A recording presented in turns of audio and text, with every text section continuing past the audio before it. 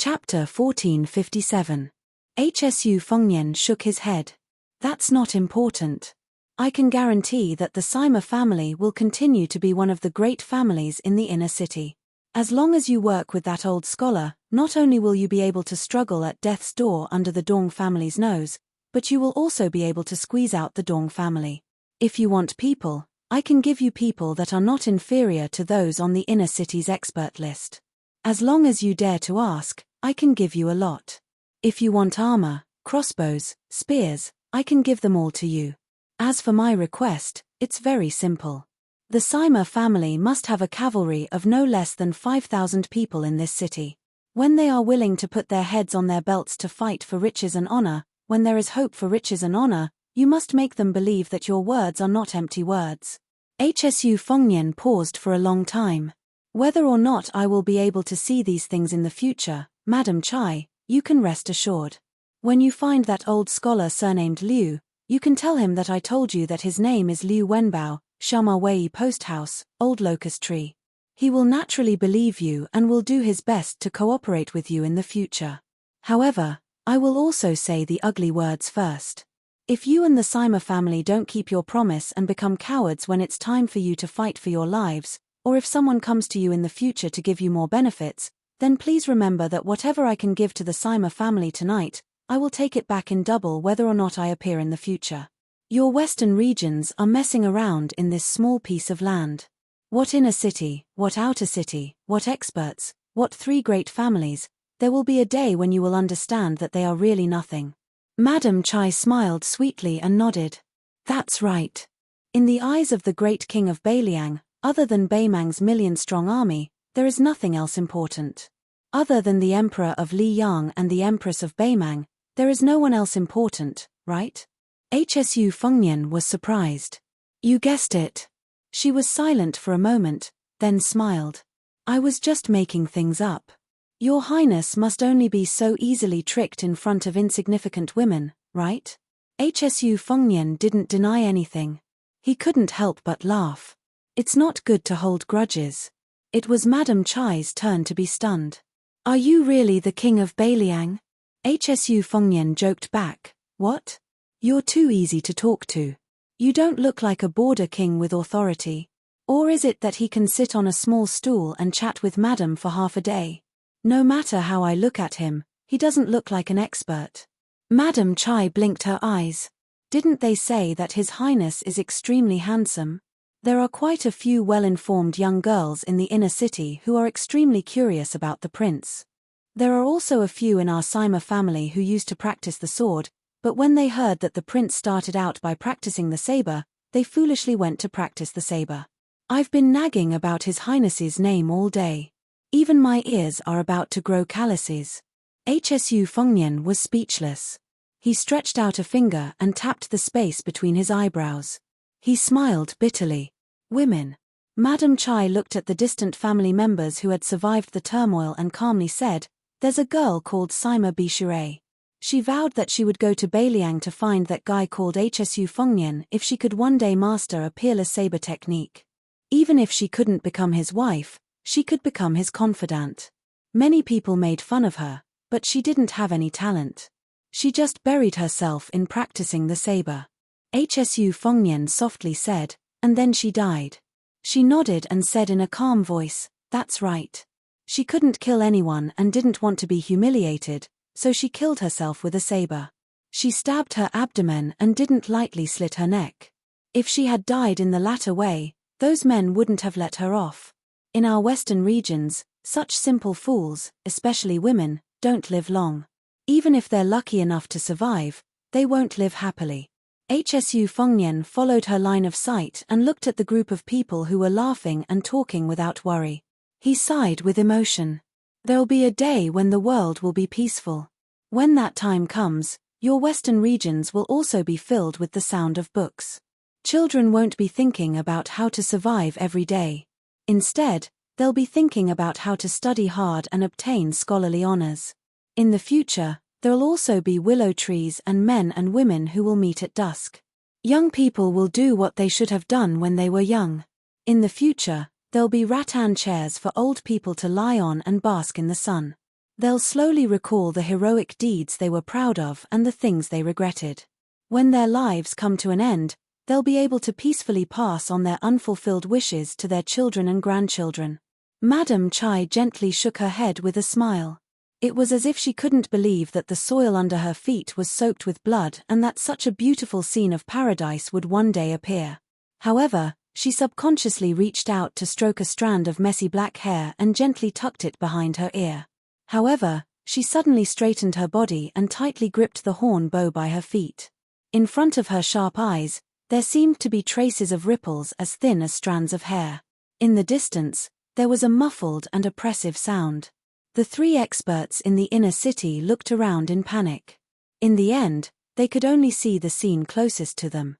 It was a large tree with dense branches and leaves.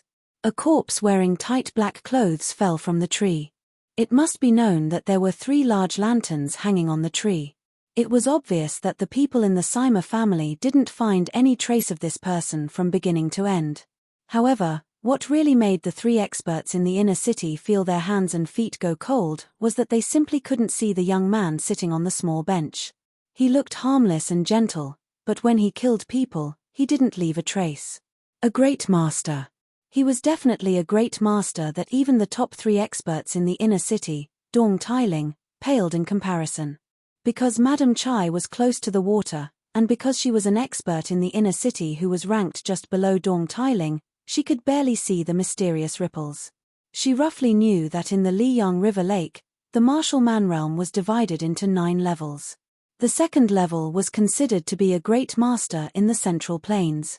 She barely stood on the threshold of the second level and saw a bit of the spectacular scene in the inner city. She used to think that if she could put down her family's affairs and focus on martial arts, then it would be easy for her to become one of the top 3 experts in the inner city. She might even be able to compete with the legendary first-level experts in the Liyang River Lake.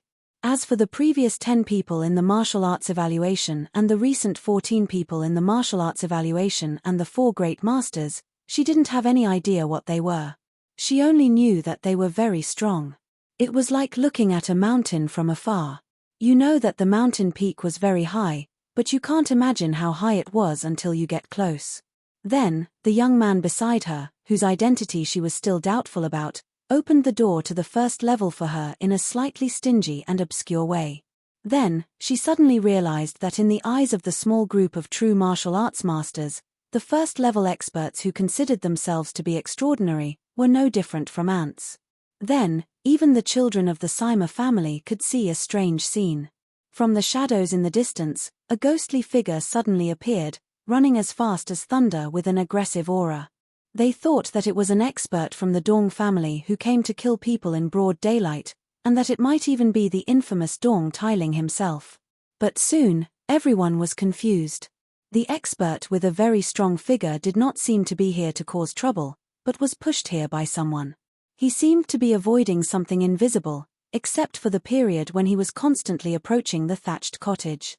At the same time, his footsteps were disorderly, and he flapped around in all directions. He was in a very sorry state. Obviously, no one was fighting with him, but he made a few dazzling front, back, and side somersaults. In short, there were all kinds of somersaults. He was originally a very strong expert, but in the end, he was reduced to a sideshow in the eyes of the children of the Sima family. When he was about 30 steps away from the thatched cottage, he finally stopped to catch his breath. At this time, Madam Chai finally saw the old man. He was actually the god of wealth Li family's most honorable consecrator.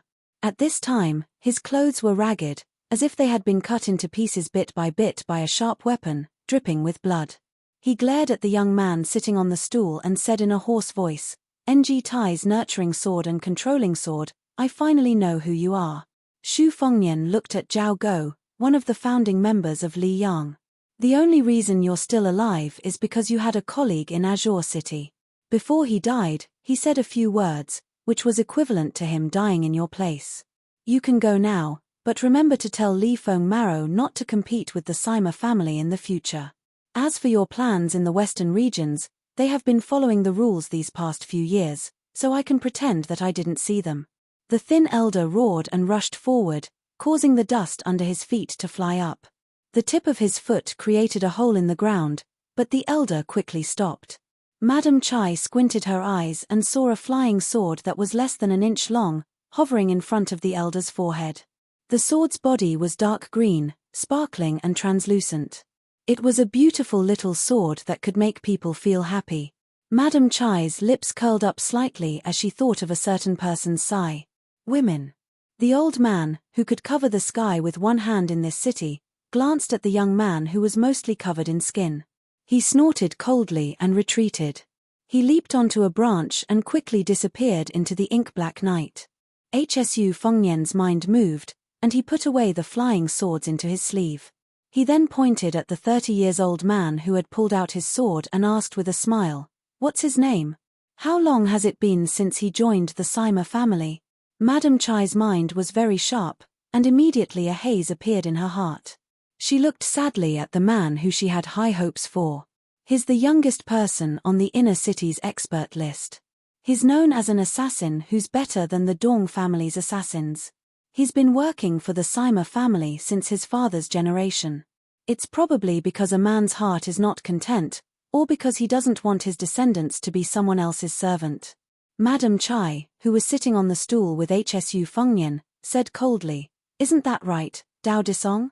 Chapter 1458. The dignified man pursed his lips. He didn't refute or admit anything. He just stared at Madam Chai. Of course, Xu Fengnian just watched from the side. Previously, when Dao Disong saw him stand up, his killing intent was still within reason, and could be understood as him wanting to protect his master. But after seeing the Dong family assassin fall from the tree, the killing intent of a martial artist in a dangerous situation was not something that could be explained by a loyal servant of the Sima family. Hsu Fengnian sighed. He lowered his head and rubbed his cheeks. He felt a little bitter. The Wutongin County had been living in harmony for so many years. How could the Sima family in the western regions be so unpredictable?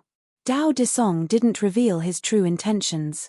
He just looked at Madam Chai, who was 8 years older than him. Madam Chai seemed to realize the truth. She was furious. She scolded, "When did the Sima family ever stop you from being a superior person? They have spent so much effort to cultivate you. Are you heartless and unscrupulous? In the western regions, there is no benevolence, no righteousness, and no loyalty. But don't forget that everyone in the western regions believes in the word trust. No matter how evil you are, as long as you promise something, you will keep your promise. Even the children in the city know this." Dao Disong's face was wooden. "Madam, I have respected you since I was young. I have treated you like a female bodhisattva." Madam Chai said angrily, "Shut up." She suddenly stood up and grabbed the oxhorn bow. In an instant, the bow was drawn to the shape of a full moon. It was clear that her martial arts cultivation was indeed one of the best in the city. Dao Disong didn't care about that huge bow at all. He didn't care about that sharp iron arrow that was ready to be shot out. He only looked at Madam Chai and murmured, "When I became sensible, especially when I found out that I was more talented in martial arts than all the men in the family, I told myself that one day, I would make Madam Chai's life less tiring." Xu Fengnian muttered under his breath, "You're trying to say that you won't be so lonely, right?" He emphasized the word lonely. When Madam Chai heard this, she was so angry that she almost turned around and shot this guy to death. Dao Disong looked up to the sky and laughed. He laughed until tears came out of his eyes. He raised his arm and wiped his eyes. He looked at Madam Chai's face and his eyes began to emit a man's unique passion. "Madam, why do you have to live such a tiring life? In 5 years, I will be in the top 3 of the inner city's top 3. In 10 years, I, Dao Disong, will be the #1 expert in the inner city. 5 years later, I will be 35 years and you will be 43. You won't be old. And you will look like a woman in her youth. You are the most beautiful woman in the world. Even if you 10 years later, you will be old madam, you, the most beautiful woman. Even if you in 10 years, you. Ints, S in S. Ints." Madam Chai was going to shoot an arrow at Dao Disong's face when he moved. Although she wasn't sure if she would succeed, she definitely wouldn't let this ingrate continue talking. However, There was a guy beside her who interrupted her. He said that if Dao Disong told her what was on his mind, he would completely give up. Madam Chai would have a clear conscience after killing her own family. However, she soon regretted it. This Dao Disong, who had been respectful to her like a junior for many years, was actually dead. In her memory, he was still living a bright life in the western region. Therefore, she didn't hesitate to shoot that arrow. Dao Disong finally revealed the true face he had hidden for many years. He rushed forward and tilted his body to the right. After dodging the arrow, he continued to rush toward the thatched cottage. He laughed sinisterly and said, "Madam, since I can't have you while I'm alive, let's go to the Yellow Springs together.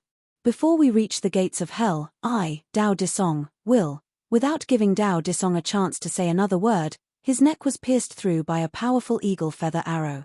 His entire body was sent flying backwards by the great force of the arrow, smashing heavily on the ground with his back. Perhaps this was the Western region. The winner takes all, and the loser takes all. It was always so fast. It wasn't at all like the Jianghu feuds in the Central Plains. They had to use all kinds of schemes to get to the bottom of the matter. Hsu Fengnian's eyes were calm. He said in a low voice, "I remember there was a man called Lu Chentang. When he was about to die, he was much more manly than you. He was the real Jianghu man." Dao Disong died with his eyes wide open, because he knew that his wife, who had fought side by side with him not long ago, had not been seriously injured in the fight with the top assassins of the Dong family, but her chi was in a mess, and it was impossible for her to kill him within 10 arrows. Of course, he knew that with the help of that strange man, he could not kill his wife, but in the end, he could not even die a slower death in his wife's hands, because his throat was pierced by that man's flying sword before the eagle feather arrow. This ambitious man only had one thought in his mind before he died. "Madam Chai, I really like you." But the other expert of the Sima family, who was more loyal and devoted than him, strode towards Dao Disong's body. With one kick, he was sent flying more than 10 feet away. His body rolled on the ground. Thus, no one knew about the 2 lines of tears on his face before he died. Hsu Fengnian smiled and said, "Madam, you can go about your business. Anyway, we have already finalized the deal. You still have a mess to clean up. You don't have to pay attention to me." However, Madam Chai unexpectedly sat back down on the stool. The stool was small, and in order to deal with tonight's assassination, she had quickly changed into a set of night clothes, which made her but look like a full moon. Hsu Fengnian didn't remind her. Maybe she didn't realize it, or maybe she didn't care. Or maybe she just didn't want to squint at him. She had some unspeakable boring competitive spirit. A woman's heart was like a needle at the bottom of the sea. She looked at the family that was still orderly despite the chaos. She said softly, "If you want to be busy, it's easy. There will always be things that you can't finish. I have been busy for over 20 years. At first, I was nervous and flustered. Later on, I became confident and familiar with the way things were. But after all, I have always been busy. Even in my dreams, I was thinking about how to expand the family business. Today, I finally have the chance to take a break." Hsu Fengnian smiled indifferently, "My luck is better than yours. I have only started to be busy these few years. Even if I don't make the decision for my family, no matter how difficult the situation is, we will not panic." Hsu Fengnian suddenly turned his head and said helplessly, "Madam Chai, do you really not understand that I am asking you to leave, or are you pretending not to understand? You are taking a break from your busy schedule, but I also want to sit here alone and quietly stare blankly." She made a no sound and didn't say anything else. She also didn't have any intention of getting up. Hsu Fengnian dismissed it with a smile. She suddenly shouted out a name and waved her hand in the distance. Soon, a 13 or 14-year-old girl ran over timidly. She was a complete beauty and bore a 70 to 80% resemblance to Madam Chai. However, the resemblance was only 40 to 50%. After all, Madam Chai's current temperament had been honed through countless hardships. The girl had grown up under the protection of her warm wings, so the only thing that resembled her was her natural appearance. The girl, who had 2 splendid sabers hanging from her waist, squatted beside Madam Chai. She didn't dare to look at Hsu Fengnian. Madam Chai stroked the girl's head. Tai-hee is my daughter. I heard people say that the most powerful experts in the Central Plains either don't use weapons or use swords.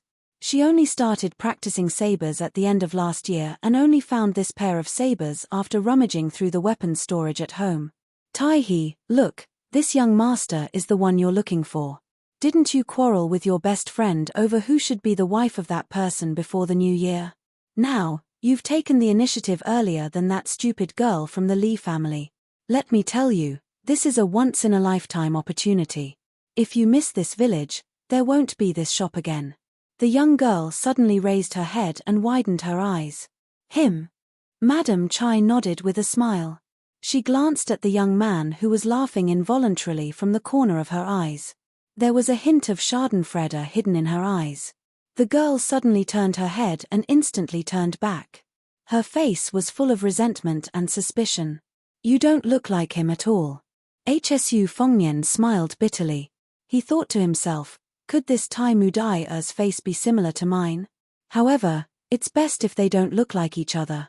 Do I really have to deal with this stupid girl from the western region and have a conversation with her that says, you are Hsu Fengnian, yes, really, and of course it's real. Hsu Fengnian felt his scalp go numb when he thought of this. At the same time, he couldn't help but laugh. Old man Lee, with your arrogant personality when you were young, you must have been even more annoyed than me back then, right?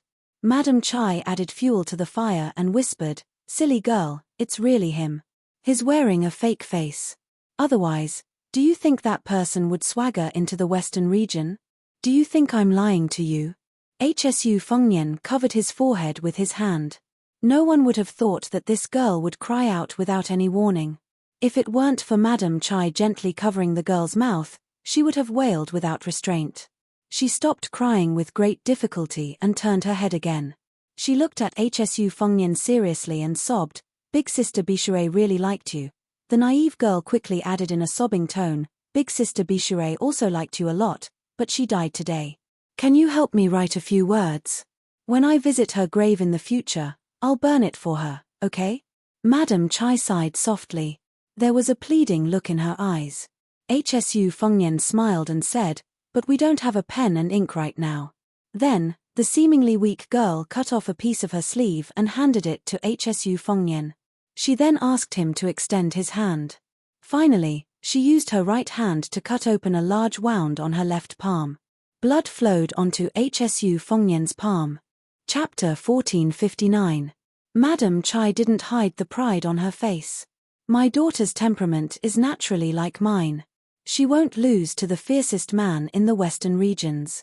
Hsu Fengnian raised his arm and blood flowed down his fingertips.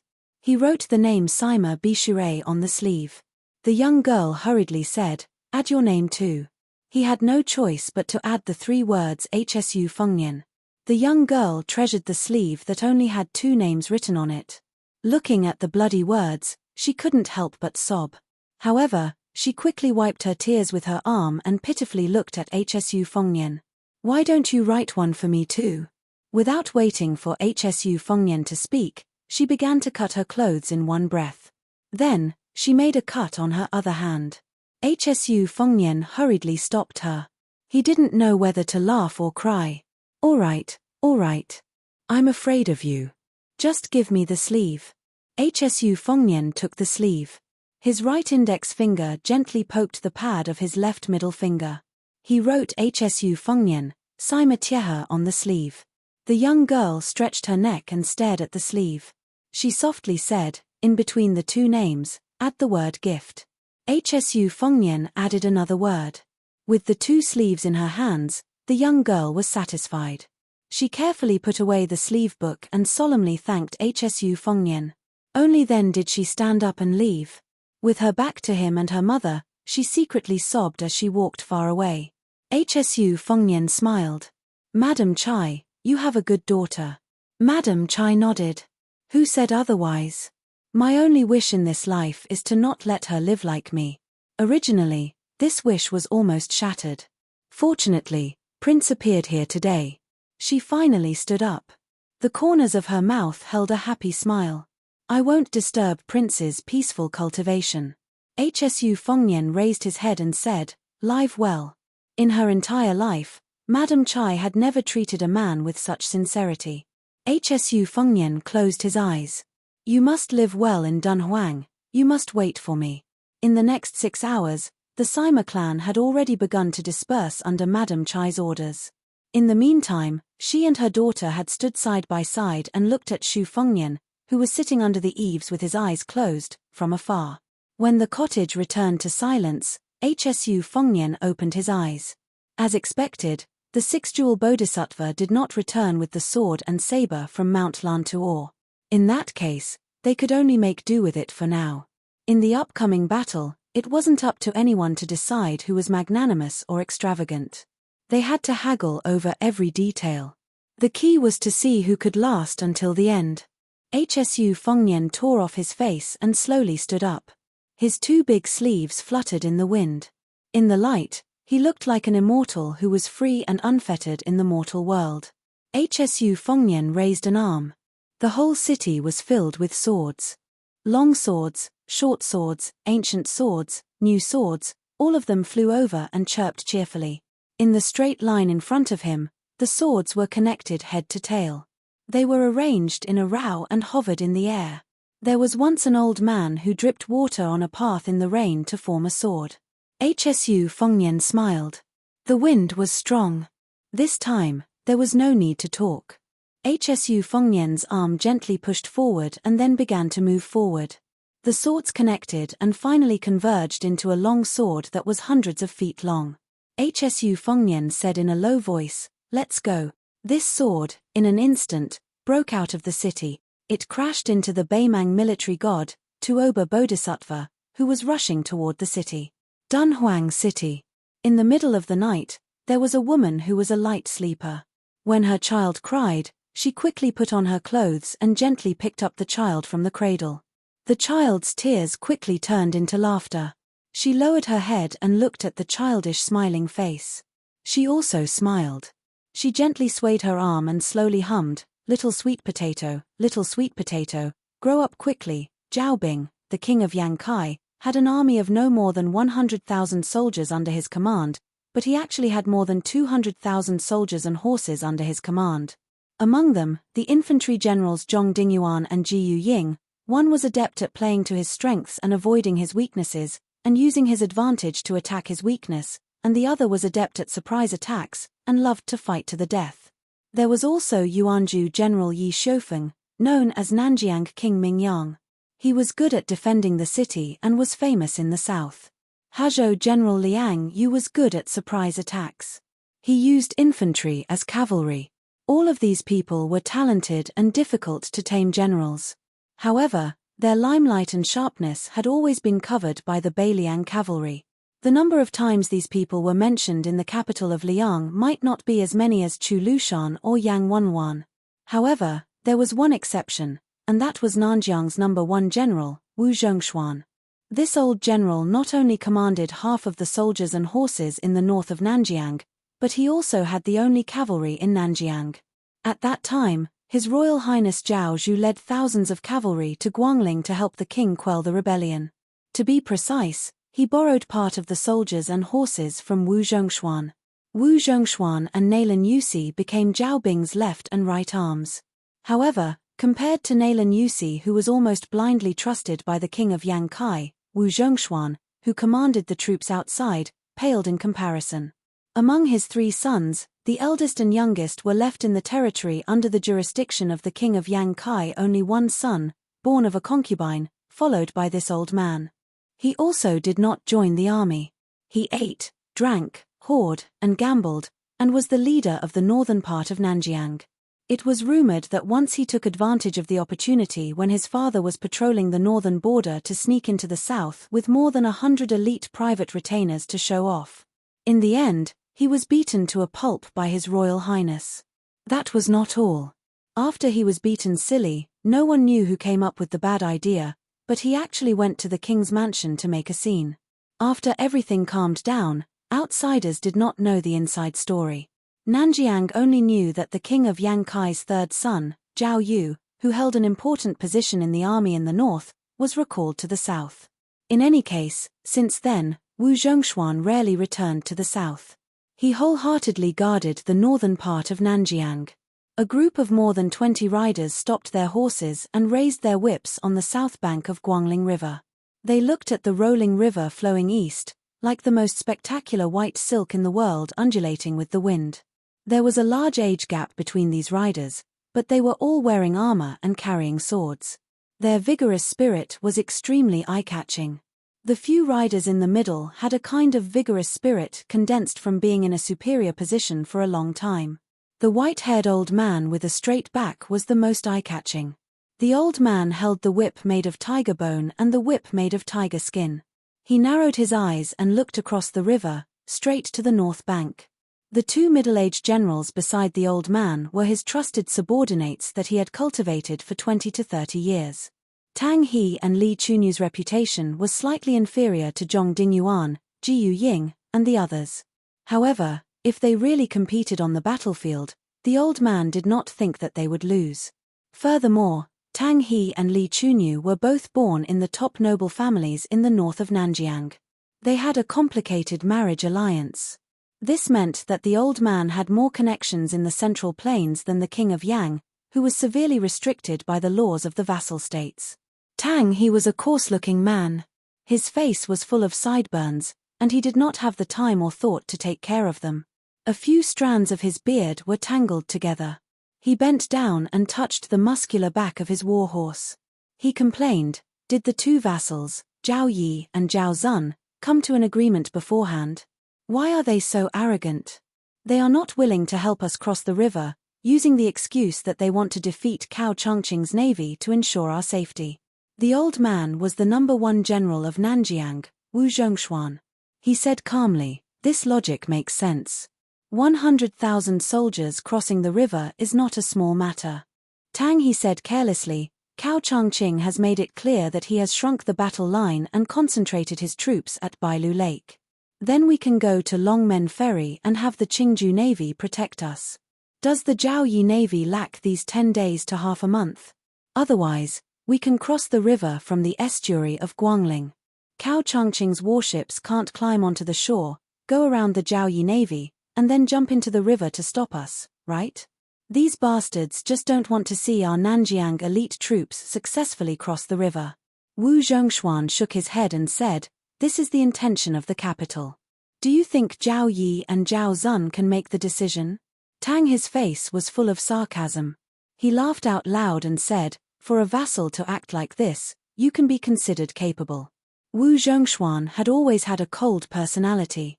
He had spent most of his life in the military. No matter if it was a great victory or a crushing defeat, he had always had an attitude that showed neither sorrow nor joy. He had become the perfect example of the saying in military books, "A person with a thunderous heart but a face as calm as a lake can be worshipped as a general." Wu Zhongshuan sank into deep thought. Compared to the generals around him who were mostly brave on the battlefield but not familiar with the court, as a general, the old man's thoughts were more complicated. This time, he was leading his troops north. Was it not a huge gamble? Other than official business, the old man also had a private matter to attend to. Someone wanted him to take care of a young man in Wu Wu City called Jiang Fuding. In exchange, that person promised him that not only would he become the main general of the Nanjiang army on the northern expedition, after crossing Guangling, there would be a great wealth waiting for him. Wu Zhongshuan had no chance to refuse this matter because that person had exposed the mastermind behind Wu Zhongshuan's rise to fame, Huang Sanjiao. Regarding this secret, not to mention his 3 disappointing sons, Wu Zhongshuan didn't even tell his wife, who had grown old with him, about it. At this time, another group of cavalry galloped over. Tang He, Li Chunyu, and the others raised their eyes to look. Their expressions were somewhat strange. Wu Zhongshuan squeezed the horse's belly and urged it forward. On the horse's back, he lightly cupped his fist to the heroic young man. "This general greets His Royal Highness." Chapter 1460. This young man who only had 5 or 6 retainers with him was the crown prince of Yang Kai, Zhao Zhu. Compared to Wu Zhongshuan and his men who were clad in metal armor, Zhao Zhu was dressed in a brocade robe. If it were not for the common saber on his waist, He would be easily mistaken for a young master who was out traveling. Beside him were 2 personal bodyguards from the Crown Prince's mansion, as well as a few outsiders from the southern border, 1 man and 2 women. The man's attire was extremely strange. He had a monk's ring scar on his bald head, but he wore a Taoist robe. The slightly older woman was extremely beautiful. She looked like a beautiful woman in her early 30s. If it wasn't for the fact that her aura was extremely strong and intimidating, she would have died young in this chaotic world of war and on the banks of the Guangling River where the smoke of war was rising from all directions. The younger woman was tall and was clearly a woman from the northern lands. Her appearance was not that stunning, but she had a unique style. Tang He, Li Chunyu, and the other generals had long heard of the half-monk, half-Taoist man and the woman who had appeared on the Rouge list 3 times. Gong Bank, the disciple of Wang Xianji of the martial emperor city, and Lin Ya, the great grandmaster of fist arts, were well-known figures in Jianghu. As for why these 2 people had attached themselves to His Royal Highness, they were too lazy to think about it. No matter what conflict Crown Prince Zhao Zhu had with their benefactor, Wu Zhongshuan, the vast southern border would be filled with heartfelt admiration. His Royal Highness had joined the army at a young age and had killed almost 10 people in the land of the Berserk miasma. He had built countless fortresses of various sizes. Before the rise of the young man surnamed Shu in Beiliang, the people of the southern border were incomparably proud. They liked to say to outsiders that they had produced the crown prince of the crown prince who was most proficient in both the pen and the sword. Zhao Zhu smiled brightly and returned a fist salute. "Thank you for your hard work, General." Wu Zhongshuan's mouth twitched. This was probably considered a smile. Zhao Zhu turned his head to look at the river and asked softly, "What is the movement between Zhao Zun and Zhao Yi?"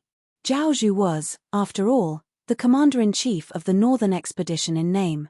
Wu Zhongshuan was only the deputy commander-in-chief, assisting His Royal Highness, who had disappointed Li Yang greatly.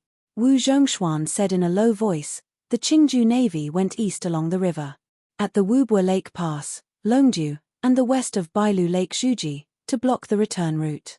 Furthermore, the Qingju Navy's division of the Navy is Zhao Zun. Qingju is definitely an expert who is guiding Zhao. As for Zhao Yi's half of the Guangling Navy, on the vast Bailu Lake, the large warships are more powerful. Now that the ships are in formation, they are like cavalry on land.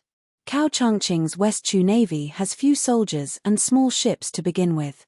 Encountering such a formation, not only is it difficult to attack from the front and difficult to attack from the back, even their original advantage of being small and nimble has disappeared." Zhao Zhu nodded and seemed to ask casually, "In the late spring, what is the weather like at Bailu Lake? What is the wind direction?" Wu Zhongshuan was stunned. Not only was this old general who had never personally participated in a large naval battle, the other generals were also stumped. Lin Ya, the female Wu Dao grandmaster who once carried a cauldron to smash the slow-moving sword that entered the city at Suatia Valley, smiled and said, "The strategists of the Spring Snow House who have been living by the Guangling River all year round aren't all good-for-nothings." Zhao Zhu sighed and said, "Then now it all depends on whether Cao Changqing can turn the tide with his strength alone." Gong Bank rubbed his bald head. "It will be difficult. The best swordsman in the capital, Qi Jiajie, has arrived. Chai Qingshan of the Dongyu sword pool will also not be absent. It is said that the woman surnamed Shenyuan from Mount Hui will also help. In addition to Zhao Go, who has turned out in full force, killing Cao Changqing is out of the question. But if we talk about blocking a few of them, it will not be difficult." Wu Zhongshuan's cavalry unit bid farewell and left. Zhao Zhu remained on the riverbank for a long time. He shook his head and lowered his head to look. The saber at his waist was tied with a thin string to a worn-out money pouch. His Royal Highness muttered to himself, "If there is a day when the country belongs to me, Zhao Zhu, and the Jianghu belongs to you, Hsu Fengnian, then it will not be in vain that we 2 brothers met at Dantong Pass." He reached out and grabbed the cloth pouch that he had sewn and mended many times. He gritted his teeth and said in a low voice, "The one surnamed Shu, no matter what difficulties you encounter, don't die. You are the only brother I will recognize in my life. Don't try to be a hero. If worst comes to worst, you can come to my place." You have to know that the little beggar who was so poor that his pocket could not even make a sound is now richer than anyone else. The northern barbarians saw beautiful silk, but they did not believe that it was made from silk spun by insects. The scholars of the Central Plains did not believe that there were yurts in the grasslands that could accommodate 1,000 people. The people of the world did not go to Guangling River, but they did not believe that there were large boats on the river that could accommodate 20,000 people. In the middle of Bailu Lake, a majestic ship that was 30 to 40 feet above the water's surface sailed alone on the lake. Looking at the direction of the ship's bow, it was heading toward the West Chu Navy. A large flag with the character Jiang flapped in the wind. A beautiful woman with a purple sword case on her back stood on the railing of the third floor. Her clothes fluttered in the wind, making her look like a fairy. The surface of the lake was vast. Suddenly, a small boat appeared in the distance. It got closer and closer until it was a few hundred feet away from the ship. A woman in white sat at the bow of the boat. A red string was tied around her wrist and a wine pot was hanging. Behind her stood a person in a red robe with large sleeves. The woman with the sword on her back and the woman in white looked at each other at almost the same time. It was just a glance and they did not look at each other anymore. The world did not know that this meeting had been separated by a full 800 years. The woman in white Luo Yang retracted her gaze. She raised her head and drank a mouthful of wine. She smiled lazily and said, "After so many years, I still find it annoying." On the other side, Jiang Genai reached out and pressed down on the sword case. Only then did the sword in the case stop crying. In the big city of the West regions that stood thousands of miles above the yellow sand. When the sword was about to leave the city, the short man with a wooden face and long arms like an ape no longer suppressed the shockingly abundant qi in his body. His body suddenly expanded, and only then did he return to his normal stature. The long sword rushed forward in a line. He reached out his palm and hit the tip of the first sword. He twisted his wrist. The thousands of flying swords in the line all flew in a circle. After the long sword that pierced through the thick city wall spun for a while, it blasted a hole as big as a basket on the city wall. In the next moment, Tuoba Bodhisattva, who was charging forward, slammed his palm on the city wall. The whole city was in an uproar as if there was an earthquake. The 160 swords that went out of the city to welcome the guest were all shattered inch by inch. The 70 swords that were still connected with qi in the city were also shattered by Tuoba Bodhisattva's palm. Walking on the lonely street in the city, Hsu Fengnian waved his sleeve. The long sword changed into a thunder whip that was used by immortals to suppress otherworldly items. Purple lightning lingered around the long whip. The long whip fiercely slashed on the inner city wall. The qi knife cut through the wall like tofu and shot toward Tuoba Bodhisattva. The #1 martial artist in Beimang, who rarely fought for many years, strode forward and directly broke through the city wall. After entering the city, he grabbed the upstanding qi that looked like a long whip but was actually the essence of the sword will and tore it apart. His other hand slapped out casually. The broken pieces of the city wall that didn't have time to fall to the ground disappeared in a flash. Hsu Fengnian put 2 fingers together and gently drew. The long whip with purple qi that didn't weaken at all quickly bent and retracted. It smashed the huge rock that broke through the air. Under the whip, a bottomless ravine was torn out on the street. In the next moment, Tuoba Bodhisattva's left foot stepped on the tip of the sword. The whole sword began to shake. Hsu Fengnian whispered, "Disperse." The remaining 700 flying swords seemed to have understood human nature. They acted on their own and danced wildly. After the movement, there was silence. The 700 flying swords stopped in the air and formed a semicircular formation. The 700 flying swords pointed directly at Tuoba Bodhisattva on the ground. This stop was just a moment. The rain of swords fell rapidly. It was like a rainstorm falling from the sky. The violent crackling sounds were like raindrops the size of soybeans hitting the surface of an oil paper umbrella. Dust flew up on the street. Hsu Fengnian kicked Tuoba Bodhisattva's chest, telling him to leave the city from where he entered. However, Tuoba Bodhisattva rushed into the city again at a speed that was countless times faster than when he left the city. He punched Hsu Fengnian's right elbow that he raised to block. Then Hsu Fengnian's right fist and Tuoba Bodhisattva's left fist collided at the same time. Both of them only took 2 steps back. However, the tall buildings on their left and right had all collapsed. The streets near their feet were filled with swords that had fallen to the ground. Some were straight and some were slanted. After Tuoba Bodhisattva and Hsu Fengnian's fist collided again, they both took a step back and frowned. Because he realized that the 500 flying swords had sunk into the ground at the same time and disappeared. Ever since Hsu Fengnian started practicing saber martial arts, he had traveled through 2 jianghu.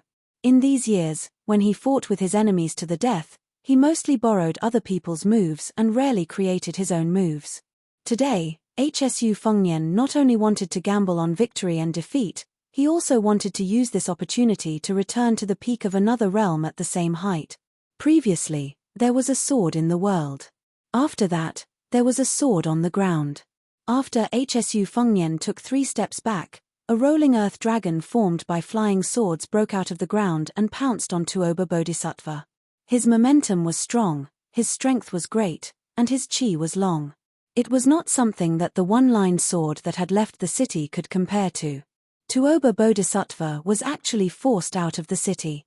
After this sword, Hsu Fengnian's state of mind also improved a little. He walked out of the city in a carefree manner. It was a pity that no one saw him. If the arrogant old man with the sheepskin fur coat was still alive, he would also cheer and applaud. If old Huang was still alive, he would definitely grin and give him a thumbs up with his missing front teeth. If some wanderer who had traveled the Jianghu with Hsu Fengnian with a wooden sword could also see this, he would most likely say some words of dissatisfaction, but in his heart, he would be happier than anyone else. Hsu Fengnian looked into the distance. It was as if he was looking at the Jianghu. This Jianghu where there was only him and was somewhat lonely. Chapter 1461. Tuoba Bodhisattva was knocked out of the city by the rolling sword of the earth dragon. Hsu Fengnian was also knocked out of the city and temporarily took the initiative. It was like a Liangmang battle where Tuoba Bodhisattva attacked the city while Hsu Fengnian defended the city. In the end, Hsu Fengnian still forgot to bring 2 pots of wine. There were more than 1,000 swords in the city. After knocking Tuoba Bodhisattva out of the city again, there were only about 100 swords left. They formed 2 parallel circles around Shu Fengnian like 2 snakes biting each other's tails. If Tuoba Bodhisattva wanted to get close to Shu Fengnian, he would have to cross these 2 moats. After Tuoba Bodhisattva stood still, he was not in a hurry to get back at him. His gaze followed the 2 sword circles as he patted the dust off his chest. After a while, Tuoba Bodhisattva stepped forward. At the same time, the sword river that was as tall as Hsu Fengnian's waist expanded. However, Hsu Fengnian looked above his head. The second sword river that was at the same height as his chest tilted and blocked in front of Hsu Fengnian. The next moment, Tuoba Bodhisattva's figure appeared above Hsu Fengnian's head. He opened his 5 fingers and accurately grasped the key sword that was the eye of the formation in the torrent of sword aura. When the long river of sword formation was slightly stagnant, Tuoba Bodhisattva took the opportunity to stab down. Hsu Fengnian had one hand behind his back and the other hand in front of him gently shook his sleeve. More than 40 flying swords appeared on the sword bodies like red snakes that were as thin as needles. When Tuoba Bodhisattva broke through the formation and stabbed down with his sword, Hsu Fengnian gently moved 2 steps to the right and controlled more than 40 flying swords to hover behind Tuoba Bodhisattva. Then, he stretched out the hand behind him and dodged the attack. He pressed his palm on Tuoba Bodhisattva's chest, who had not yet landed on the ground, and pushed back with his palm, pushing Tuoba Bodhisattva more than 10 feet away. During this time, Tuoba Bodhisattva's back kept colliding with more than 40 sharp swords. The sound of the flying swords shattering was like a landslide, and the red snakes that coiled around the swords turned into fine powder. Since the beginning of the battle, Hsu Fengnian, who had the upper hand, did not have the slightest complacency on his face. In his field of vision, the tall man who had been pushed back 3 times in a row still had his clothes intact. It should be known that he had almost used brute force to withstand the one-line sword, the earth sword, and the last push of more than 50 flying swords. This meant that his 3 consecutive sword chi had not broken through the man's gang chi. Of course, Hsu Fengnian was also far from being at the stage where he was going all out. Both of them seemed to be cautiously and reserved, testing their skills. Since they did not have the confidence to kill in one blow, they would slowly grind it out. It was just that when ordinary martial artists tested each other in the arena, both of them liked to go around in circles and would not punch for a long time. As one of the 4 great grandmasters, Hsu Fengnian and Tuoba's small test of their skills should be shocking to the world. Bodhisattva Tuoba was still holding onto the sword that belonged to an unknown swordsman in the city. He lowered his head and looked at it. There were red threads circling around the sword. It was the floating sword aura left behind by Xu Fengnian. It was also the unique supreme art of the mysterious finger-killing celestial phenomenon from Handiao Temple in Liyang. Tuoba slightly increased the strength of his 5 fingers holding the sword. The tiny red snakes parasitized on the sword trembled for a while before disappearing in a puff of smoke in an instant. Tuoba did not break the sword directly. Instead, he gently tossed it back to Hsu Fengnian. This silent action was extremely conceited. You, Hsu Fengnian, have crossed paths with the 2 sword gods of Li Yang, Li Chenggang and Ng Tai. Now that both sword will and sword art can be said to be one of the best in the world, then you can show it to your heart's content. I, Tuoba, will take it all. Hsu Fengnian did not make any move. After dispersing the 2 sword rivers, more than 100 swords fell in the distance around the 2 of them. They just happened to be inserted into the ground in a big circle, like a thunder pool. In front of Hsu Fengnian, only the sword that Tuoba had tossed over was left. It hovered on one side of his shoulder, the tip of the sword pointing directly at Tuoba. Tuoba twitched the corner of his mouth. Finally, you are no longer using chi to control the sword. Is it finally worthy for you to hold the sword with your own hands? What an arrogant attitude. Hsu Fengnian smiled and raised his arm to hold the sword. However, he did not make any reasonable sword movements. Instead, he had already pulled out the sword when he held it. The sword chi burst forth, and the spirit reached the rainbow. A wisp of sword chi, as thick as a dragon's waist, rushed toward Tuoba's face. The latter opened his 5 fingers and casually patted on the aggressive sword chi. The vigorous sword chi exploded in front of him, and it was incomparably brilliant. In an instant, both of Bodhisattva Tuoba's feet were rooted to the ground. His body tilted to the right as though he was about to fall but didn't. A ray of light and shadow flashed past his heart where he originally stood, and a thunderous boom erupted 1,000 feet away. It turned out that Hsu Fengnian had tossed out the sword. He was the bow, and the sword was the arrow. At that time, before Hsu Fengnian rushed to the west of Qingcang City to fight with the sword chi, Liu Gui's army had once used ballistas and huge arrows to block the purple chi from the east. The arrows were said to have the monstrous power of sword immortal. When he was young, he read a poem that said, "It's better to get the form than the momentum, and it's better to get the momentum than the rhythm." Therefore, there was a saying that the spirit could be written with the form to be vivid. Hsu Fengnian naturally did not reach the realm of Confucian sage. However, after meeting Shenyuan Jingcheng, Cao Changqing, and Xie Guanying, he had long understood a truth. The book not only contained the Yang Ruyu's golden house, but also the celestial state. When Tuoba dodged the arrow, he went to the edge of the thunder pool and quickly pulled out a sword from the ground. He swung his arm and drew a semicircle. Then, he threw another sword at Tuoba. The power of the arrow was comparable to the Earth Immortal's sword. Although the momentum and force were slightly inferior, it could not withstand the speed and frequency of Hsu Fengnian's sword. Regardless of whether the arrow missed or whether Tuoba dodged, Hsu Fengnian was like a diligent old farmer who was harvesting crops in autumn. He pulled out his sword one by one, drew a semicircle with his arm, and shot out arrows one after another. Hsu Fengnian knew the root of the problem. This was just a rough immortal's flying sword. It could not be used to take a head from 1,000 miles away. To deal with Tuoba, if he wanted to cause a certain amount of damage, it could not exceed 800 feet. The center of the thunder pool where Tuoba was just within the range of this attack.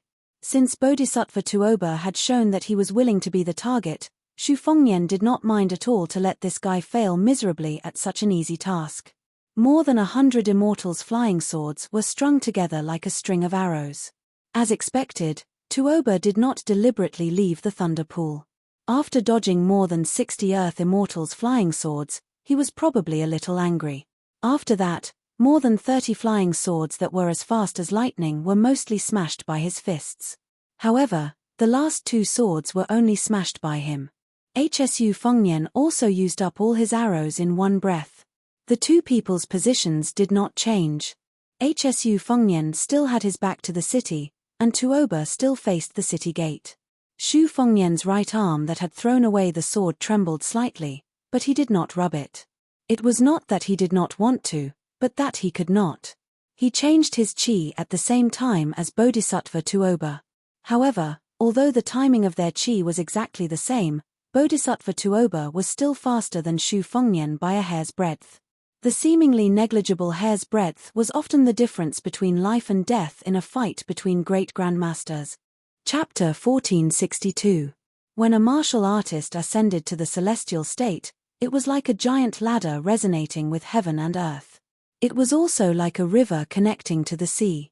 Logically speaking, as long as there was a chance to breathe, chi could be continuously absorbed from heaven and earth. This was the real reason why there was a saying in the ancient book, as long as the saint is alive, the thief will not stop. However, in a battle between celestial state and above, even if there was a chance to breathe and a person's state could transcend the mortal world, he was still a mortal with a 7-foot body. After all, there was a limit to the accumulation of energy in the body. Usually, there would be excess energy to replenish. This was also why Xu Fengnian used the secret flying sword technique of the Wu family's sword tomb. He wanted to use his own will to exchange for Tuoba Bodhisattva's chi and physical strength. However, it was a pity that the speed of Tuoba Bodhisattva's first breath was still faster than his. He had created more than 100 fairy swords with the addition of his 4th sword grip. Xu Fengnian quickly raised his arm and blocked his forehead with his elbow. The next moment, he was knocked against the city wall. He did not lean against the tall city wall with his back. Instead, he changed his posture in the process of flying. His feet landed on the ground. After touching the wall, he quickly bent to reduce the force. Xu Fengnian squatted on the wall. Under his feet was the wall that was cracked like a spider web. Xu Fengnian did not retreat. He suddenly straightened his legs and shot towards Tuoba Bodhisattva. Then, Xu Fengnian was punched back to the city wall by Tuoba Bodhisattva. His whole body was embedded in the wall. This majestic city in the western regions was like an old man past his prime. In the end, there were thunderstorms and torrential rain above his head without rest. Even though he had weathered many hardships, it was inevitable that his life would be hanging by a thread. Fortunately, the 2 culprits who were the ultimate martial artists of the world finally let it go and left the city. However, this sudden storm had already woken up all the people in the city. Many busybodies who were not afraid of death followed the sound and rushed to the city wall. However, when the boldest group of people tried to climb up the city wall to take a closer look, they were knocked to the ground by an invisible and majestic chi. 4 or 5 people who were not skilled in martial arts and did not have enough internal energy were knocked to the ground. Blood burst out from their bodies and they died on the spot, lying in a pool of blood. As for the rest of the fellows who were lucky enough to survive, they only wished that their parents hadn't given them an extra pair of legs. They didn't even bother to wipe off the scarlet blood that continuously flowed out from their 7 orifices as they fled back into the city. They only wanted to get as far away from the gates of hell as possible. This group of people ran through the night streets with their faces covered in blood like malicious ghosts, scaring the busybodies behind them into quickly dispelling any thoughts of joining in on the fun. Then, these miserable fellows suddenly heard a whistling sound above their heads. Under the strong wind, all of them were lifted off the ground and fell heavily to the ground. It was unknown whether they were dead or alive. It was not easy for ordinary people to watch such a fight between immortals. Even if they wanted to clap their hands and cheer from the other side, it would depend on whether they had the luck to do so. It turned out that after Xu Fengnian had sunk into the wall, Tuoba Bodhisattva had completely smashed the thick wall out of it. After Tuoba Bodhisattva entered the city, he slowed down his footsteps. If Bailiang wanted to guard the city gate for the central plains, then obediently lock yourself in the gate. How dare you go out of the city to fight? Did you really think that Bailiang's million-strong army was weak? Did Hsu Fengnian really think that I, Tuoba Bodhisattva, had the heart of a bodhisattva? Wang Xianji cared about the survival of the Jianghu, but I, Tuoba Bodhisattva, was never a Jianghu person. Why would I care if Hsu Fengnian could continue the Jianghu's life? Tuoba Bodhisattva looked into the distance and finally opened his mouth. He asked in a low voice, "The 1,000 swords have been used up. Do you want to continue borrowing swords? Or do you want to change your blade and start again? If you can use Jiyu Gentang's Thunder of Mind or Spring and Autumn Saber Armor Qi Lianhua's moves, I don't mind waiting for you for a while to let you take another breath."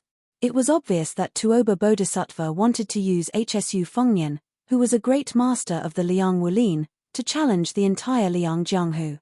That was why he was so patient and took the beating. Xu Fengnian stopped at the city gate between the outer city and the inner city. Not only were his sleeves fluttering in the wind and rain, but his entire robe was fluttering in the wind and rain. It seemed to have offset Tuoba Bodhisattva's fist aura and did not hurt his body. Tuoba Bodhisattva's voice was not loud, but the eardrums of everyone in the inner and outer city were vibrating. Every word entered their ears, even if they covered their ears, it was futile. A flash of white light rushed over from Mount Lantuor. She happened to hear Tuoba Bodhisattva's words outside the city. It was the six-pearl Bodhisattva. Her face was pale. She did not dare to delay for a moment and only took 2 breaths. At this moment, she suddenly stood still and threw a sword high up in her hand. She wanted to hand it over to the young man who was as bright as a firefly in the night sky of the western region. However, she was already at the end of her rope and could not control the sword after throwing it. She did not throw it to Hsu Fengnian's side but instead nailed it to the top of the inner city wall behind Hsu Fengnian with a distorted trajectory. As for the other saber in her hand, she could not throw it out for the time being with a pale face. Hsu Fengnian turned his head to look at the ancient sword Loudness that was forged in the Dafeng dynasty and was lost in thought. For some reason, he thought of the cicadas that he heard in Wutongin when he was young. Later on, he heard the cicadas for the first time when he traveled in Jianghu before he turned 20. There was also the last time he heard the cicadas when he brought wine to the Tide Listening Pavilion when his master, Li Yishan, was still alive. The autumn wind was chilling and the cicadas were mournful on the high branches. The first level, the world thought it was noisy. The second level, the world thought it was sad. The third level, the world sang songs of admiration and loudness for the world. Another day, there was another person who had said something heroic to him under a tree with a grin on his face. If one day you are in Jianghu and hear of a peerless swordsman with the surname Wen, there is no doubt that it is me. Hsu Fengnian did not take down the famous sword Loudness. Instead, he laughed loudly and said, "If anyone in the city has a wooden sword, please raise it high." In the city, there was a girl named Sima Tiehe who happened to be tidying up the family's storehouse. There were a few narrow wooden swords that she used to practice swordsmanship when she was young. When she heard this somewhat familiar voice, she subconsciously grabbed one of the wooden swords and raised it high. She did not care if that person could hear her and shouted at the top of her lungs, "Here! Here!" The next moment, the wooden sword seemed to have a life of its own. It broke through the roof and flew out of her hand. The dumbfounded girl muttered, "Mother did not lie to me. It really was you." Then the girl was somewhat resentful, "But at that time I really did not look handsome." Hsu Fengnian held the wooden sword and walked towards Tuoba Bodhisattva. "The world is full of melancholy, the world is not happy. What harm is there? I have the pleasure sword." Hsu Fengnian's face was full of smiles. "Brother, you turned around and left Jianghu. Whether you are willing or not, I will walk a part of it for you." This night, at this moment, the entire city only heard one sentence. "Tuoba Bodhisattva, I, Hsu Fengnian, have a sword that I learned from the swordsman of the Central Plains, Wenhua. This sword, please leave the city." They had never heard of some Wenhua, they did not even know about Liang River Lake.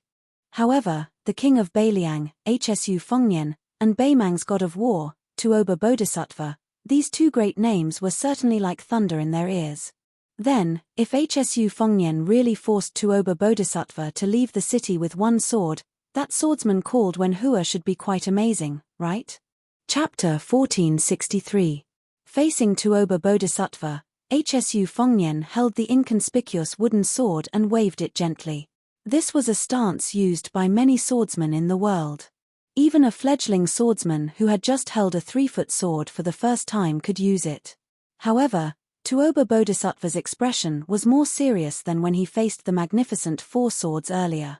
Hsu Fengnian took half a step forward with his left foot, followed by 1 step with his right foot. Then, his left foot took the distance of 2 steps, and his right foot took the distance of 4 steps, and so on. Hsu Fengnian's steps became bigger and bigger, and the last step was like a long sweep across the sky. This was the same move used by Liu Haoshe, the gatekeeper of Great Peace City, to attack the white-robed Luo Yang. However, the wooden sword was still the same wooden sword. It did not contain any profound sword will, nor did it emit any sword aura. Tuoba Bodhisattva, who did not move, could not help but show a puzzled expression. Of course, he did not think that Hsu Fengnian was bluffing. This person was still far from being exhausted. Therefore, when Hsu Fengnian rushed to Tuoba Bodhisattva with the sword in one hand, this was also the first time that Hsu Fengnian, who played to his strengths and avoided his weaknesses after tonight's battle, took the initiative to engage in close combat. Tuoba Bodhisattva retreating hundreds of feet. His gaze was not on Hsu Fengnian, but on the simple wooden sword that Hsu Fengnian held in his hand like a horse dragging a spear. Tuoba Bodhisattva was waiting for Hsu Fengnian to make a move. When he really raised his sword, there was no perfect move in the world, and Wang Xianji was no exception. However, Wang Xianji's strong physique and strong will made him the undisputed #1 person in the world. Wang Xianji could use a simple punch to defeat all his opponents. It was not because of how brilliant his moves were. Wang Xianji did not care about fancy moves, it was because he wanted to crush his opponents. Tuoba Bodhisattva did not think that Hsu Fengnian, who was badly injured, had the ability to do so. Otherwise, he would not have schemed so much after the battle. Tuoba Bodhisattva was confident that as long as Hsu Fengnian used his sword, he would be able to break it. The only difference was that he would need to spend some effort. Today, in Liang and Beimang, the only sword that could force Tuoba Bodhisattva to avoid was the sword of the peach blossom sword god of sword Ng Tai. The sword. Even if Xu Fengnian had mastered all kinds of sword moves through a comprehensive study, turning something rotten into something magical and reaching the pinnacle of swordsmanship, he still hadn't completely reached the position where Li Chungang once stood and where Deng Taya stood today. If Hsu Fengnian had reached the level of Lu Dongxian, the first person in 1,000 years, Tuoba Bodhisattva would not have come to this city to humiliate himself. Tuoba Bodhisattva walked leisurely and allowed Hsu Fengnian to approach him with his sword. He retreated again and again. However, Tuoba Bodhisattva's bottom line was clear. He would not leave the city. Before the city gate, as long as Hsu Fengnian did not use his sword, he would not attack. Tuoba Bodhisattva patiently waited for his opponent to reveal what Hsu Fengnian had up his sleeve. During this time, Tuoba Bodhisattva was still paying attention to the wooden sword. It was not that Tuoba Bodhisattva could not attack immediately after Hsu Fengnian spoke. However, the more Hsu Fengnian held the sword, the more he looked like an incompetent swordsman who had just stepped into Jianghu. Tuoba Bodhisattva was naturally more curious. Even after Hsu Fengnian had taken 16 steps, he still did not sense the slightest Grandmaster's aura from the wooden sword. As a result, Tuoba Bodhisattva could not help but think. Could it be that this sword was just for show from the beginning to the end? Was it just to help the swordsman from the Central Plains named Wen Hua become famous in the western region and spread the word? Or could it be that Hsu Fengnian was playing some boring trick of having the sword in his hand but not the sword in his heart? The reason why Tuoba Bodhisattva could hold back his temper and not attack was because he wanted to pave the way for the inevitable second battle between himself and Ng Tai in the future. The more Hsu Fengnian used his sword, the greater Tuoba Bodhisattva's chances of winning. In Beimang, it was an indisputable fact that the way of the sword had withered. How could a loftier sword energy satisfy Tuoba Bodhisattva's appetite? Before leaving the city, Tuoba Bodhisattva still had 2 chances to retreat. However, Hsu Fengnian still had no intention of using his sword. This made Tuoba Bodhisattva vaguely angry. Could it be that this Hsu Fengnian relied on a broken wooden sword that did not even have a scabbard to scare him out of the city? Therefore, Tuoba Bodhisattva no longer showed weakness and retreated step by step. The tip of his right foot took root on the ground of the street. With a heavy twist, he crushed the stone floor. His left foot suddenly stepped forward. Before the sole of his foot touched the ground, the entire street in front of Tuoba Bodhisattva collapsed. When his left foot stepped down and his right fist punched out, the buildings and houses on both sides of the main street were like wheat fields blown by a strong wind. Thousands of wheat ears could not bear the heavy burden and all fell in the same direction. This strong wind spread throughout the main street, lifting countless pieces of gravel and rushing towards Hsu Fengnian. Hsu Fengnian was like a traveler who was traveling against the wind. Since he could not avoid the wind, he would bite the bullet and pass through it. With every step he took, cracks began to appear on his undamaged robe even though it was covered by countless floating scarlet snakes. His black hair fluttered wildly in the wind, and even one side of his face was instantly cut open by the fist aura, leaving small bloody grooves. Tuoba Bodhisattva's heart trembled. This guy actually wanted to shorten the distance by taking the fist aura head-on just to accumulate power for that sword. In the end, when both sides were only 1 step away from each other, the winner would be decided. Or perhaps, his ambition was even greater. All the previous stingy calculations of a small businessman were all a smokescreen. In fact, he had been lying in ambush all along. Did he want this sword to decide life and death? Previously, there were 2 swords that were separated into under the heavens and on the earth. Later, there were the dazzling 100 swords of the earth immortal that were separated into inner and outer distance. Until now, there had been no signs of this still sword. Could it be that he would only stop after deciding life and death? Just as he expected, the wooden sword in Hsu Fengnian's hand pointed towards the ground. Generally speaking, the truth of the world could not escape the 4 words of neutrality and peace. If it was simplified, it would probably be the doctrine of the mean that Confucianism advocated. Buddhism had no self, Taoism had no action. It was probably the same with different approaches to achieve the same result. However, at this moment, Tuoba Bodhisattva saw the complicated and turbulent will of this wooden sword that was twisted but still did not release any sword aura. Unwillingness, depression, resentment, grief. I feel very unjust in my heart. Hsu Fengnian casually raised the wooden sword and pointed the sword at Tuoba Bodhisattva. There was no reason to speak of. The man and the sword, collided directly with each other in an extremely illogical manner. This wooden sword had the meaning of the Jianghu. Resolute and resolute. It was like a crazy gambler who had taken out his life savings and spent a lot of money to decide victory and defeat with God. Chapter 1464. Many years ago, there was a rich young man who was full of ambition for the first time in Jianghu. Unfortunately, it could not be considered a leisurely journey. He did not meet any fairy with fluttering clothes, nor did he meet any chivalrous heroes. He could only be considered to be at the bottom of Jianghu, which was like a rotten quagmire. Even 3 meals a day were a problem. That Jianghu trip was a complete mess. Then, he met a wooden sword ranger who sympathized with him. It could be said that no discord, no concord. When he was stealing melons, he met a fellow traveler. At first, both of them were scared half to death. After that, they became companions. Relying on the knowledge he had accumulated at home in his early years, he always liked to use some of the great principles he had read in books or heard from others to poke at the narrow-minded and shabby ranger. His words seemed to be sincere, but in reality, he mischievously told the guy who always liked to use his clothes to carefully wipe his wooden sword that all the famous swordsmen in the world valued their swords. However, that kind of value, in the final analysis, was because of the sword intent that extended from the 3-foot-long sword in the hand. Which first-class swordsman valued the sword more than the person? If that guy really could not refute, he would only say, "That's someone else's sword. It's none of your business. It's not mine." If he was really forced, he would become angry out of humiliation and hold the wooden sword, threatening, "Do you really think that I don't have a few trump cards in Jianghu?" He would often provoke him by saying, "Come at me if you have the ability."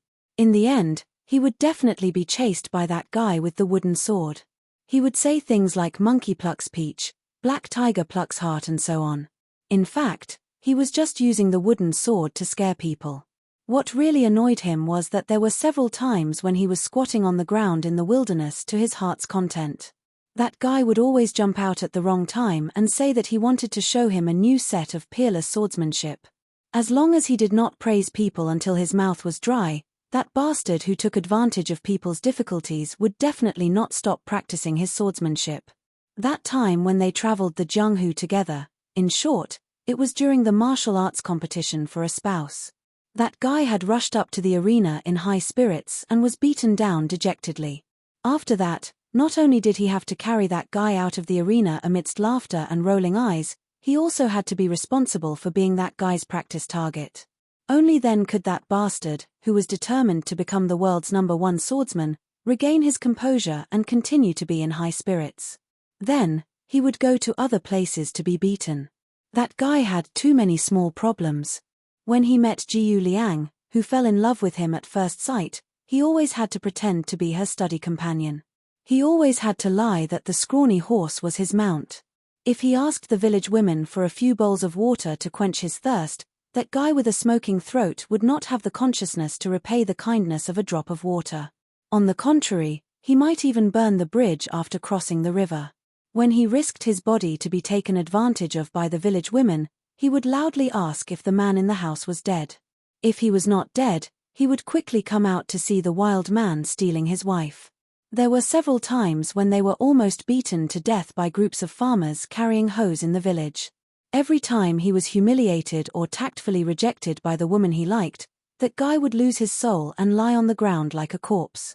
He did not know whether that guy was heartbroken or not. Anyway, as a spectator, he was really tired. 1 or 2 times was fine, but why didn't he learn his lesson after 17 or 18 times? You used King's straw rope to hang a wooden sword on your waist. Every time you squatted by the water, you would ask me and old Huang if I was handsome or not. You would roll your eyes and nod helplessly when you saw us. Do you really think that you are handsome and suave? Those girls with big buttocks and big breasts you met halfway and made you drool had to cry and beg to marry you. In this day and age, young ladies who are slightly more well-off have discerning eyes. Do you think that just because you ride that inferior horse over there, you won't be able to see the miserable scene of your pair of tattered straw sandals exposing the toes of your tattered straw shoes? Those women would be able to tell how many copper coins you had in your pocket with just a quick glance, as if you were wasting money. Later, they met a rich family, a young lady who liked to call herself a heroine. With great difficulty, they were able to live lavishly for a period of time. Finally, they were able to eat proper food in a restaurant. They drank big bowls of wine and ate big chunks of meat. They lamented that their bodies reeked of alcohol and their mouths were greasy meat. This was the kind of life a hero should lead. Later, the girls squandered all the money, and their days began to be tight again. They thought that you would be depressed for a long time, but they did not expect that you would eat the sour dried beans that you stole from the village's grain-drying field. You also said that you tasted the long-lost meat aroma. There was no banquet in the world that lasted forever. First, you said a few words to the girl and gave her half a bag of copper coins that you had secretly saved. After that, you pretended to be a man. That night, you were so distressed that you could not sleep. She teased you and asked you if you wanted to come back. In the end, you angrily picked up the wooden sword and cut it. Finally, you squatted on the ground and sighed bitterly, saying that it was 2 different things. It was one thing to treat the girl as a friend and be willing to give her as much as she had. You generously squandered all your money. It was another thing to feel distressed. It was the same thing to have 2 different feelings. It was not contradictory. In the end, The two of them also had to part. That night, sitting on the stone steps of the ruined temple, the nameless wanderer hugged the wooden sword and said that he did not have any savings left. He only had the wooden sword. Even if he was a brother, he could not give the sword away because he would have to rely on it to make a living. He would have to make a name for himself and become one of the best swordsmen in the world. He also vowed that after he made a name for himself, he would definitely return what he owed in the past 2 years. He, Wenhua, did not have the habit of owing people. He joked that there was no need to return it. He did not expect it. The guy who had never gone to private school and had never read books still said the same thing. Brothers should settle accounts clearly. You gave without asking for anything in return, but I, Wenhua, would not really laugh and act as if nothing had happened. They were two different things. That time in the extremely destitute Jianghu, old Huang was not skilled at all. That little girl, Li Yu, dreamed of becoming a heroine even in her dreams. Wenhua, on the other hand, was a half-baked swordsman. However, many years later, Hsu Fengnian realized that it was like a jar of old wine. After drinking it, the aftertaste would always be there. That Jianghu, which was full of poor and destitute people, was much more memorable than the wonderful Jianghu that Hsu Fengnian yearned for when he was young. It was the kind of Jianghu where he could leap over roofs and vault over walls and step on snow without leaving a trace. It was a dark and windy night where he could kill people. Tuoba Bodhisattva's expression kept changing. How did Hsu Fengnian end this sword?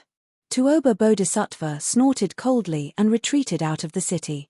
He originally wanted to enter the city quickly after Hsu Fengnian's unreasonable sword's momentum weakened from its peak.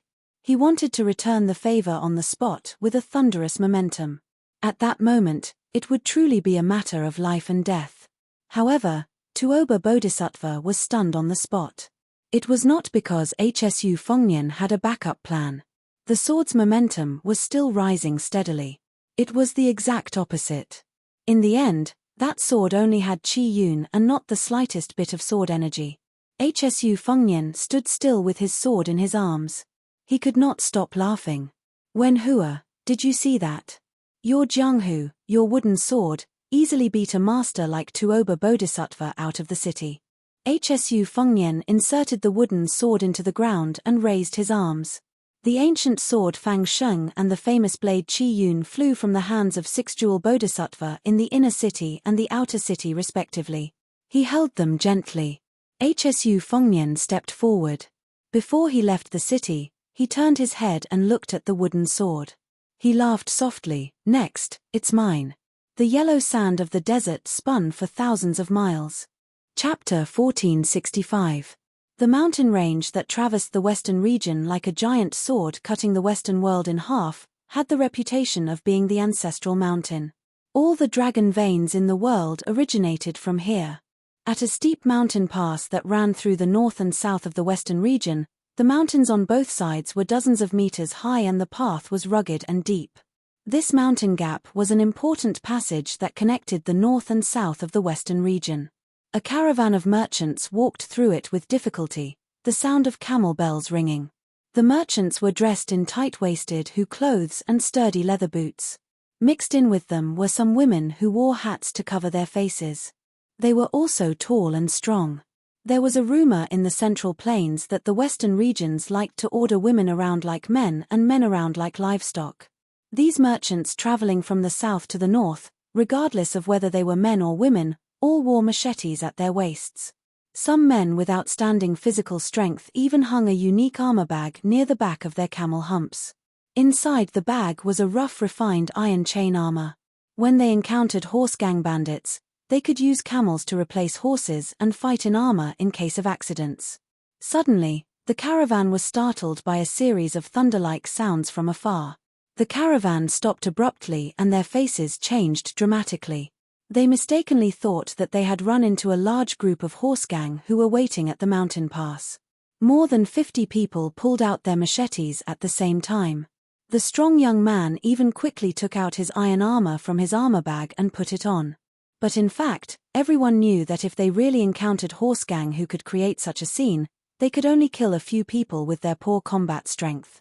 However, In the chaotic western region that had been without laws for more than 200 years, as long as there were horses and machetes, there would be people willing to work for them. Before the camels lined up neatly, someone with sharp eyes raised his head and saw a horrifying scene.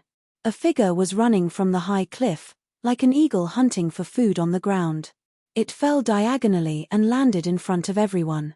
After its feet touched the ground, it walked forward 7 or 8 steps due to inertia. It was only 10 steps away from the camel team. Everyone in the caravan was stunned. Some people swallowed subconsciously. They saw that the guy who fell from the sky had a different appearance from the people of the western region. He was young, handsome, and very clean. The young man carried a long sword in a white scabbard on his back and a machete on his waist. After taking a deep breath with dry lips, he raised his arm and made a gesture of drinking water. Then he asked with a smile in the common language of the western region, "Do you have water?" The camel team was silent, not knowing what to do. On the other hand, a woman wearing a hat took off a sheepskin pouch that still had some water left without hesitation and threw it high into the air to the man who looked like a mountain spirit. The young man with the sword and saber expressed his gratitude and quickly leaped out. After catching the water bag in the air, he looked back and grinned.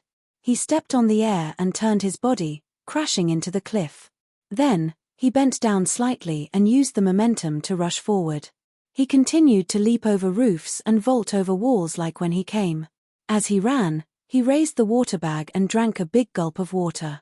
After finishing it in one gulp, he casually threw it back, but it happened to land on the head of the woman in the bamboo hat. Just as the woman reached out to catch the water bag, a strong wind suddenly rose in front of the camel caravan. Another person fell from the sky like a falling rock. The strong wind blew and all the camels took a few steps back. The water bag missed the woman and fell lightly on the sand. Without waiting for the crowd to see the person's face clearly, he rose from the ground and disappeared in a flash. Many years later, a rumor about an immortal borrowing water spread throughout the western regions. Hundreds of miles to the south of the mountain range, near dusk, 2 separatist forces that had dominated the southern part of the western regions for many years fought fiercely over a woman whose beauty spread far and wide. Both sides had more than 2,000 horses and fought at the famous Emerald Lake in the western regions. It was said that after a young king of Beliang became famous, the inferior party hoped to use the beautiful woman in their tribe to exchange for 300 sets of iron armor and 1,000 sets of bows from Beliang, which was the best in the world, so they could dominate the southern part of the western regions. 700 cavalrymen were dispatched to escort the woman to Beliang. Then, they were intercepted at the Emerald Lake. After more than 2 hours of fierce fighting, the pursuers found out that the woman had already taken a detour and sneaked to Beliang. They became angry out of humiliation and swore to kill the cunning tribe until the woman was the only one left. Without a man who could fight on horseback, they would see how they could rise in the desert. Just when the 2 sides were about to charge from horseback to dismount and fight, the whole battlefield was torn into 2 halves by a figure. Suddenly, people and horses were thrown off their feet. The front line that was cut open couldn't distinguish between friend and foe. They looked at each other and then at the same time at the guy who broke into the battlefield. They only saw that the man bent his knees, held the hilt of his sword with one hand and the tip of the sword with the other 2 fingers. The sword was held horizontally across his chest. The long sword was bent in a semicircle in front of him. After the dust settled, the long sword still maintained that strange arc and didn't return to its normal position. Another tall and sturdy figure passed through the gap in the battlefield and fiercely crashed into the sword-wielding man with unparalleled strength. The latter's 2 fingers on the tip of the sword rubbed along the body of the sword. The vigorous strength that refused to disperse after charging at the long sword rolled and condensed in the semicircle. Together with the infusion of his own chi, it finally formed a thunder ball with purple lightning lingering around it. With a light flick of his wrist, he held the sword upside down to meet the enemy. The fist-sized purple lightning ball circled around the tip of the sword. When the tall and sturdy figure that seemed to be attached to the bone appeared 50 steps in front of him, the travel-worn but not dejected young swordsman smiled slightly. Instead of retreating, he advanced. Tai was held upside down and thunder was generated in the square inch. This sword had the style of holding the sword upside down that NG Tai relied on to become famous. It also had the power of Jiyu Gentang's square-inch thunder. Tuoba Bodhisattva slapped away the purple lightning that was spinning from the tip of the sword to the hilt. At the same time, he stretched out his hand to press on the hilt to prevent the momentum from increasing. He swept a whip kick towards Hsu Fengnian's neck. When the sword in Hsu Fengnian's hand was pushed away without any resistance, Tuoba Bodhisattva knew that this guy was up to something again. However, he did not believe that Hsu Fengnian, who defended more than he attacked, could set up a deadly trap. The whip kick swept out without any delay. Hsu Fengnian, who had let go of his sword, raised his elbow to block the powerful whip kick. With Tuoba Bodhisattva as the center, Hsu Fengnian was driven into a complete circle by the kick before he flew out of the circle. It seemed that Tuoba Bodhisattva had the upper hand.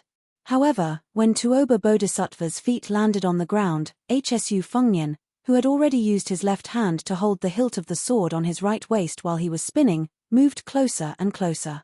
The sword was only half an inch out of its sheath. In that half an inch, it shone brightly.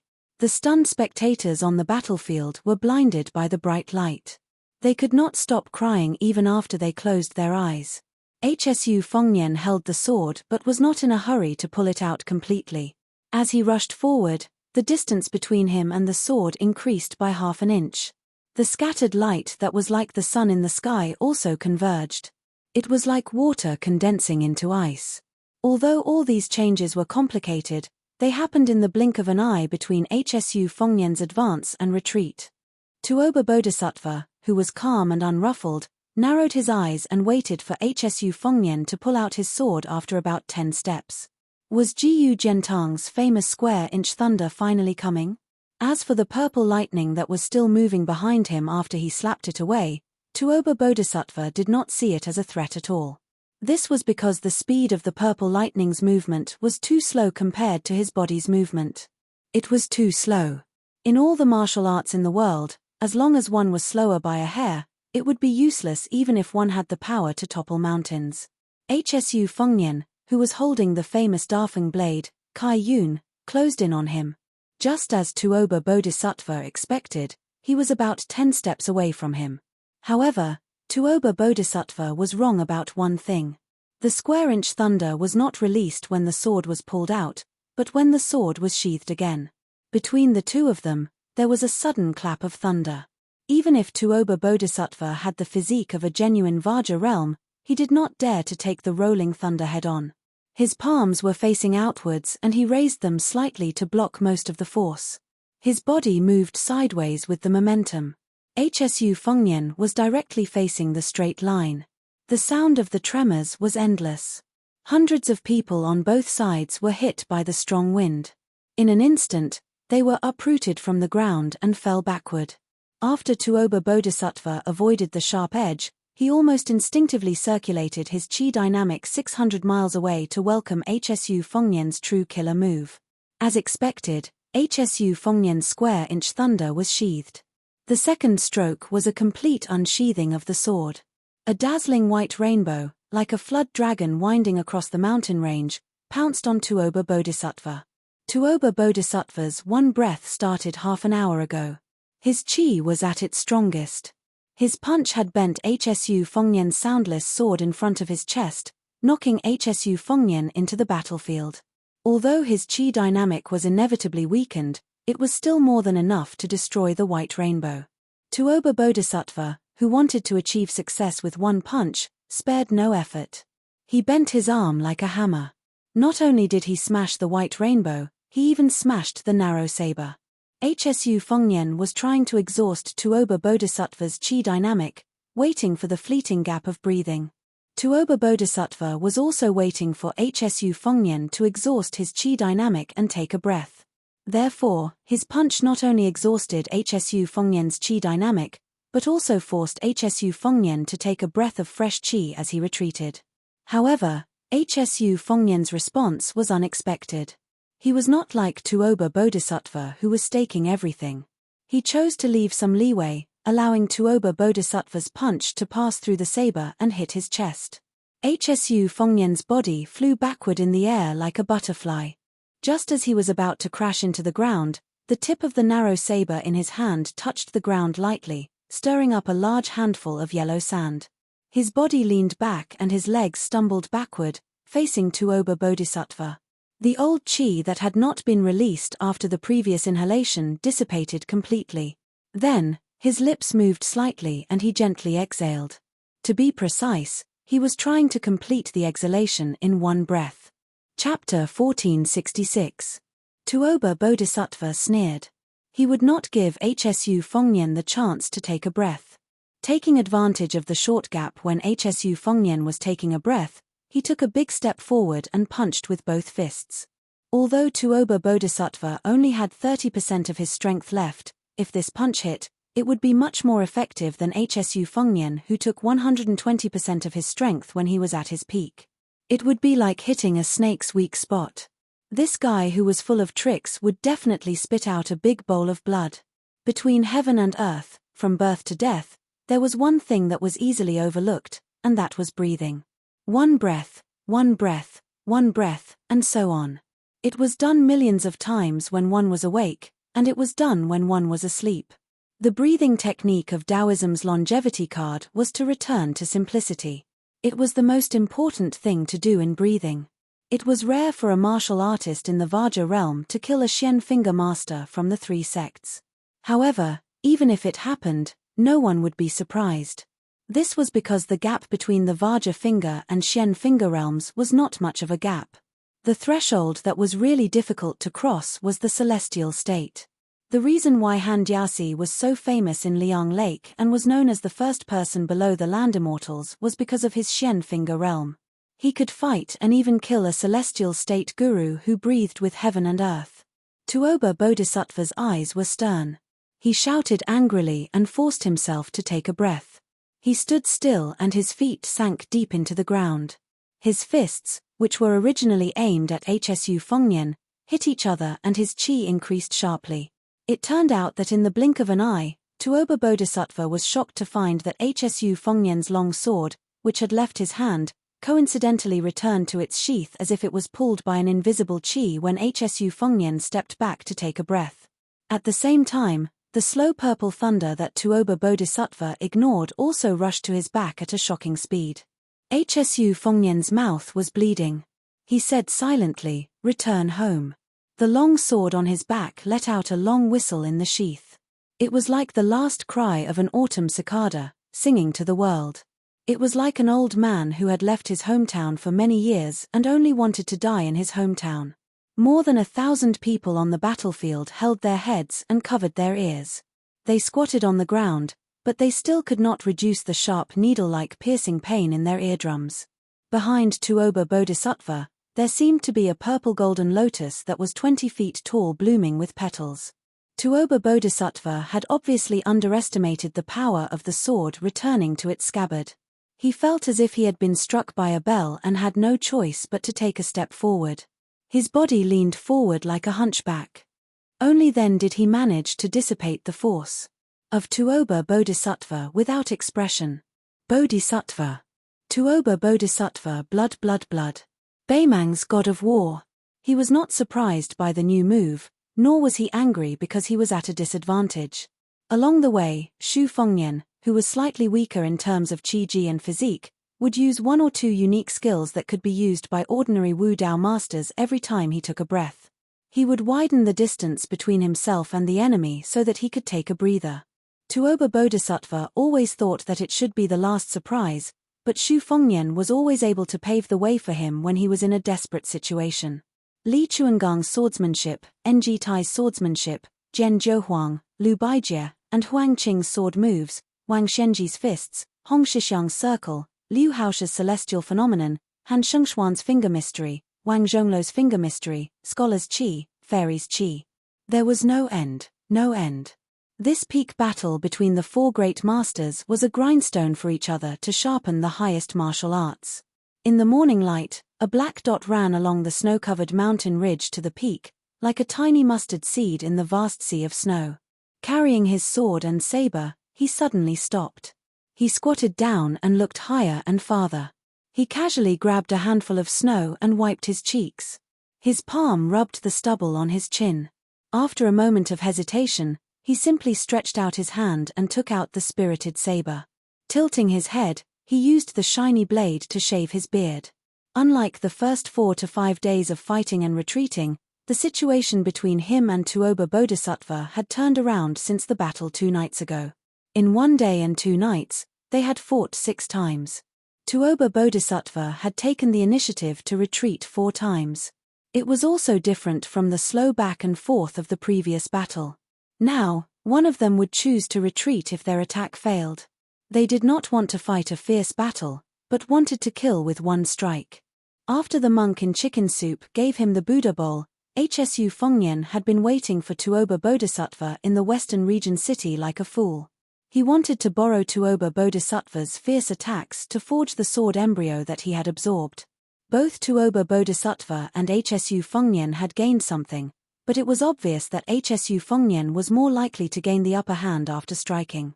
After Hsu Fengnian's last ambush failed, he had pursued Tuoba Bodhisattva for more than 200 miles until both of them reached the top of this majestic snowy peak. In the battle of life and death, both of them had formed a certain tacit understanding. The one who retreated would not deliberately hide all of his chi activity. He would always leave some traces for the one who pursued to get to the bottom of it. Tuoba Bodhisattva had clearly told Hsu Fengnian that he would be waiting on this snowy peak. As for when and where he would launch his killing move without warning, it would depend on Hsu Fengnian's ability and luck. After Hsu Fengnian finished shaving his beard stubble, he put his knife back into its sheath. Before he stood up, he grabbed a handful of snow and put it into his mouth, letting it slowly melt and flow down his throat. Hsu Fengnian straightened his back, one hand went to his back to adjust the sword, the other hand pressed on the hilt, and looked up. Suddenly, heavy snow fell. The scale was getting bigger and bigger.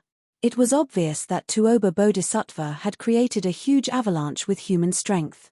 Hsu Fengnian was sure that Tuoba Bodhisattva would hide in the heavy snow. He closed his eyes and held the hilt with 4 fingers, his thumb pressed tightly on the hilt of the narrow saber, making the action of pulling the saber out of its sheath. The heavy snow fell from the top of the mountain like a flood, and then split up and passed by Hsu Fengnian on both sides. Hsu Fengnian was like a cornerstone, unmoving. Chapter 1467. An ice spear filled with chi was as fast as a rainbow as it pierced towards Hsu Fengnian's chest. Hsu Fengnian pushed out the narrow saber from the sheath and brushed past the spear and Tuoba Bodhisattva who was holding it. A piece of flesh was torn off Hsu Fengnian's shoulder, but a string of scarlet blood was left in the air beside Hsu Fengnian. Hsu Fengnian turned around. On the brink of death, there was no lingering fear in his heart. He only felt some regret.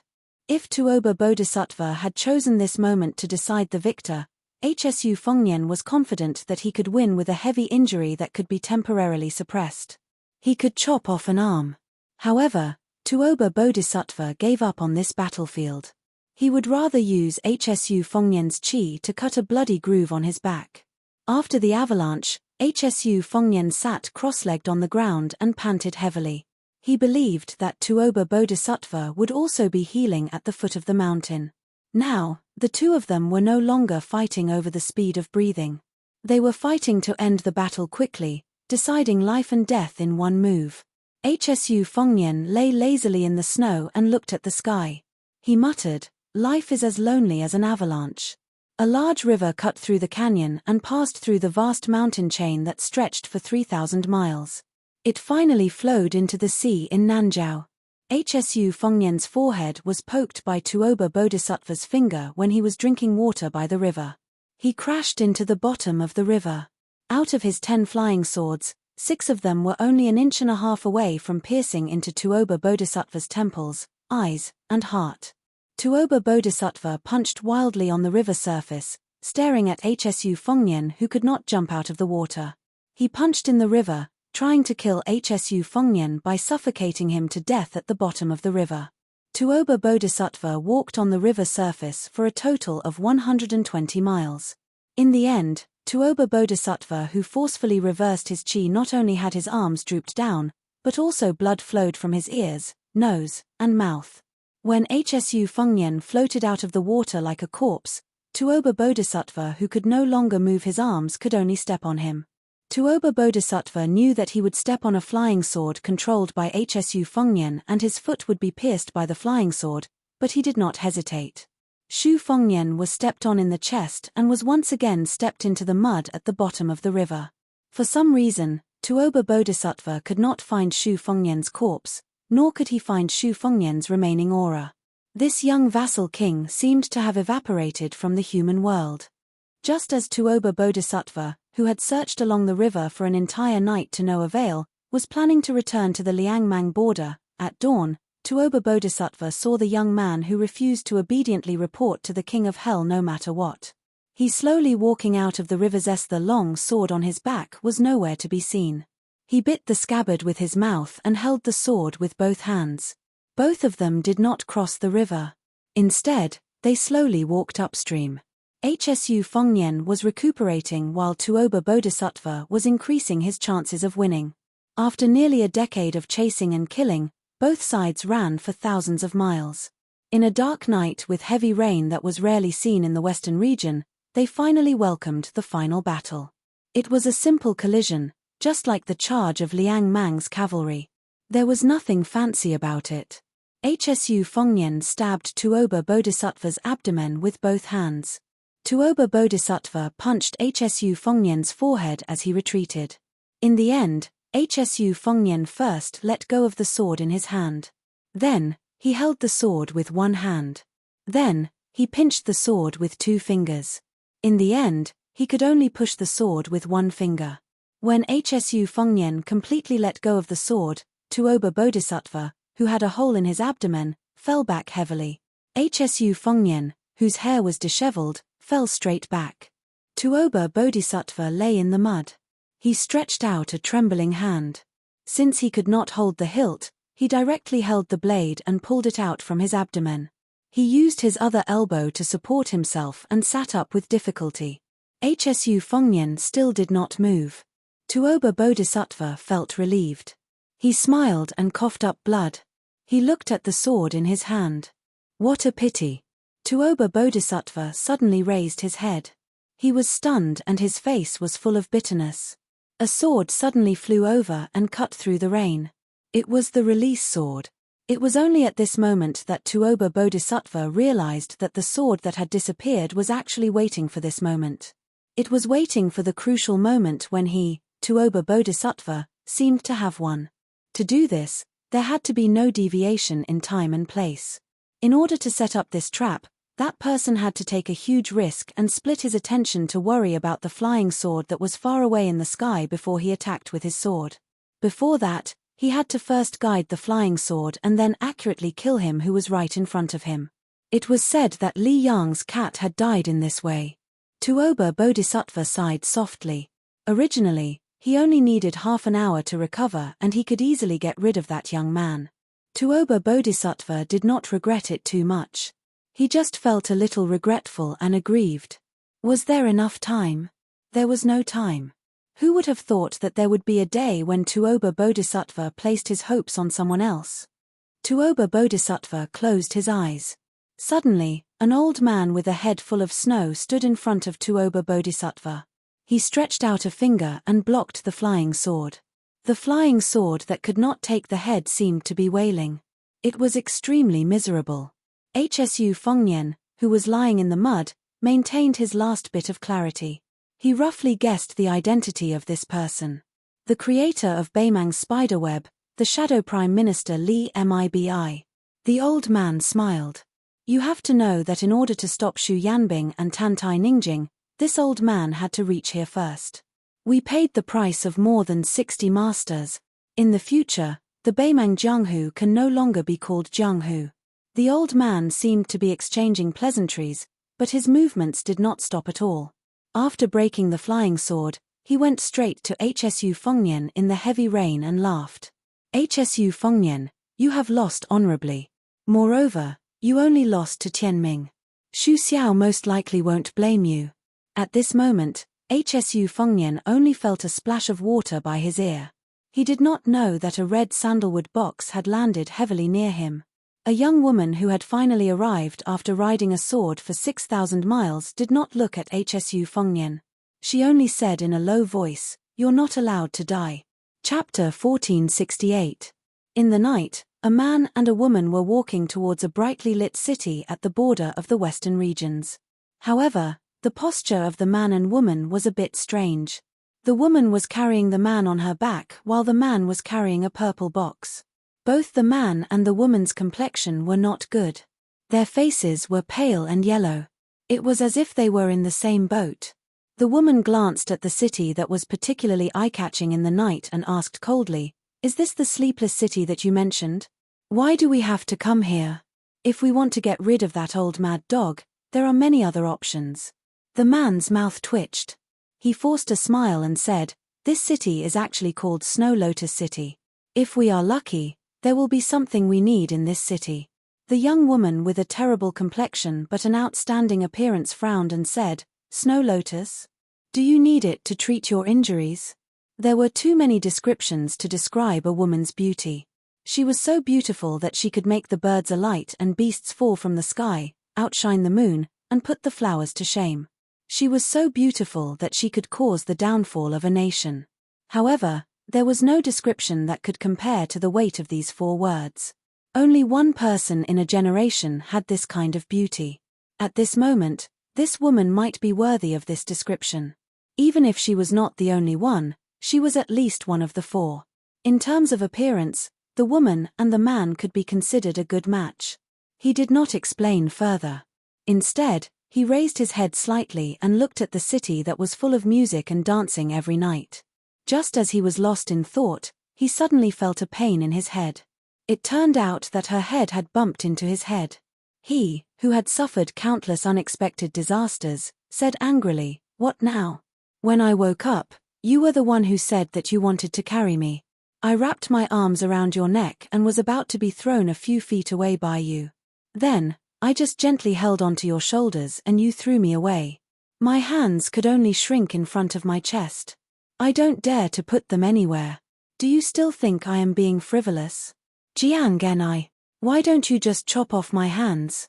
Previously, that fellow had inadvertently rubbed against her hair and made her feel itchy. Now, it was this fellow's noisy voice that made her feel irritated. Without hesitation, she tilted her head again, and the 2 heads collided fiercely. It was clearly a move to kill the enemy at the cost of 800. She hatefully said, "I want to chop you up and feed you to the dogs, but even the dogs don't want to eat you." He argued back ungracefully, "You are a dog. Otherwise, how do you know whether a dog will eat you or not?" Snow Lotus City was a small city located outside of the solitary mountain pass. It was located at the border between Nanzhou and Shishu in the western region. This city was famous for its residents who had been harvesting snow lotus flowers for generations. Among the 9 kingdoms of the spring and autumn period, not to mention Nanzhou and Shishu, which were close to the water, even the Liang imperial family, which was ridiculed as the barbarians of the north, would specially add snow lotus flowers as a first-class tribute. Nowadays, the value of snow lotus flowers was almost comparable to the value of gerfalcon in the Liao. The Snow Lotus City was named after the snow lotus. The joys and sorrows of the more than 3,000 local residents revolved around these snow-white plants. Over the past 30 years, these heavenly treasures had become increasingly rare. The appearance of almost every snow lotus would not only cause the Snow Lotus City to suddenly wake up like a dozing old man, causing the whole city to rejoice. Moreover, it would also cause the city to fall into a bloody storm with undercurrents. Find a place to rest. But that would require money, right? But they didn't. The guy said angrily, "Let's not talk about your ability to kill people. I think you are a sword immortal who can fly 1,000 miles with a sword. Even if you don't have enough money, what's wrong with staying in an inn? If anyone dares to ask you for money, you can take a sword and chop their 18 generations of ancestors until they are convinced. That's it. Do you see it? It's the one with the banner you chew in. If you don't have the face to eat and dash, I will reason with the innkeeper later." She suppressed her anger, but still followed his words and walked into the inn. The first floor was still full of drunkards. As soon as she stepped through the door, everyone turned to look at them. The woman is carrying the man, and the man is carrying the box. The guy behind her added fuel to the fire. Stay. Stay. I want a good room. The shopkeeper was a bitter old man with slanted eyebrows. He was originally lying on the counter with sleepy eyes and yawning.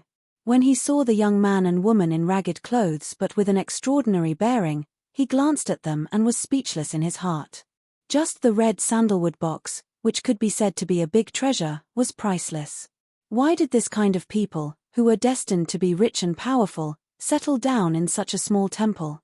The bodhisattva was too big, and the small temple could not accommodate them. The key point was that it was now a sensitive time when two snow lotuses appeared together.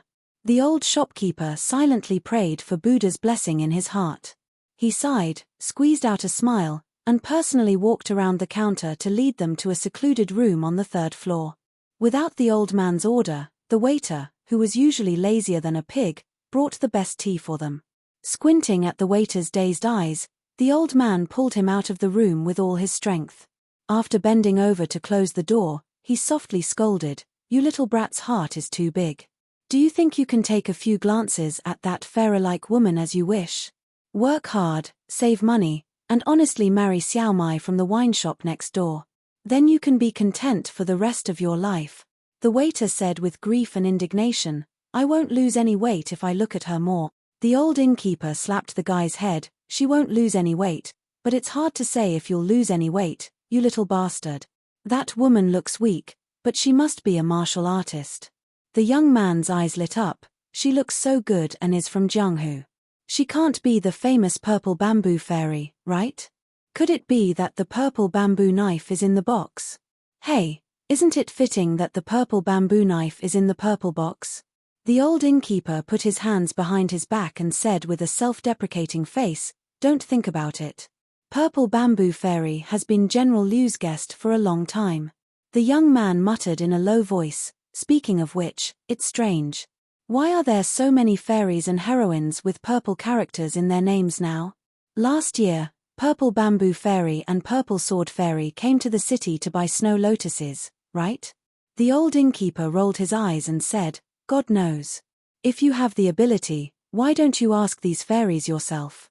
Inside the room, she threw the guy onto the bed and put the red sandalwood sword box on the table. She sat on the chair and closed her eyes to rest.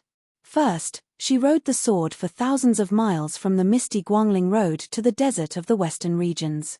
As soon as her feet touched the ground, she had to experience a life-and-death battle with the old Baimang dog. After that, she had to carry the burden and flee for hundreds of miles. She had no time to rest, which made her body's qi flow extremely chaotic. There was a deep bloody wound on her neck that was so deep that her bones could be seen. She only needed to bandage it. If it wasn't for the fact that the old man named Li Mibi also needed to protect Tuoba Bodhisattva, she might not have been able to reach this city. Whether it was the old man with the sheepskin fur coat who taught her to practice calligraphy instead of swordsmanship, or Uncle Cow who was waiting for the imperial order, they all clearly explained the difference between the two. When she first met him in the torrential rain, she manipulated the rainwater and mud into several thousand swords, setting up 2 sword formations. Li Mibi still broke the sword formations effortlessly. During their escape, she did everything she could to turn everything into a 3-foot sword, but all along Li Mibi was strolling in the courtyard, following her like a shadow. The man was Hsu Fengnian who survived the disaster. At this moment, he was lying on the bed and said softly, "Although Li Mibi is only at the finger xian level, his skills are somewhat similar to Cat Manhan Shengxian. He is invincible in the same level. As for the ordinary celestial level, it is difficult to suppress him. Otherwise, he wouldn't be the ancestor of Baimang's spider web spy. However, don't be fooled by how easily he broke the sword formation and showed the style of a master. In fact, your sword formation made the old man tremble with fear. It's just that the old man is thick-skinned and you can't see it. If he didn't puff himself up at his own cost, he would have scared you into only defending and not attacking. If you killed Tuoba Bodhisattva, how would he sneak back to the Baimang Empress?" She sneered and said, "Are you blaming me?" She didn't expect a sharp rebuttal from the guy. Instead, she became even angrier and said angrily, "Someone didn't kill the opponent in one breath and almost had his head taken back to receive a reward. That's really amazing. No wonder he is one of the 4 great masters in the world." If I remember correctly, at that time, the Jianghu people were talking about the new martial emperor after old monster Wang. TSK, TSK. Someone paid someone to help talk nonsense in the Jianghu, right? HSU Fengnian said weakly, "Please, the person who was almost killed by me at that time wasn't some weakling. He was Tuoba Bodhisattva. If Li Mabi didn't appear to mess things up, I would have swaggered to the Liangmang border and rode out alone. The head of their Beimang military god would be hanging on the tip of my spear, okay? Then the morale of Beimang would have fallen to the bottom. It would be more useful than killing 200,000 of their cavalry at the border. Simply put, 100,000 of our Beiliang people would have died less." Chapter 1469. Jiang Ni didn't care about the IFS and interrupted his daydream. She snorted and said, "In the end, you still have to hide here like a stray dog." HSU Fengnian laughed and said, "If I'm a stray dog, how much better are you? Wouldn't we be a cheating couple?" For the first time, Jiang Ni didn't talk back. She remained silent. HSU Fengnian sat up with difficulty and looked at the lights outside the window. "Tuoba Bodhisattva will definitely recover faster than me. With Li Mibi who is good at killing and setting up ambushes, we can only delay and go south. We can only wait for Shu Yanbing and Tan Tai Pingjing to bring people south and force Tuoba Bodhisattva and Li Mibi to give up.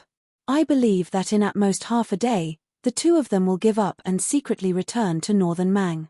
This gamble is very risky for both sides. Even if Li Mibi is willing to take Tuoba Bodhisattva and gamble with me, Beimang won't agree. Tuoba Bodhisattva knows the severity of the situation." Jiang Ni coldly asked, "When will you be able to walk on the ground?" Shu Fengnian smiled bitterly and said, "It will probably take another 2 days. Tuoba Bodhisattva and Li Mibi will probably only need 1 day to follow the tracks to Snow Lotus City. This means that you will probably have to fight again. Of course, this is the worst outcome. If my luck is not so bad, they might already be on their way back to the north." HSU Fengnian suddenly looked tired and said helplessly, "But my luck doesn't seem to be very good now." Jiang Ni frowned and said, "How can you ask people for Snow Lotus with your half-dead appearance?" HSU Fengnian laughed and said, "Don't tell me you think that there is no place for Beiliang to hide our strength in Snow Lotus City." Jiang Ni couldn't help but turn around and ask, "Is this inn run by a spy from Beiliang?" HSU Fengnian joked, "Do you think it will be so shabby?" Jiang Ni, who hated being led by the nose by this guy, glared at him. HSU Fengnian leaned against the bed and said with a smile, "Can I trouble you to ask the old innkeeper for supper?" Jiang Ni hesitated for a moment, but still went downstairs to ask for a portion of food from the unlucky old man with the slanted eyebrows. Then, she asked for an extra room on the 3rd floor. Since the inn didn't ask for any money from them from the start to the end, she felt at ease and acted extravagantly. Shu Fengnian only saw the old innkeeper enter the room with the food box, but did not see her figure. She let out a sigh of relief and said with a smile, "Innkeeper, don't worry. I won't shortchange you for the accommodation. I don't know if the innkeeper has any connections at the Snow Lotus House. I heard that the Snow Lotus House in Snow Lotus City is a first-class brothel in the southern part of the western regions. Whether you can buy Snow Lotus here depends on fate, but whether you can eat the women of the Snow Lotus House depends on whether you have enough money in your pocket. As for me, I have a little bit of money. I want to take advantage of the fact that we are sleeping in separate rooms and take advantage of this once-in-a-lifetime opportunity to make a trip to Snow Lotus City worth it." The aged shopkeeper immediately smiled knowingly, but he soon frowned and said cautiously, "To tell you the truth, the inns and restaurants in the city all have these big and small connections. They just think about how to serve the guests well, and how to come and go in high spirits. Since the old man's pleasure dares to use such a name, of course, we have our own methods.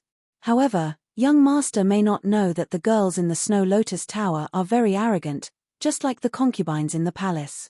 No matter what status they have, those girls will not go out of the tower to receive guests. However, the The girls from the other families are not so particular. This old man can make connections with them and let them come here prettily without anyone noticing. I guarantee that young master won't know about it. Moreover, young master's taste can also be decided in advance. Taking a step back, if young master is afraid that they are not to your taste, this old man can also sell my old face and let them come here more. Young master can choose the ones that you like. Young master, what do you think? Hsu Fengnian shook his head and said with a smile, forget about the girls of the other alleys. We are eating the signature of the Snow Lotus house. Whether the girls are beautiful or not is not the most important thing. When we go back, we can brag about it to our brothers. Otherwise, we can eat anywhere. Can the girls of Snow Lotus City really be more beautiful than the courtesans of the Central Plains? Innkeeper, don't you think this makes sense? How about this? Shopkeeper, I used to have a friend who was a regular customer of the Snow Lotus house. He spent thousands of taels of silver there. You go to the brothel keeper of the Snow Lotus house and tell her that there is a friend of young Master Shu in Fushui Prefecture who wants to have a drink with the courtesans in the house. Let them pay the price. As long as they dare to bid, I will dare to bid. Innkeeper, as long as you pass the message, no matter whether the deal is successful or not, when we check out and settle the bill, I will add the extra carriage fee. When the old innkeeper heard this, he was overjoyed and ran to pull the strings. Not long after, Hsu Fengnian saw the door open. She stood there with a fake smile. Without waiting for him to explain anything, she slammed the door and left. Less than an hour later, the door was gently knocked. Hsu Fengnian said calmly, "Come in." Two women walked into the room and deliberately changed into ordinary clothes. However, when they took off the veil that covered their faces, one of them was a middle-aged woman and the other was in the prime of her youth.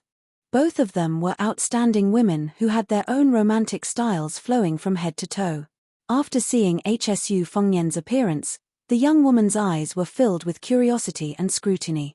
The plump woman, who had been trembling with fear along the way, was so scared that she directly dropped to her knees. She didn't dare to say anything and didn't even dare to breathe heavily. Hsu Fengnian said softly, "Mrs. Song, please get up. Sit down and talk." Even Lu Qiu-er, who is known as a heartless and unscrupulous person in Liyang, secretly respects Mrs. Song. The woman's eyes were red. After getting up, she curtsied and sat down. Hsu Fengnian asked with a smile, "Is this the next courtesan Yu Qingling of Snow Lotus House?" The woman, who had already recognized Xu Fengnian, nodded and replied respectfully, "Yu Qingling is an orphan in the Snow Lotus City. She entered the Snow Lotus House since she was a child. She is my confidant. However, for the sake of caution, she was only registered in the third-class room of the Whispering Room 4 years ago. Last year, she made a small contribution and was promoted to the second-class room this spring. Currently, she is in charge of keeping an eye on the number 1 local snake, Liu Huaishi. This person is nicknamed General Liu. He was born and raised in Snow Lotus House. He has more than 1,000 men under his command and is also very influential in Nanzhao. Among them, several familiar forces are deeply grateful to Liu Huaishi. I suspect that Liu Huaishi was first supported by Zhao Go of Liyang. However, 3 of Zhao Go's spies died one after another in autumn and winter last year. Whether Liu Huaishi has been instigated by Beimang or Shishu, we need Yu Qingling to find clues. If Yu Qingling can recruit people for Fu Shui House, she will be worthy of her status as a second-class room. Hsu Fengnian smiled and said, Liu Huaishi was able to move between several major forces and constantly grow his strength. First, he stood out from the crowd. After he gained a firm foothold, he became a feudal lord in the southern part of the western regions at the age of 35. Such a bold and ruthless person naturally has a lot of charisma. According to the spy report, even the daughter of Nanzhao's royal prince Li Yang was willing to be his woman behind the scenes and didn't hesitate to elope for him. The woman looked at the woman who was standing there in a daze and didn't know what to do. She smiled gently and said, "It's best if a sheep enters the tiger's mouth and can retreat after success. It wouldn't be strange even if there are no bones left. However, if you help the tiger do evil, you deserve to die. Since Yu Qingling has joined the Whispering Room, She can distinguish between public and private matters. Her next sentence fully displayed Madame Song's iron-blooded demeanor as a top spy. If there is a mistake, this servant will clean up the house myself without the need for the whispering room's instructions. This servant will also ask head shopkeeper Chu for punishment if I don't know how to use people. Yu Qingling bit her lips and stood there elegantly, which made her look even more pitiful. HSU Fengnian didn't comment. He looked at the beautiful woman who was well known in Snow Lotus City and said, Yu Qingling, what kind of person do you think Liu Huixi is? Tell me the truth. She still couldn't guess who this young master was. However, since Madame Song, who had the nickname of Empress Dowager in Snow Lotus House, was so serious about this matter and didn't hesitate to humiliate herself to the point of calling herself this servant, Yu Qingling believed that this young master must be an important person of the Whispering Room who had come to Snow Lotus City. Although she was nervous, she carefully chose her words and replied, he is cruel and merciless, but he is affectionate and loyal. HSU Fengnian smiled and dismissed it. Is there any ready-made Snow Lotus in Snow Lotus City recently? Chapter 1470. The woman said, what a coincidence. Not only is there one, but there are two of them. One was found by Liu Huixi's mansion and the other was found by the young man in the city from his father's last words. He waited for 6 years and went to the Snow Mountain 4 times to check on the lotus bud. After much effort, he finally found it this year. The former was waiting for a good price. It was rumored that Liu Huixi's original intention was to give the snow lotus to the commandery prince of Nanjiao as an apology to his father-in-law. Later, it seemed that the weaving bureau of Shishu and Nanjiang wanted to buy it and give it to the current empress. However, there was also a top master from the Central Plains who had been waiting for many years. He said that he was willing to sell his life for Liu Huixi in exchange for the snow lotus. It seemed that he wanted to cure a woman's illness. After the young man brought the snow lotus and carried an old man who lost his legs back to the city, the various forces started a new round of competition. After all, the snow lotus was too rare. It was sold at a high price of 30,000 taels of silver 30 years ago. Now, it was even more priceless. Even 100,000 taels of silver might not be enough to buy it. However, the ignorant young man was stubborn. He said that he did not want to sell his snow lotus and only wanted to give it to a girl from Ma family fort. The girl was the daughter of the Ma family fort's fort master. Her father had already arranged a marriage between the two families. Perhaps she had some interaction with the young man, which made the young man so stubborn that he was willing to risk his life for the snow lotus. Right now, the young man and the snow lotus stored in the ice cellar are blocked at the door by that Central Plains master. The two of them must have reached some kind of agreement. Without the protection of that grandmaster of swordsmanship, the young man's corpse would have been long gone. Song Fu lowered his voice and asked, "Do you need the Snow Lotus House to fight for the two snow lotuses?" If so, HSU Fengnian waved his hand and said, "There's no need for the Snow Lotus House to get involved. Just tell me the exact location of the two snow lotuses." Madame Song's eyes were burning with determination. She said in a low voice, "Since the Fushire house set up the Snow Lotus House in this city, is it just for show? How many people have died at the border between Liang and Yu? Even if the Snow Lotus House is wiped out, how many people can die?" HSU Fengnian smiled and said, "Madame Song said that the Snow Lotus House is fair. I should do the same." Madame Song shook her head. "It's not the same." HSU Fengnian looked at the woman who seemed ready to die at any moment and said calmly, "I have the final say." Mrs. Song was stunned. HSU Fengnian glanced at the door, coughed, and said to Madame Song, "I'll have to trouble Madame Song to ask the inn to prepare a carriage for me. I need to immediately go to the lotus-picking youth's place. Madame Song, you can just give the coachman directions. Oh right, give the innkeeper more money. If I need anything in the future, I will definitely look for your Snow Lotus House. If not, don't act on your own accord. Just treat it as the rules of the water room." The two carriages parted ways outside the inn. Madame Song sat in the carriage with an expressionless face. Yu Qingling, who was about to go to General Liu's residence to feed the tiger with her body, mustered up her courage to ask something. Madame Song, with her eyes closed, said coldly, "Don't ask what you shouldn't ask." In the other carriage, HSU Fengnian sat leaning against the wall. Jiang Ni sat upright with his back against the red sandalwood sword box. His expression was uncertain. After 7 or 8 turns, the carriage came to a narrow and dark alley. The simple and honest coachman stopped the carriage, lifted the curtain and said apologetically, "Young master, young miss, the alley is too small for the carriage to enter. You will have to walk 34 steps forward." Jiang Ni got off the carriage first and said, "Walk by yourself using the wall." HSU Fengnian had a bitter smile on his face. With the help of the coachman, he got off the carriage and told the coachman not to wait for them to return to the inn first. He really had to use the wall to walk. He was in a sorry state. Jiang Ni's steps were not big. She walked slowly, less than 6 steps in front of them. She did not forget to sneer, "If you go to that Snow Lotus house to spend the night, won't you be unable to walk by yourself tomorrow?" That was not all. She added, "Forget about the girls in the other alleys, we'll be eating the signature dishes of the Snow Lotus house. TSK, you're indeed a hedonistic son of a wealthy family." These words sound like something only a veteran in the field of flowers could say. HSU Fengnian laughed angrily. "Eavesdropping on other people's conversation makes you sound so righteous." Jiang Ni snorted, "My ears are sharp. Otherwise, do you think I'm happy to hear such filthy words?" The two came to a dilapidated yellow mud house without a wall. Jiang Ni carried the red sandalwood sword box and stood with her arms crossed in front of her chest. HSU Fengnian had to put one hand on her shoulder to stabilize himself. However, she dodged, so HSU Fengnian had to bend over with his hands on his knees. A middle-aged man with a sword on his knees was sitting on the stairs in front of the house. He should be the swordsman from the Central Plains who was known as a grandmaster of martial arts in the eyes of Snow Lotus City.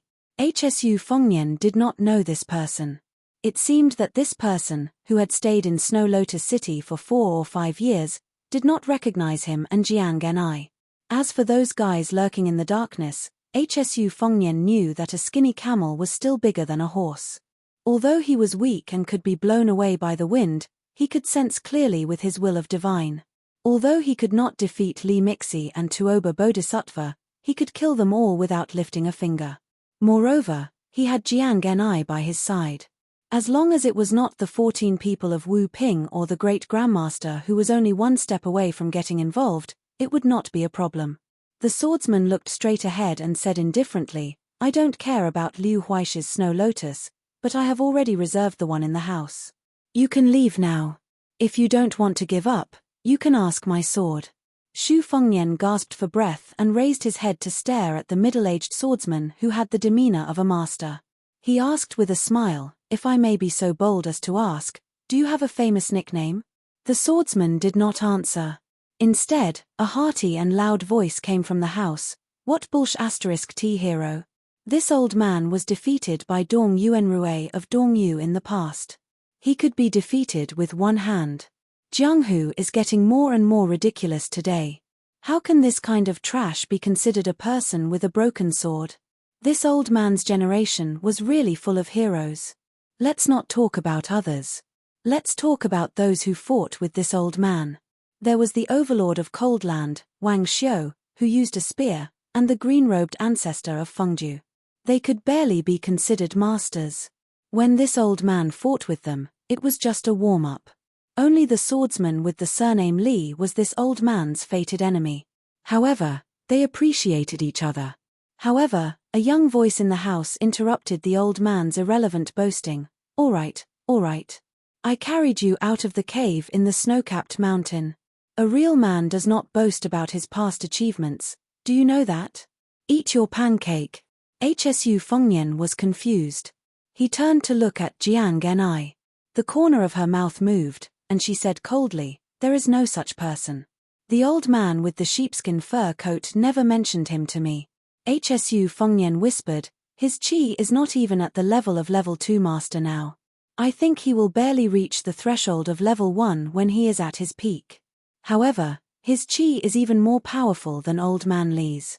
Then HSU Fengnian saw Jiang Ni walking forward and asked, "What are you doing?" Jiang Ni said indifferently, "Go in and beat him up." So that he won't be boasting without a draft. HSU Fengnian did not know whether to laugh or cry. He is already so old. Why can't I have a taste of my mouth? Moreover, he was full of pride. Didn't he still put Old Man Li at the top of the list? Just based on this point, I want to drink a few bowls of wine with this old senior. Only then did Jiang Ni stop, but she suddenly turned her head to look at the corner of the alley. Xu Fengnian followed her line of sight and saw a budding young girl leading a jujube red horse. She had a kind of indomitable will that only a newborn calf would have, and she would not care about anything. After the young girl walked into the tiger's den, she looked at HSU Fengnian cautiously. When she saw Jiang Ni, she smiled. This made HSU Fengnian a little depressed. The young girl led the horse and shouted, "Hong Shuji, don't be stupid. Quickly find a buyer for that snow lotus. Do you hear me? That's all I have to say. I'm leaving." The young girl's back was facing the house. She tried not to make it too obvious that she was crying. "In the future, we will go our separate ways." A sallow and emaciated young man rushed out of the house. His face was full of tears. He wiped his tears with his hand and shouted, "Ma Gong, your father said that as long as I pluck the snow lotus, he will not let you marry that bastard." The young girl turned her head and said angrily, "My father only wants you to die in the snow mountain, you idiot. So what if you pluck the snow lotus?" The young girl raised her hand to cover her face. She sobbed, "We can't be together." The young man also cried, "I don't care. I don't want you to be with me now. Anyway, that guy is not a good person. As long as you don't marry him, it will be fine. I will be very happy." HSU Fengnian was still bent over. His expression could not be seen clearly. Then, Jiang Ni walked closer and kicked his calf. HSU Fengnian asked, "What's wrong?" She widened her eyes and said angrily, "You don't care." She quickly added fiercely, "If you don't care, I will." HSU Fengnian smiled. He put one hand on his back and slowly straightened his back. He smiled brightly, "Let me take a breather first." "Care? How can I not care?" HSU Fengnian looked at the young man and the young girl. He sighed, "That's great." Chapter 1471. The dilapidated house, the bright moonlight, and the gloomy and cold alley. There was a Wu Dao grandmaster holding a sword, a sad skinny boy, a young girl holding a whip, a sick man gasping for breath, and a beautiful woman carrying a purple box on her back. In the eyes of the sneaky night walkers lying on the roofs, the scene in front of them made them feel less bored after coming here in the middle of the night. The night walkers were divided into several groups, each with their own benefactor. Among them, the ones with the largest numbers and the aura of a battlefield were the elite soldiers from Liu Huaishi's mansion. They also rightfully occupied the two adjacent roofs with the widest view. The weapons hanging from their waists were all sabers, but there were a variety of them. There were Miaodao with a slender blade that looked like a seedling, and there were also sabers that came from the southern dynasties of Beimang to the western regions. There was even an old cold saber carried by a man in black who looked like a leader. Only those who were familiar with the Beiliang frontier army could tell that it was a cavalry saber with a more prominent curve than a walking saber. As Beiliang became stricter with the control of the sabers and crossbows, the value of these cold sabers spread among the people in the early years also rose. They could easily be sold for a sky-high price of 700 to 800 taels of silver. On Liang Lake, if there was a cold saber hanging from one's waist, as long as it was not the kind of person who could see through it at a glance, people would involuntarily be afraid of it. A guy approached the man in black who carried the cold saber and whispered, "Leader Qi, the woman below with the purple box on her back is really beautiful. She's even more beautiful than the purple bamboo fairy who came to our mansion as a guest. Why don't we just take action? The whole Snow Lotus city is ours. As long as we enter the city, our lives will be in our hands. Leader Qi, didn't the general say that you need a wife? I think this woman is very good. We just discussed that we'll send the Snow Lotus to the general's mansion, and tie this woman directly to your mansion. Today, we'll hold a wedding banquet for you and make a scene in the bridal chamber. Then, we won't waste our night in the cold." The man in black who had been instigated by his subordinates to become a mountain king subconsciously stroked his scabbard. His rationality overcame his desire. He shook his head and said, Don't ruin my foster father's great plans. He was the direct subordinate of Liu Huaishi, the Earth Emperor of Snow Lotus City. He had once followed Liu Huaishi in and out of the 100,000 Great Mountains, which was why he was bestowed with this cold saber that Liu Huaishi loved so much. His purpose on this trip was to keep an eye on that Central Plains man who wielded a sword. Liu Huaishi was determined to obtain that snow lotus because he had publicly announced that he would offer it to a woman with the same name in Western Shu. It was said that she was an extremely beautiful woman, but it was a pity that she was an existence that even Liu Huaishi could not afford to offend. The snow lotus obtained by the lotus picker in his residence had another secret use. Because he was one of Liu Huaishi's followers who had followed Liu Huaishi since his youth, he was qualified to come into contact with some of the inside stories. It was said that there were 10 new sects in Liang, and the Dragon Palace of Nanjiang was one of them. The new palace master, Lin Hongyuan, was not only the leader of the Jianghu in Nanjiang, but also had a close relationship with His Royal Highness, Zhao Zhu, the King of Yang. He did not know what his foster father was plotting, but it was definitely not limited to Snow Lotus City. His foster father had secretly revealed his yearning for the Central Plains more than once. Boss Chi, look. That guy seems to be reckless and wants to interfere. What should we do? The dragon moth adopted by Liu Huaishi frowned and squeezed out a word from between his teeth. Wait. The tuberculosis ghost who had come out of nowhere to mess things up called the young boy and girl to the side and muttered to them like a lousy accountant. Sure enough, the young boy's face was full of suspicion, while the young girl with an extraordinary background was not tempted at all. It was one thing for the young boy and girl to have a wide vision, but in the face of a great change, they were still a little wary. Who would believe that a stranger who appeared out of nowhere, who could easily push them down with a single finger, would paint a big picture for them out of thin air? When the dragon moth on the roof stole a glance at the stunning woman, especially when he saw her looking at the scholarly young man, he, who had always thought himself to be hard-hearted, suddenly felt his blood boil. Then, he elegantly jumped down. More than a dozen brothers who had depended on each other for many years also did not want to be left behind, and they all landed on the ground one after another. Apart from the 3 archers who stayed on the roof in tacit understanding, the rest of them were all ready to help the dragon moth on the roof. Everyone had a frivolous smile on their faces, and they almost called the woman sister-in-law. Hsu Fengnian was talking until his mouth was dry. He told the young boy that as long as he had Snow Lotus, he could guarantee that the young girl would not get married.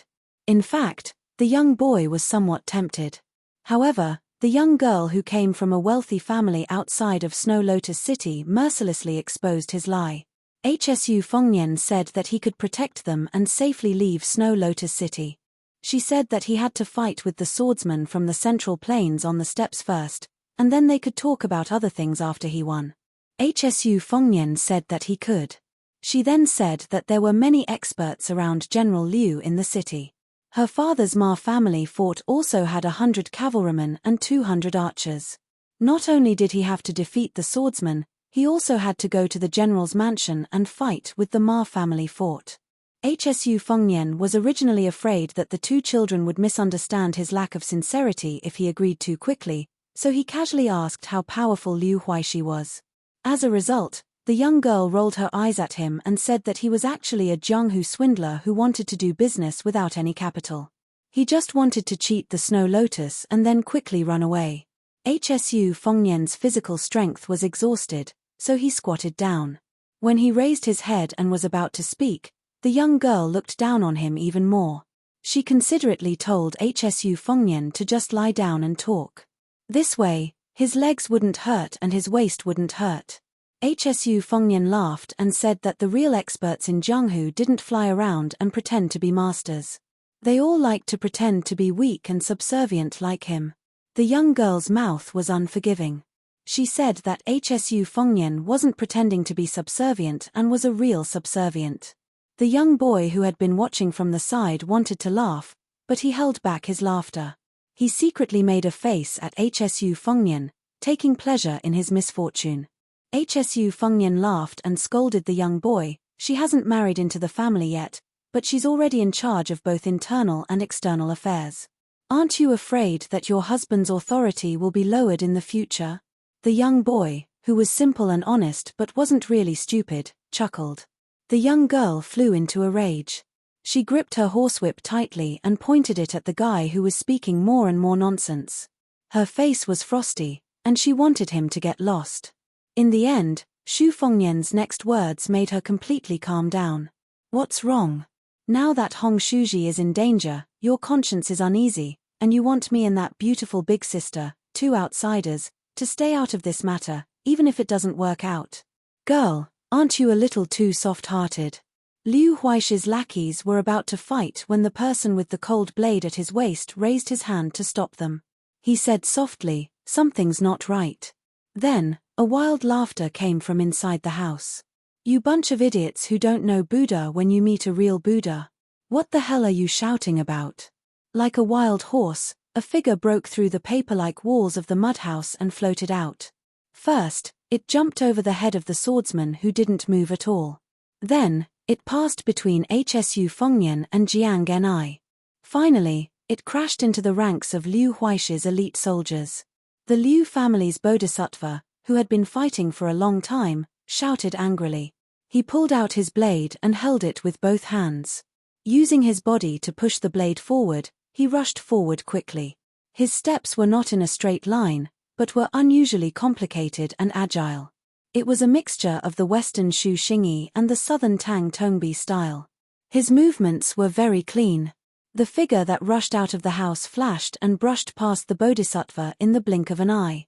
Not only did he kick the bodhisattva's chest, he also took the blade with his bare hands. The bodhisattva's momentum did not decrease. He rushed straight to the mottled wall of the alley, stabbed the blade into the wall, and flipped over. When the young man who was respectfully called Head Chi stopped staggering and turned his head to look, he saw an old man whose two calves seemed to have been cut off by a sharp weapon. The old man was sitting on his beloved blade. He looked around complacently and said loudly, "Yo, young man, you have some weight. Unfortunately, you have encountered this old man. Even if I give you 20 years of hard work, it still won't be enough." The domineering old man glanced at the middle-aged swordsman who did not stop him from leaving the house and said indignantly, "This old man has returned to Jianghu this time and waited in this shabby little town for so many days. Other than that blockhead on the stairs who only has a killing sword but not a heart, no one actually took the initiative to burn incense and worship the gods. Do you really want this old man to start a massacre so that you ignorant frogs at the bottom of the well will understand that there is a land immortal in your Snow Lotus City?" The head chi of Snow Lotus City turned his head and spat out a mouthful of blood. His eyes were malicious and cold. He shook his wrist and asked with a smile, "Old immortal, do you really want to be the enemy of the general's residence?" The old man laughed and said, "What bullshit general's residence? A bunch of blind people. If you really annoy this old man, he will kill you all in an instant." At this time, Hsu Fengnian smiled at Jiang Genai who had quietly walked a few steps closer to him and said, "Learn from him. Look at how the old senior walks the Jianghu. Let me tell you, in our line of work, if you don't know how to smile evilly, then you are definitely a fledgling of the Jianghu. Similarly, the evil experts in the Jianghu, this kind of laughter is only a beginner's skill. As for the righteous experts, they must have the demeanor of an immortal. After one move, they must stand with their hands behind their back. At night, especially on a moonlit night, it is the best scene. Think about it, if you put on the posture of looking up at the moon, you will have the demeanor of a great master and won't hurt your eyes. But there's a way, and that's to narrow your eyes and remain silent. Don't speak at all. You can't speak big words. Once you do, it'll lower your status. If you don't say anything, it'll make the bystanders, like us, feel that you're unfathomable." Jiang Genai said unhappily, "You are so boring." Hsu Fengnian glared at him and said, "This is the priceless advice that I personally came up with after wandering the Jianghu. If others want to listen to it, I will not sell it to them." The Ma Jiaobao's daughter who was eavesdropping on Hsu Fengnian's teaching quickly exposed him. "You are indeed an experienced Jianghu swindler." Chapter 1472. The young man listened with great interest. He felt that these words made a lot of sense. Every time those rich kids in Snow Lotus City flirted with girls on the street, didn't they like that kind of devilish smile? Also, every time they opened their folding fans, they would open them with a crisp sound and close them with a snap. No matter how hard he tried, he couldn't learn that kind of smile. Of course, he couldn't afford that kind of fan either. Therefore, the young man was filled with curiosity and asked softly, "Is there anything else?" Hsu Fengnian proudly snorted and said, "Yes, there is. The knowledge behind this is as deep as the sea. Kid, let me ask you, are there any heroines in Snow Lotus City whose nickname starts with the character Z? They either like to wear purple clothes or wear purple accessories. There must be some, right?" The young man was startled, and his eyes were filled with admiration. He nodded vigorously and said, "Young master, you are amazing. In this year, there were 3 or 4 immortal sisters who were like this." The young girl curled her lips and said, "What's so great about being able to guess this kind of thing? In Snow Lotus City, there are many young heroes who wear white robes and have 2 blades hanging from their waists. Every one of them claims to be someone's closed-door disciple.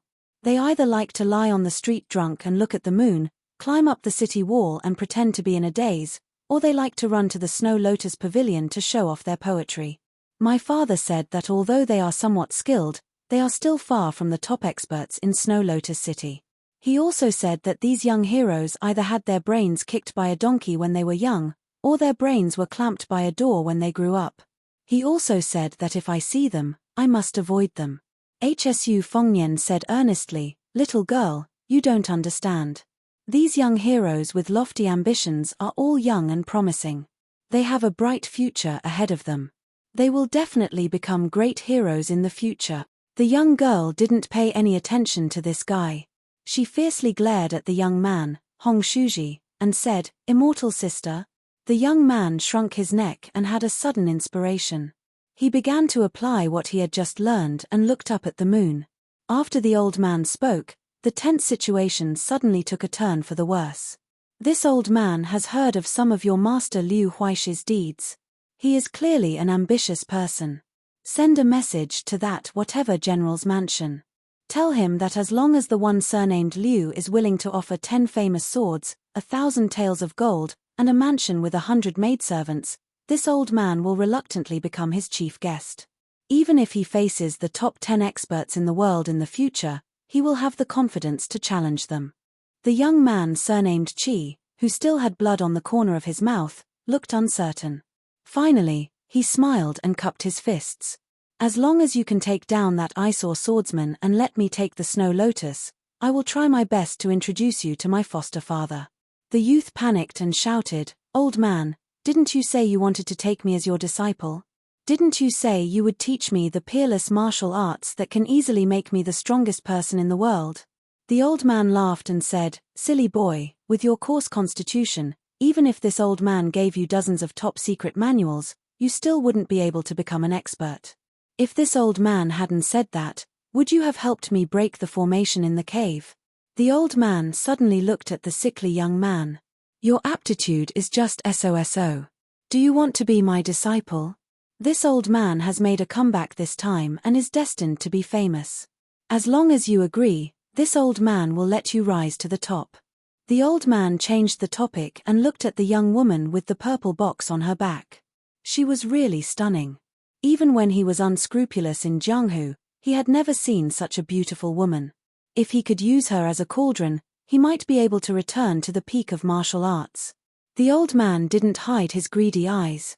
He smacked his lips and said with a smile, "However, the girl beside you will belong to this old man.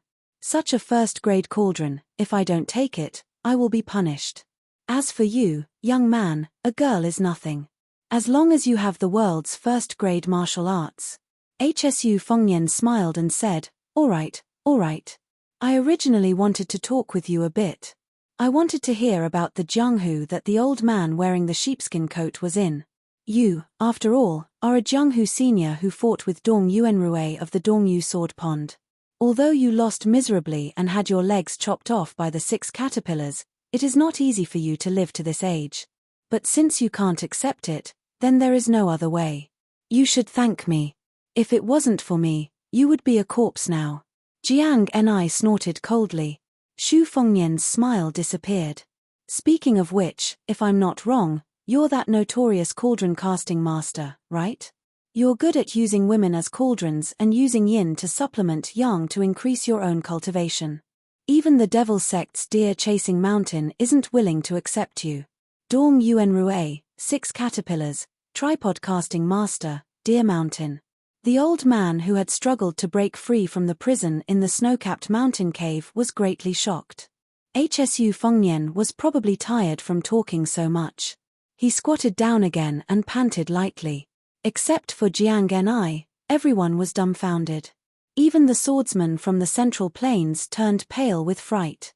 Because no matter how hard he tried to suppress the sword across his knees, it would automatically fly out of the sheath. The flying sword slowly came to HSU Fengnian's shoulder and slightly hummed, like a little bird relying on a man, like an old horse meeting its master. The old man was scared to death. He had been away from Jianghu for many years, but his eyesight was still there. The sword-controlling art of the Wu family's sword tomb. Chapter 1473. The old man hurriedly shouted, "Young master, let's talk nicely. Don't fight. It's not easy for you and me to reach our current cultivation." The flying sword pierced forward like a bolt of lightning. The old man couldn't care less about maintaining his posture of a cross-legged expert. He quickly jumped up a few feet and dodged the flying sword that nailed into the wall. The tip of the flying sword spun and retreated, leaving some yellow soil on the wall. After putting some distance between them, the flying sword pierced forward again. The old man, who had been pretending to be a grandmaster after leaving the house, knocked the wall with his elbow and tried to climb over the wall to escape. However, the flying sword suddenly accelerated and appeared above his head. The old man had no choice but to use the 1,000-pounds falling technique. The flying sword seemed to be teasing him. Every time, intentionally or unintentionally, the old man would be able to dodge the tip of the sword and avoid the miserable fate of being pierced through. However, he would never be able to leave the wall. The old lecher, who had been trapped in the snow mountain for dozens of years, felt like dying. He kept shouting some strange words that the people of Snow Lotus City couldn't understand. "It's not the chi-controlling flying sword, it's the superior flying sword technique. Brat, who are you to the Wu family's sword tomb? Why is it that even though you didn't personally raise the other person's sword, it can still be guided by your divine intent? Could it be that you're the current Wu family's sword crown, and that girl is your sword maid? This old man knows his mistake, you brat. No, sir, please be merciful and spare her."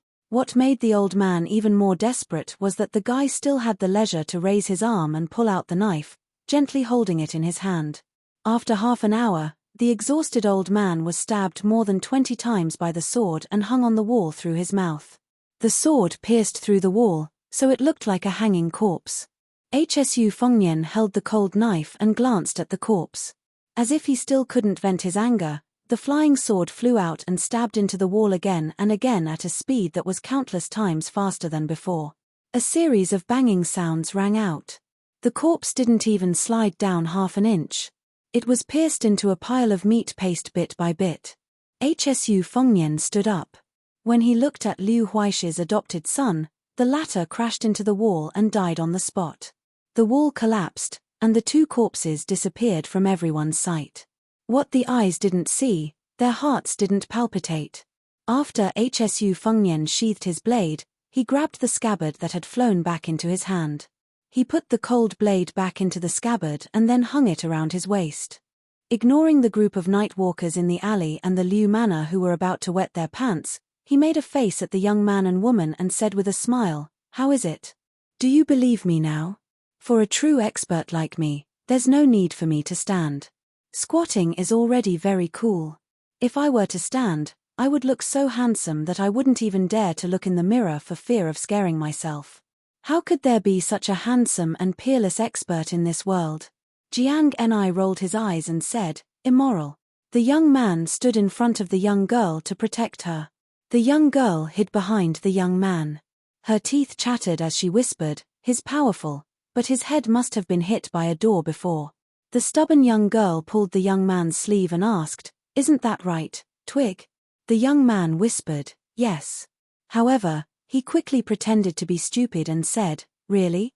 With a thought, HSU Fengnian made the long sword that he had borrowed for a moment fly back into the scabbard of the swordsman. He smiled and said, "Thank you."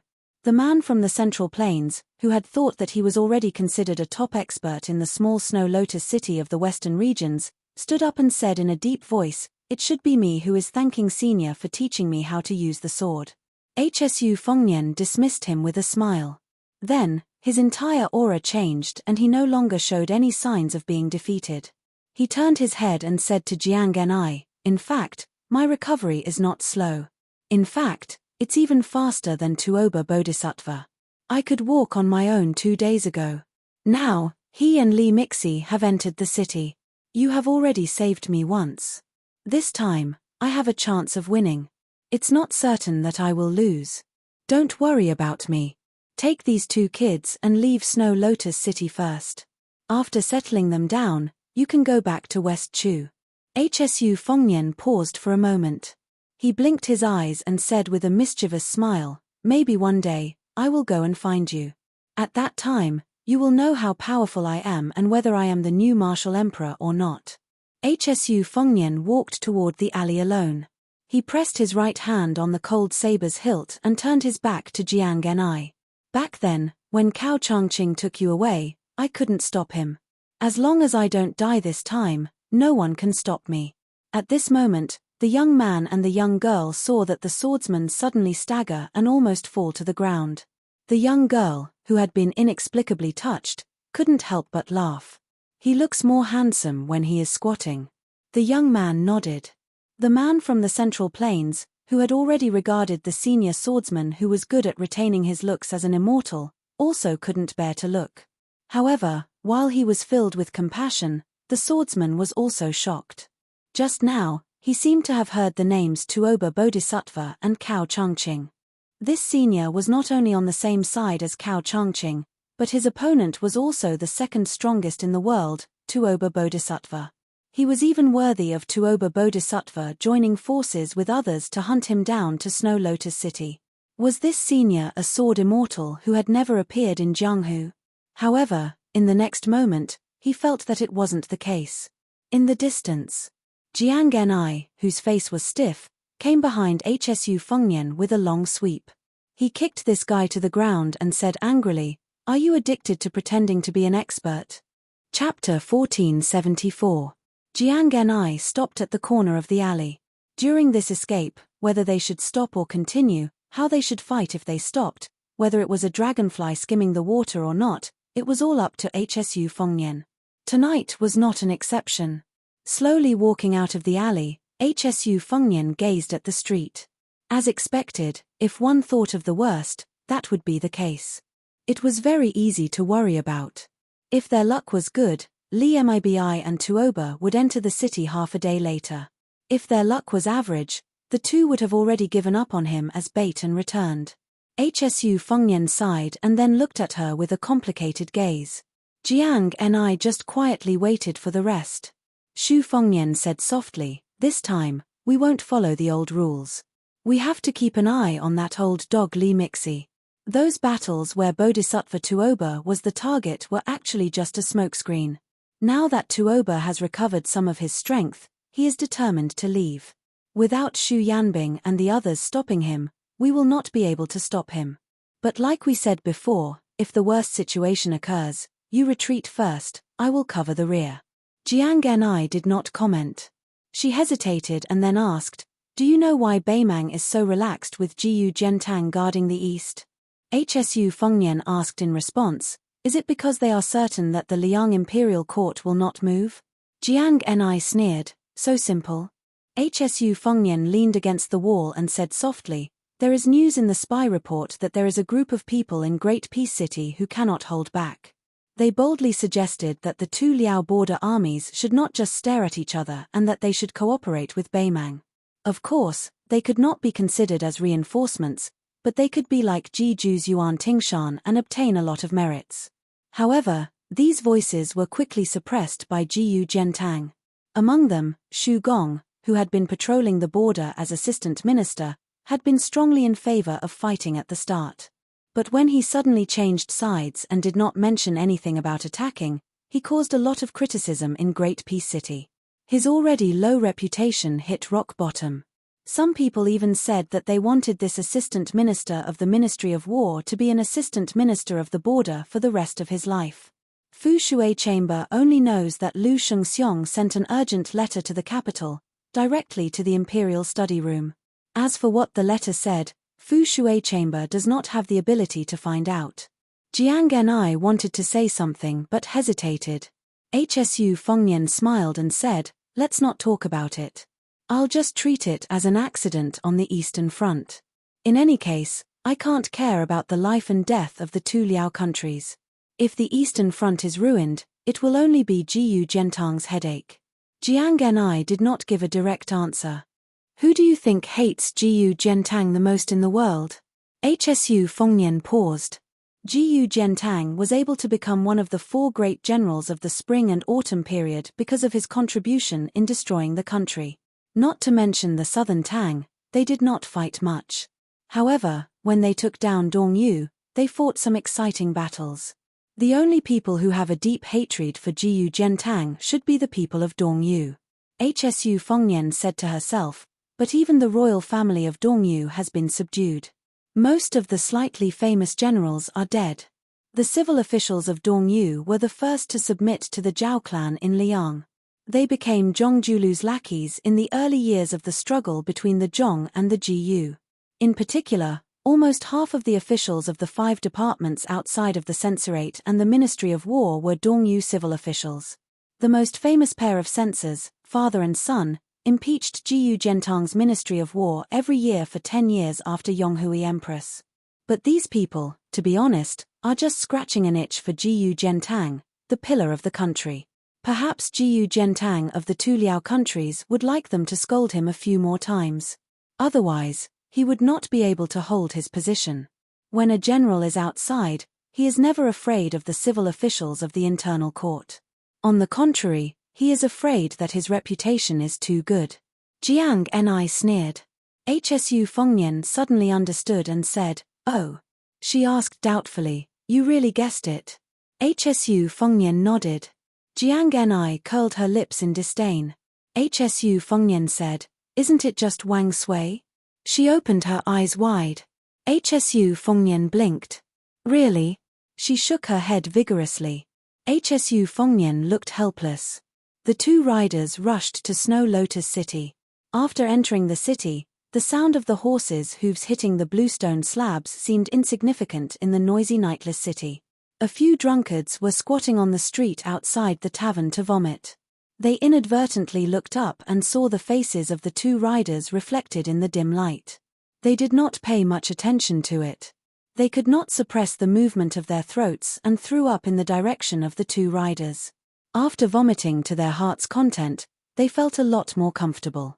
However, they found that one of the white-haired riders was looking at them coldly. The drunkard grinned and wiped his mouth with his sleeve. Unexpectedly, as if lightning had ignited the fire on the ground, his stomach started to churn again. He put his hands on the ground and vomited. Then, he felt that something was wrong. He shook his head and tried to open his eyes wide. Only then did he see a pool of blood on the slate. Then, his head hit the ground heavily and he never had the chance to open his eyes again. Drunk to death, drunk to death. The drunkard died drunk like this. The other dispirited middle-aged rider did not say anything about the old man's venting of anger. If he were in the old man's shoes, he would also have the thought of killing people indiscriminately. The old man had set up 2 big traps. The first time was to kill Yang Wenwan. This time, he wanted to kill HSU Fengnian. Almost half of the top masters in Beimang Jianghu were killed. The most important thing was that they did not succeed. The spider web that spread all the way from the southern dynasties to Beiliang was also torn into pieces. No matter how calm the old man was, he could not help but feel angry. The white-haired old man probably also realized that he had lost his composure. He laughed at himself and said softly, "King of the Northern Courtyard, please allow me to make one last bet. I bet that the guy surnamed HSU Fengnian will not be willing to let the fight end in a draw. He will personally take the risk and wait for us in Snow Lotus City to take the bait." Xu Yanbing and Tantai Pingjing will arrive in about 12 hours. During this period, if HSU Fengnian not only takes the initiative to show up, but also deliberately shows his flaws and runs in circles with us, I can promise you that no matter how rare the opportunity is, I will stop and return to the north with peace of mind. I will leave Snow Lotus City before Xu Yanbing and Tantai Pingjing enter the city. Chapter 1475. Bodhisattva Tuoba nodded. To him, this battle of life and death between the two of them had already ended when the sword flew over. Bodhisattva Tuoba was able to accept defeat, but he was also able to let it go. At most, he could just change the game and fight again in the future. After this battle, Tuoba could use the stones of other mountains to polish jade. Whether it was his state of mind or cultivation, he had benefited greatly. Of course, at the same time, he had become a whetstone for HSU Fengnian to temper his martial arts. It was inevitable that the battle to the death in the future would only be more dangerous. Tuoba was well aware of this. However, since Li Mixi had saved his life, Tuoba would follow this shadow prime minister's wishes all the way down south. He would not deliberately raise a tiger for the sake of the battle for the number one person in the world. If he could kill HSU Fengnian early on, Tuoba would not have any knot in his heart. Just as he had said to HSU Fengnian before, in his eyes, Jianghu was nothing. Leaping into the Central Plains, he became the number one contributor to the founding of the new Beimang. Subsequently, he became the undisputed number one martial artist in the history books of later generations. In the past 800 years, the Great Qin dynasty had lost its tripod and the various countries were vying for supremacy. The masters of the art of war and famous generals of the Central Plains were innumerable. The outstanding ones were the three generals of the Great Feng dynasty, the twin annals who had almost succeeded in turning the tide before the Great Feng dynasty was destroyed, the 12 generals who hung portraits in the Qingyun Pavilion after the founding of the Dachu dynasty. The 9 kingdoms of the spring and autumn confronted each other for supremacy. The 100 schools of thought and the school of the military took advantage of the situation and flourished. In the early stages, there was the war god Li Gonglin, who was known as Dachu's war god, Han Yufu, who had led the cavalry into the desert several times. Then there were the 4 great generals of the spring and autumn period, the butcher Xu Xiao, West Chu soldier Yi Baikue, East Yu's prince consort Wang Sui, and Jiyu Zhentang. Now, there were people like Cao Changqing, Dong Zhuo, Lu Shengxiang, and the others who began to use hundreds of thousands of soldiers as chess pieces in their hands, leading the situation of the country while talking and laughing. Even young people like Zhong Tan, Xie Shibian, and Ku Jianghuai were rising rapidly. Li Mixi raised his head and looked up. It was the moonlight of a high-rise building. The two lights were competing with each other. The old man suddenly laughed softly and said, "I heard that the king of the northern courtyard has never liked to pretend to be cultured. The only thing he collected was a copybook by Yuan Fengshen, the founding hero of the Great Feng dynasty." Yuan Fengshen, who was known as the Great Wall of the Frontier by the founding emperor of Da Feng Empire, died young. Compared to the generals of the same generation, his reputation was not prominent in history. Therefore, his ranking was extremely low. Huang Sanjiu, who was more ambitious than the sky, once said that Yuan Fengshen and the prince consort Wang Sui, who held the lifeline of the country in his hands when he was only 20 years old, were listed together as the destined martial artists who did not wait for me. Tuoba did not have any good or bad impression of Li Mixi. There was no need to fear him, and there was no need to curry favor with him. In Beimang, there were only a handful of people who could have Tuoba's mentality. The former king of the northern courtyard, Xu Huainan, and the 2 successive kings of the southern courtyard, Huang Songpu and Dong Zhuo, could not do it. The old man, who had devoted half his life to Beimang's great cause, sighed with emotion, "I have never liked Jianghu. It probably has something to do with what I saw and heard when I was young and traveling to study." The 9 kingdoms of spring and autumn attracted Jianghu people within their jurisdiction. Dachu saw them as sparrows in a cage. Southern Tang saw them as Tang Qianyang. Later on, Li Yang also gave those Jianghu people a bag of embroidered carps. The meaning is clear. You are nothing but the carps in the pond of the Zhao family. The old man let go of the reins, rubbed his hands, exhaled, and said with a smile, "All these years, I have been like a fisherman, helping His Majesty look after the small pond in front of the court. It is no wonder that the people of Liyang are conceited and always say that there is no Jianghu in Beimang.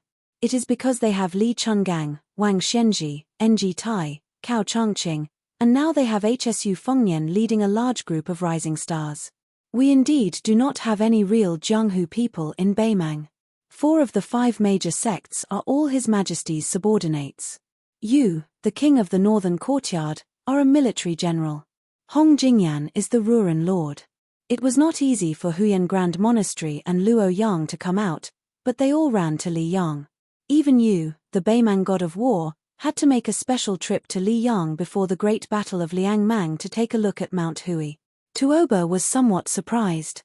In his impression, Li Mabi had always been a person who believed that 100 words were not worth 100 words. When Tuoba entered the palace for the first time by virtue of his military exploits, he saw 2 grey-haired elders sitting on the steps outside the hall nibbling on dates. Xu Huainan, who controlled half the country's military, was no stranger to him. When Tuoba was young, he was able to rise in the ranks of the Norland army and stand out among the nobles with the surnames of Murong and Yelu. Xu Huainan's impartiality played a huge role in Tuoba's success. That time when he had an audience with His Majesty, he had spent most of his time patiently waiting outside the hall. The one who left the deepest impression on him was the old man who swallowed dates with Xu Huainan. After seeing him, the old man's gaze was like a snake coiled in a dark corner, hissing. It was especially cold. From the beginning to the end, it was Xu Huainan, who was second only to one and above tens of thousands of people, who exchanged pleasantries with Tuoba. The other old man, Old Snake, who rarely slipped out of the trenches to bask in the sun, was expressionless as he nibbled on dried dates. When Tuoba was summoned into the hall to meet the emperor, he still felt a chill run down his spine. Li Mabi probably did not know that he had once shocked the future Beimang god of war. He turned his head and smiled. When Hongjiao fled north at the end of the spring and autumn period, our Beimang reaped the benefits. However, many of the survivors thought that they were rootless duckweeds and only wanted to return to their homeland. Even if they could not do it while they were alive, they wanted their descendants to bring their ashes to the south. I, Li Mibi, am the same as Xu Huainan. It's just that they wanted to return to their roots, but I have never had such thoughts. There is a plant in the medical books that can treat venomous insects and snakes. It's called the dandelion. After the seeds leave the branches and leaves, they will drift far away with the wind and take root as soon as they land. Wherever they land, that is where their hometown is. Although Tuoba had never been involved in the family affairs of the Beimang and was trusted and valued by the empress, Tuoba was not unaware of the movements of the Beimang and southern dynasties over the years. Bodhisattva Tuoba could roughly guess the meaning behind Li Mix's words. In fact, for the past 20 years, the Norland had mostly used such tricks to suppress the Hua people in the southern dynasties. They were very familiar with making groundless accusations and slandering the Hua people. However, since Li Mibi was the ancestor of the Beimang spies, Tuoba had no choice but to take it seriously. Over the years, I've only done 2 things. On the surface, I've taken care of the fish pond, but in the dark, I've been sweeping the fallen leaves in the courtyard. The latter is like catching butterflies that have broken out of their cocoons in foreign lands and putting them into cages one by one. I've always enjoyed it, but unfortunately, it hasn't been very effective. In the end, even His Majesty thinks that I'm making a fuss over nothing. Although he doesn't suspect that I'm raising bandits for his own sake, he's been losing interest in it over the past few years, especially after Xu Huainan's death, which made His Majesty very sad. I know that His Majesty feels guilty and resentful about this matter. He feels guilty because he and his minister didn't end things well and let Xu Huainan die an unnatural death. His resentment is directed at me because it was my vigilance and suspicion that gave the young man surnamed Xu the opportunity to take away Xu Huainan's head and bring shame to the entire Norland. However, I have a feeling that even if I have not found a single bamboo whip after 20 years of digging, there are definitely a few fish that have escaped the net with ulterior motives in the royal court and the southern court. They are hidden very deeply and are bitterly waiting for a certain opportunity. Tuoba frowned and said, since even you can't find them, even if there are a few fish that have escaped the net, it has been 20 years. How can they succeed? The old man relaxed his tone and smiled. I can't compare to the prefect of peace, nor can I compare to you, Tuoba, or Dongjue. I am an outsider to both military and political matters, and I don't have any great foresight. However, doing the dirty work that seems to happen right under my nose all year round has developed a good habit of not too big nor too small. That is to first understand the people and matters that are close to me. Otherwise, I won't be able to sleep and eat in peace. I have focused all my attention on the great clans that rise and fall. I am not like many of you who are still fighting to the death with the Bailiang cavalry. You have already set your sights on the great and city further south, the Central Plains, and the Guangling River. I have something that I have always wanted to ask, but I can't. Today, there is only the king of the Northern Court and me. Can you enlighten me? Tuoba said in a low voice, Sir, please ask. Li Mibi's tone was particularly stiff.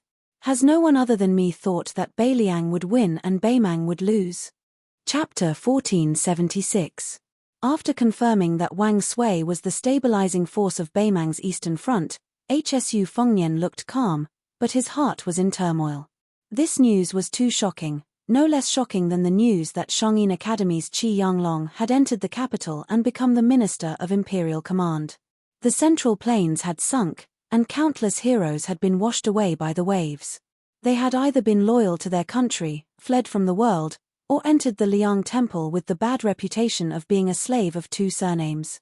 Many others had concealed their names, living in the forests and the alleys of the city.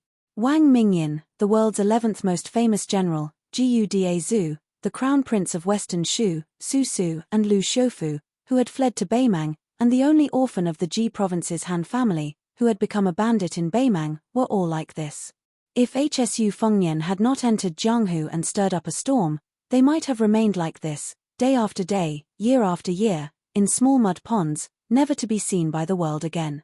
Wang Sui's comeback, his sudden appearance after 20 years of hibernation, was undoubtedly the most prominent, especially since he had chosen Baimang, which would inevitably have a huge and far-reaching impact on the world's situation.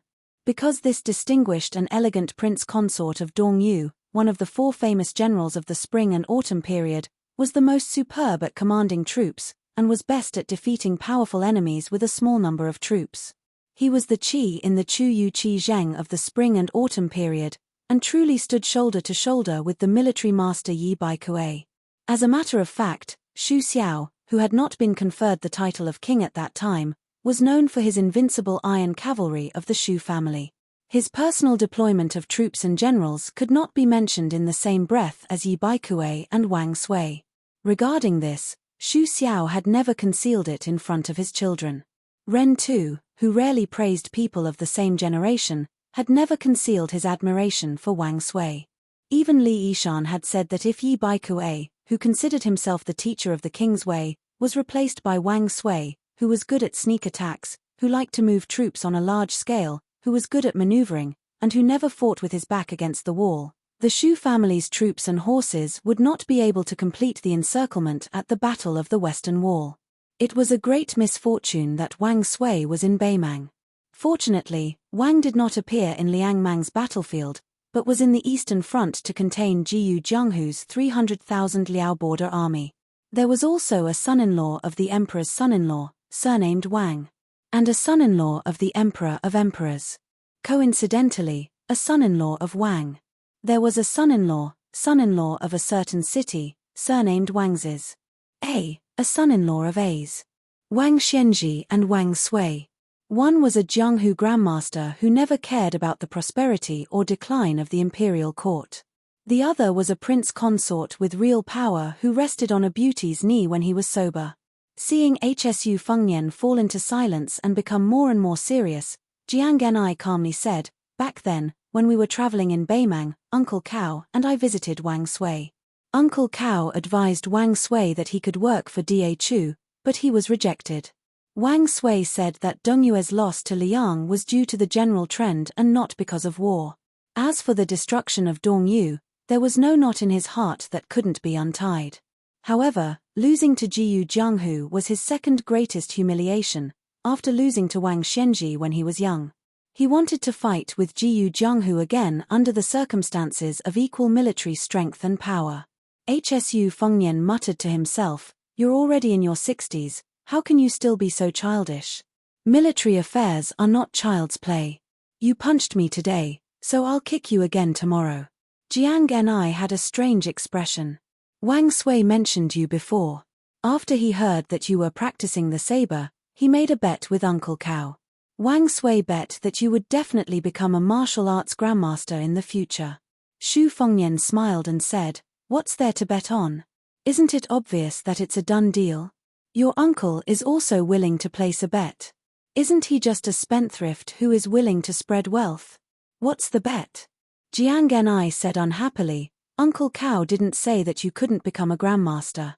He only put your achievements at the same level as his own. However, Wang Sui said that you could fight with Wang Shenji." Hsu Fengnian touched his prickly stubble that hadn't been shaved for more than half a year. "Wang Sui has a unique foresight. If there's a chance, I'll definitely treat this old fellow to a drink. Just based on his foresight, I'll toast him 3 big cups first." Jiang Ni smiled for the first time. "Do you know why Wang Sui thought so highly of you when you were just a first-tier Vaja realm martial artist?" Hsu Fengnian couldn't guess what Wang Sui, a 1,000-year-old tortoise, was thinking. He casually replied, "Appearance." Jiang Ni seemed to have suffered a heavy blow and was speechless. Hsu Fengnian was astonished. Wang Sui really judged people based on appearance. Jiang Ni was in a bad mood and didn't want to talk anymore. Hsu Fengnian started to ponder on it. Wang Sui was born in a noble family. When he was young, he abandoned all restraints and was a chivalrous person. He only turned over a new leaf when he was 20 years old. He had only practiced martial arts for 5 years and was proficient in all kinds of martial arts. His swordsmanship was especially outstanding. Even sword pools Song Nianqing and Chai Qingshan had praises for him. When Wang Sui was young, he was also publicly recognized as a handsome man in Dongyu. Those ladies with outstanding backgrounds in the imperial court all liked to call him Sandalwood. In that case, he is a kindred spirit like me. No wonder, no wonder. Jiang Ni couldn't help but want to kick. Hsu Fengnian had expected this and turned his head to glare. Probably because she was used to being bullied in her early years, even though she was a female sword immortal who could travel thousands of miles in the wind, she still instinctively pulled her foot back. Hsu Fengnian was still angry. "Speak, who did you learn this from? Cao Changqing or old Grand Preceptor Sun Shiji?" Jiang Ni's face was cold as she muttered, "Why do you care?" Hsu Fengnian rubbed his butt. That kick in the small alley not long ago had destroyed the air of an expert that he had worked so hard to cultivate. His face was suddenly filled with anger as he snorted strangely. "I heard that there is a young pretty boy in your West Chu temple. His surname is Song, and he is so famous that even in Great Peace City, it is said that his face is white, his appearance is beautiful, and he is as solemn as the wind under the pine trees, tall and gentle. Many people have nothing better to do and say that this guy often travels the mountains and rivers and is mistaken by the village woodcutter as an immortal who has come down to the mortal world. Even Qi Yanglong praised him in front of Zhao Zhuan, saying that the one surnamed Song has outstanding literary talent. Among the young scholars in the world, his poems and essays are like the dragon in the Dragon Palace. Only this person has obtained a pearl, the rest are just the claws of a dragon. So now, Li Yang has the saying of dragon and phoenix poise, which is to say this guy's literary talent and..." Jiang Ni pretended to be confused and interrupted Hsu Fengnian's chatter. "I have heard of the dragon and phoenix poise. As for Song Marolin, he is the youngest Hanlin scholar in the history of Da Chu. If it wasn't for Uncle Cao, he would also be the youngest chessman waiting for the imperial decree. But as for Dragon and Phoenix Poise, Northern Shu and Southern Song, or Song Maolin's essays reflecting the beauty of so-and-so, I don't know anything about them." Hsu Fengnian laughed angrily. "That pretty boy dares to be ranked with me? I can take down 1,000 Song Maolins with one hand. Didn't he just write a careless declaration? I think it's just that. Immortal my ass." Jiang Ni still had that innocent look in her eyes. "So it's like this. If I remember correctly, Grand Preceptor Sun once praised him for writing a declaration that was equivalent to 100,000 soldiers. Then she lowered her head and started counting with her fingers. Li Yang's secretary Qi Yanglong said that his literary talent is good, and he has the style of an immortal. Tantanan said that this person's imperial examination writing skills are not inferior to Sun Yin's. The Imperial College's left Chancellor Yarrow Baifeng said that he is knowledgeable and reasonable. In addition, our Dhu's Grand Preceptor Sun said that his declaration writing is imposing. Uncle Cao said that his chess skills are only slightly inferior to Fan Zhengho's. Out of the 10 most knowledgeable people in the world, 5 of them said good things about him. Let me count again. There seems to be. Hsu Fengnian rolled her eyes. Stop. That pretty boy only has a little bit of fame in the scholarly world. Look at your so-called so-and-so again. Jiang Genai deliberately looked left and right, but she didn't look at Hsu Fengnian. Who is it? Where is it? Why can't I see it? Hsu Fengnian stretched out his hand and gently pressed Jiang Genai's forehead, not allowing her to shake her head. Jiang Genai slapped his hand away and said disdainfully, "Are you bored? Why are you concerned about a scholar from Guangling who is far away on the horizon? Beimang's million-strong army is pressing on Beiliang's border. Can you take care of them all?" Chapter 1477. Hsu Fengnian looked into Jiang Genai's eyes and asked softly, "It is said that most of the civil officials in the West Chu Imperial Court have suggested Song Marolin and you." Jiang Genai once again interrupted Xu Fengnian's words. Her expression was normal and her tone was calm, as if she was talking about a small matter that had nothing to do with her. Previously, there was someone who suggested Ku Jianghuai, followed by Xie Shibian, and then Song Marolin. Hsu Fengnian's face was gloomy. He asked in a deep voice, "What is Cao Changqing doing? If he is too busy to take care of you, Princess Dhu, then I didn't see him fight all the way to Great Peace City. If he is very free, then can't he control a few mouths in the imperial court? How can he restore his country like this?" Jiang Genai shook her head and said, "Uncle Cao is already very good." Hsu Fengnian wanted to say something but stopped. Jiang Genai gently exhaled and looked at the dim street in the distance. "What do you say? Should we take the initiative to fight or wait for them to come to us?" Xu Fengnian instantly returned to his sloppy self. "It wasn't easy for me to accumulate such an imposing aura, but you kicked it away. Then let's wait. Snow Lotus City is neither big nor small. We still have about 2 hours." Jiang Genai asked doubtfully, "Don't leave? Anyway, we have been running all the way. We don't care about this time, right?" Hsu Fengnian did not say anything. He turned and walked back into the alley. Jiang Genai silently followed behind him. Ma Jiabao's daughter, Ma Shigong, and the poor youth, Hong Shuji, were still there. The swordsman from the Central Plains also did not leave. Obviously, he had not given up on the Snow Lotus. Seeing the Sword Immortal Senior and the beautiful woman with the box on her back return with complicated expressions, the middle-aged man knew that the 2 immortals were also here for the Snow Lotus. He would not be able to snatch it from them. Even if he begged, he would not be able to get it. However, when he thought of the woman who had to rely on Liaodong ginseng to survive every month, the man gritted his teeth and cupped his fists to Hsu Fengnian. "Senior, can you give me the Snow Lotus? Junior Xiao Mu is willing to exchange his life for it." Hsu Fengnian was stunned for a moment before he shook his head and said, "I must have this Snow Lotus. There's nothing to discuss." Xiao Mu's expression was sorrowful. After closing his eyes, he suddenly opened them and said resolutely, "Then I can only ask Senior for advice." Hsu Fengnian waved his hand and smiled, "Why don't you wait for a night?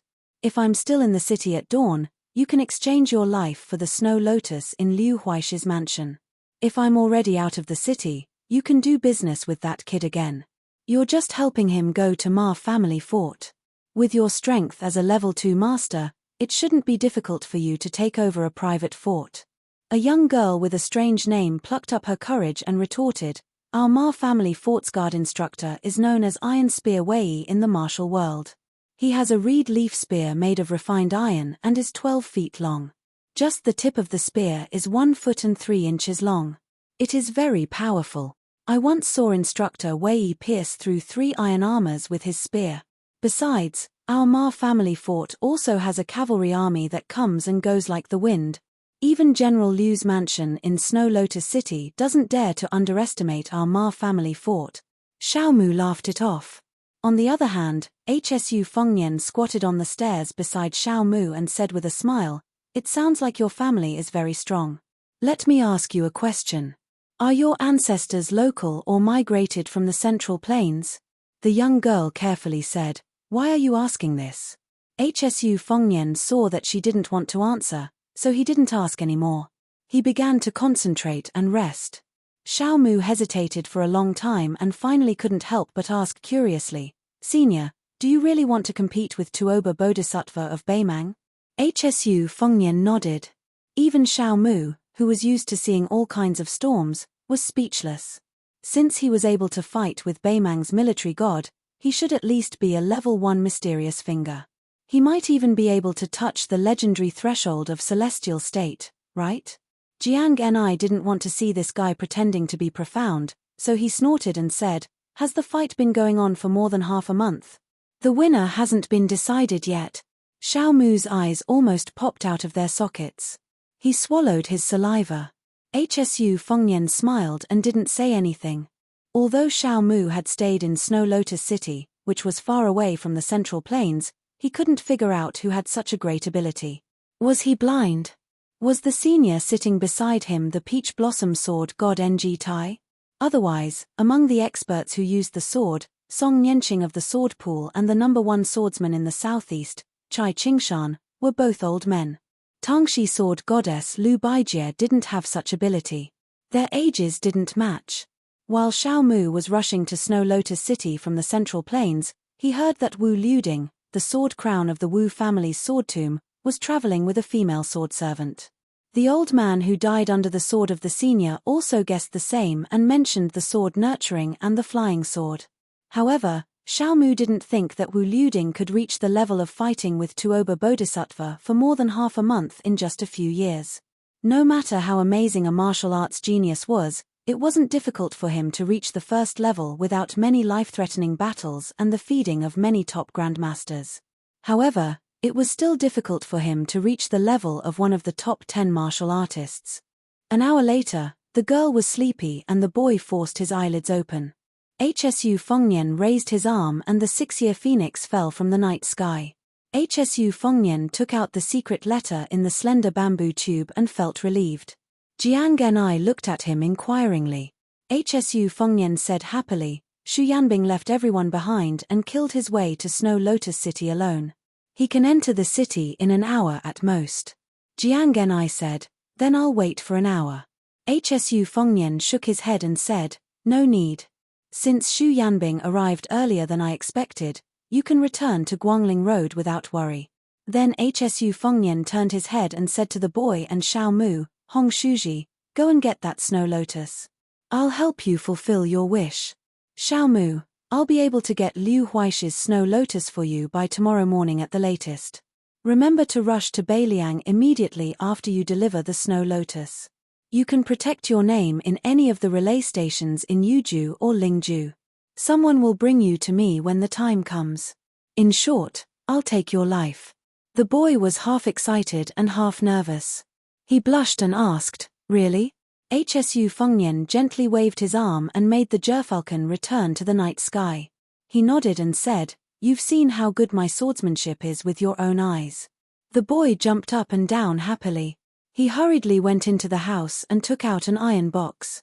The box was filled with ice and the snow lotus was wrapped in ice.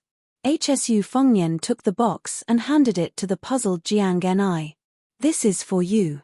Hsu Fengnian pointed at the wound on her neck and then at his cheek.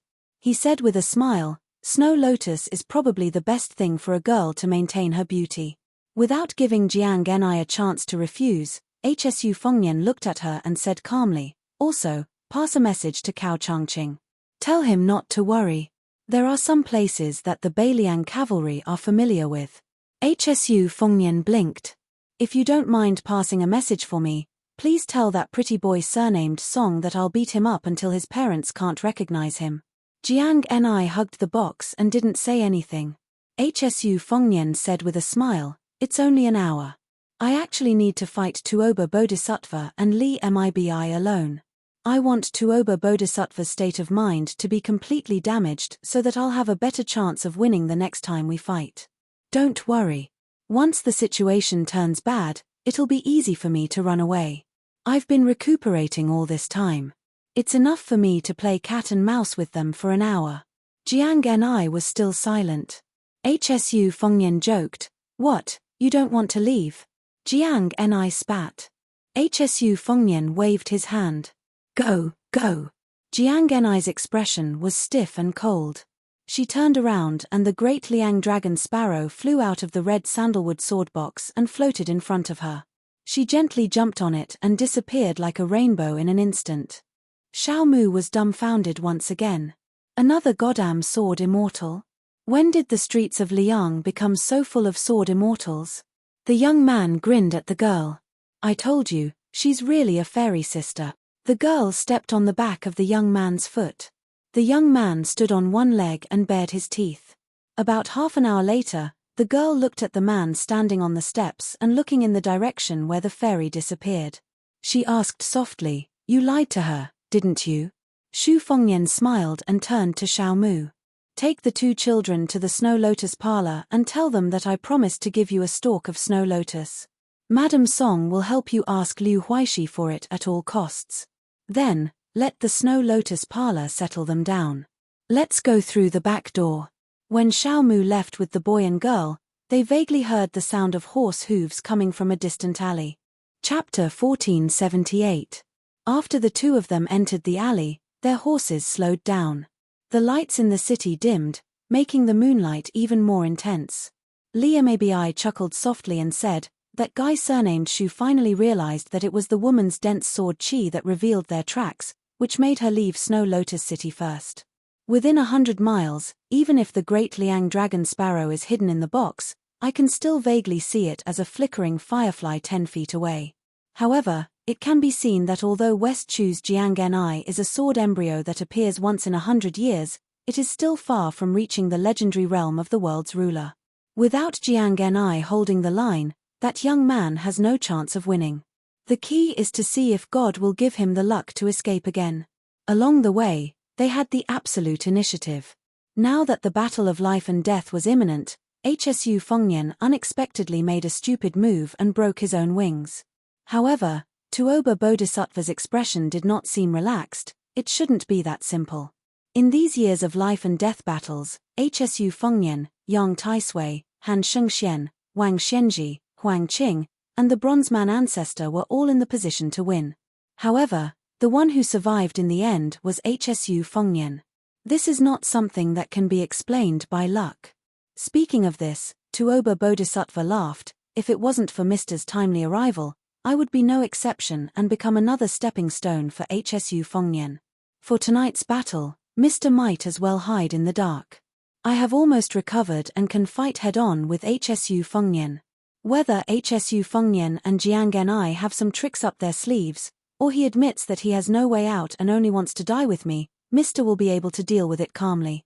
Li Mixi thought for a while and nodded. Without hesitation, his figure flashed on the horse's back. In the eyes of this ancestor of spies who had been entrenched in the center of Beimang's spiderweb for many years, if he had not interfered in the battle between HSU Fengnian and Tuoba Bodhisattva, in terms of life and death, HSU Fengnian would have won. However, in terms of victory and defeat, Tuoba Bodhisattva was still slightly better. Therefore, Tuoba Bodhisattva did not have any knot in his heart regarding his attack. That perfect and flawless state of mind also did not have any cracks. Li Mibi himself was the #1 Xian finger Xian after the death of Han Shengxian in Liang. He knew better than anyone the principle that it was difficult to repair a broken state of mind. Not everyone could recover to the peak after the state of mind fell like Li Chungang. If your state of mind is not damaged in the slightest, you won't be able to recover in 100 years.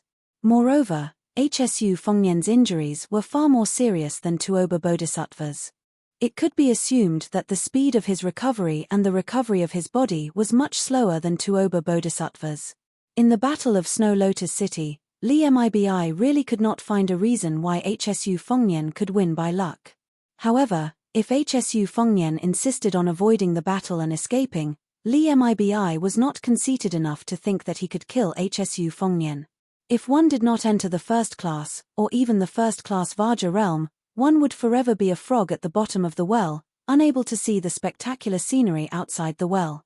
Only when a martial artist successfully entered the Xian Finger realm and could perceive the circulation of the world, could he be considered a person above the well and move with the flow, like a fish swimming in the vast net of law.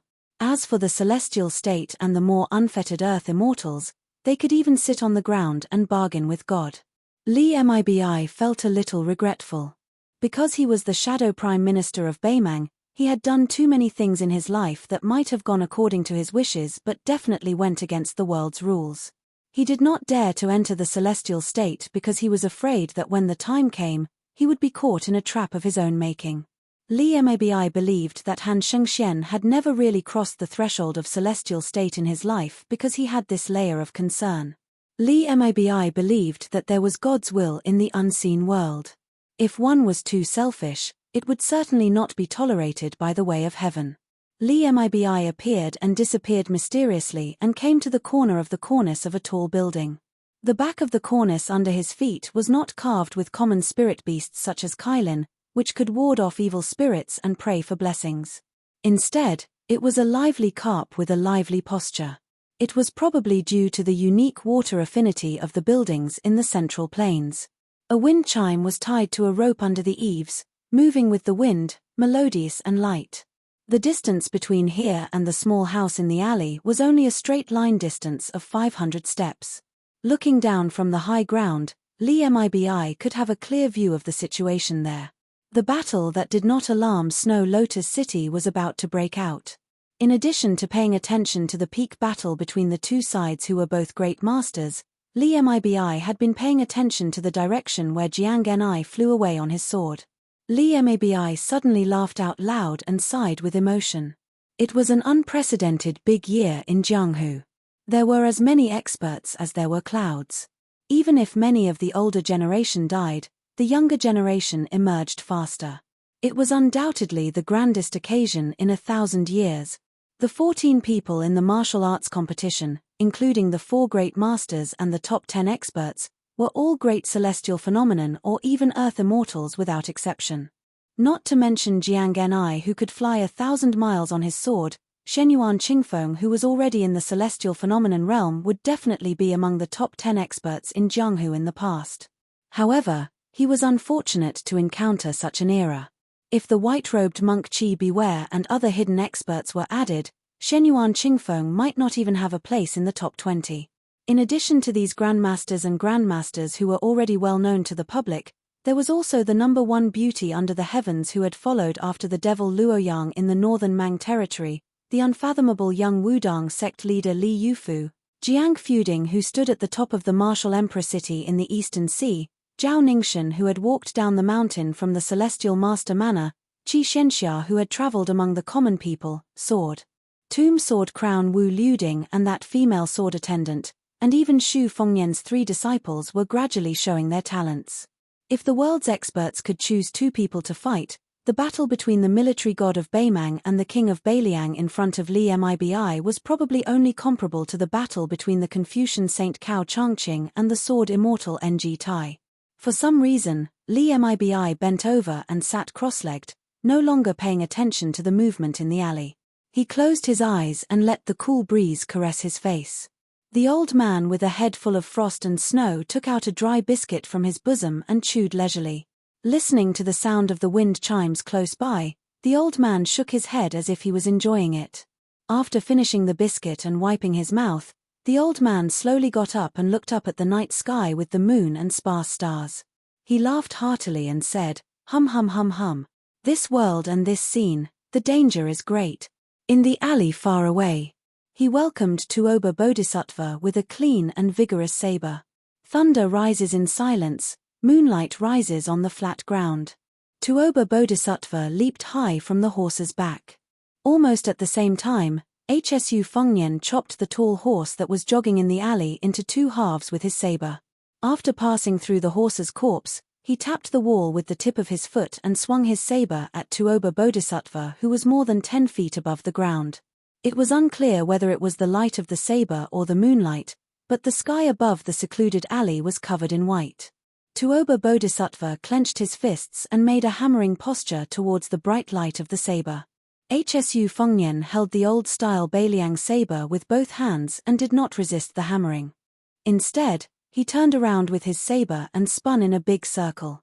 In an instant, the two of them changed positions and came to Hsu Fengnian, who was higher behind Tuoba Bodhisattva.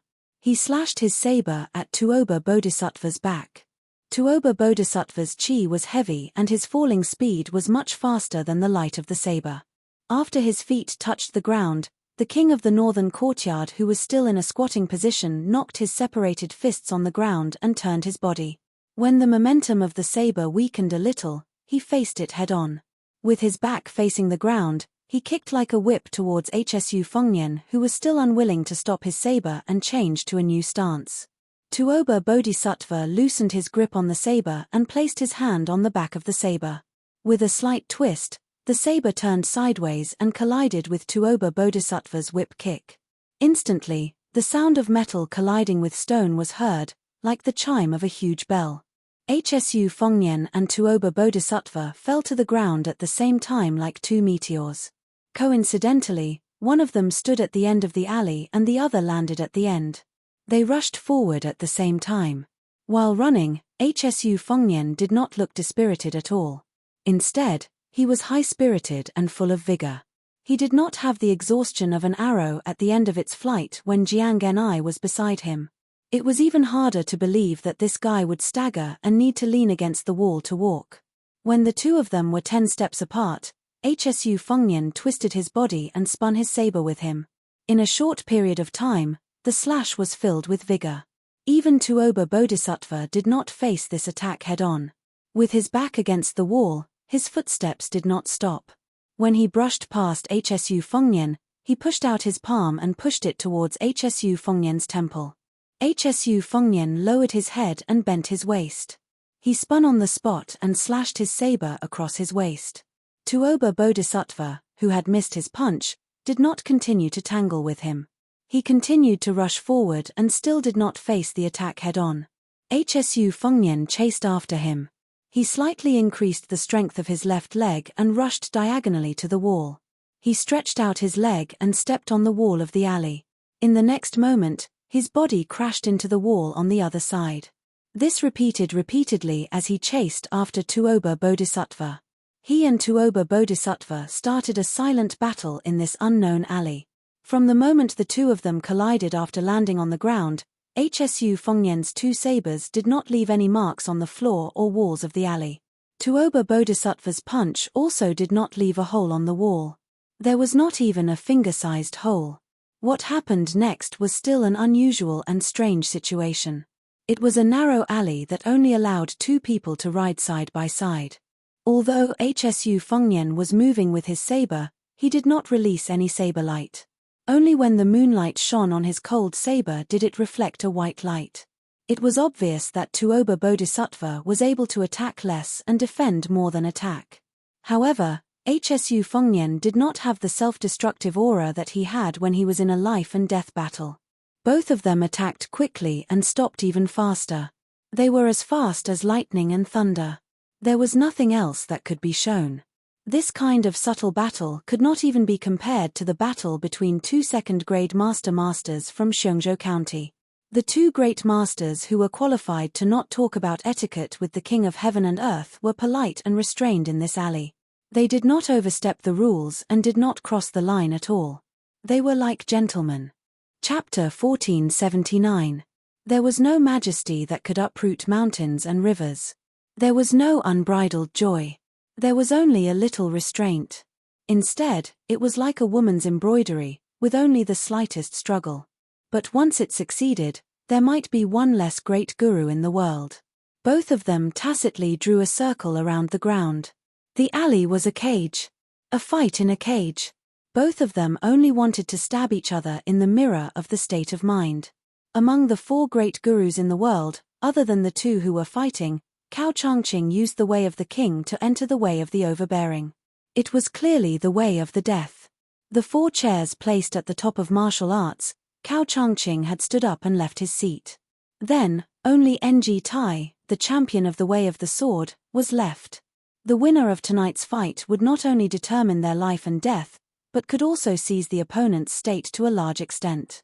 In the future, when he fought with Ng Tai, he would undoubtedly have the upper hand. Therefore, it could be said that tonight's fight could almost determine who would be the undisputed number 1 in the world in the future. At this moment, both of them tilted their heads. Tuoba Bodhisattva's fist seemed to be resting on his left shoulder. Hsu Fengnian's cold blade also seemed to be lifted by Tuoba Bodhisattva's shoulder.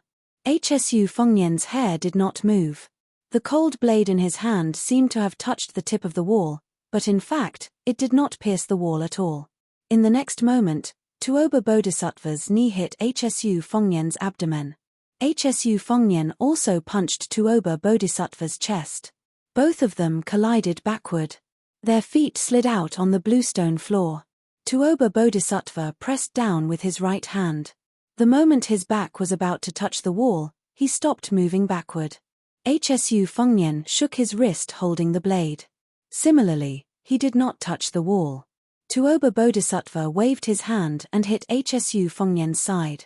Hsu Fengnian hit Tuoba Bodhisattva's face with his blade at the same time. After both of them fell out, they stood still. Hsu Fengnian twitched the corner of his mouth. Tuoba Bodhisattva was expressionless, but the mark on his face was clearly visible. Li Mixi wanted him dead.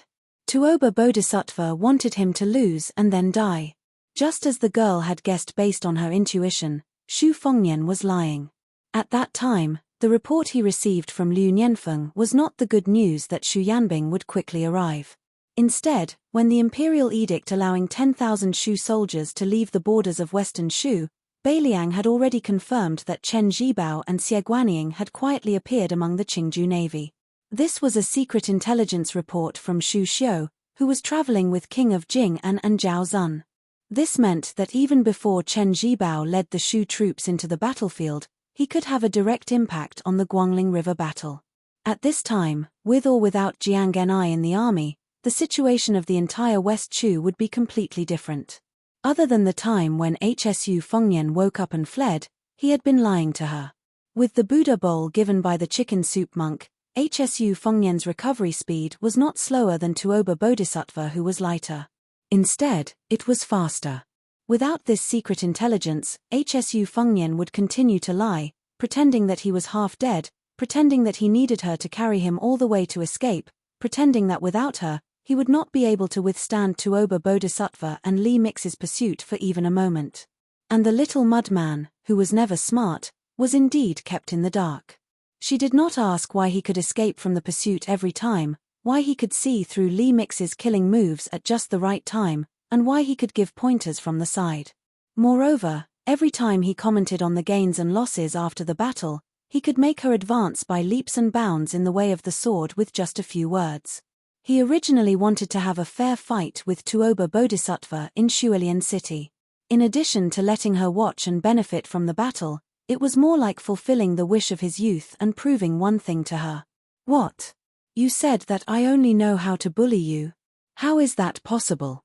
As long as I really want to practice martial arts, not to mention the top 10 masters, even if Wang Xianji did not dare to call herself the number 1 in the world, it would be a piece of cake. At that time, when they parted outside the city, he could give her the snow lotus and boast shamelessly, "This is a reward from the number 1 master in the world." On the tall building in the distance, Li Mixi's mood gradually became serious from the beginning of his leisure. He looked at the sky, it was almost dawn.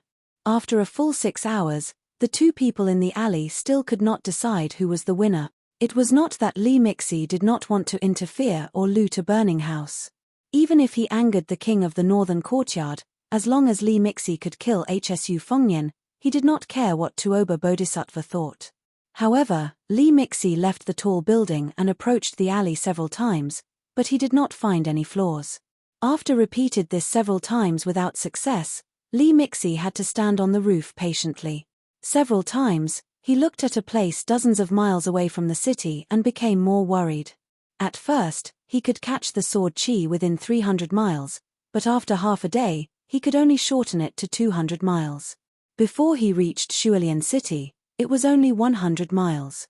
Now, it was only 50 miles, but it had become vague.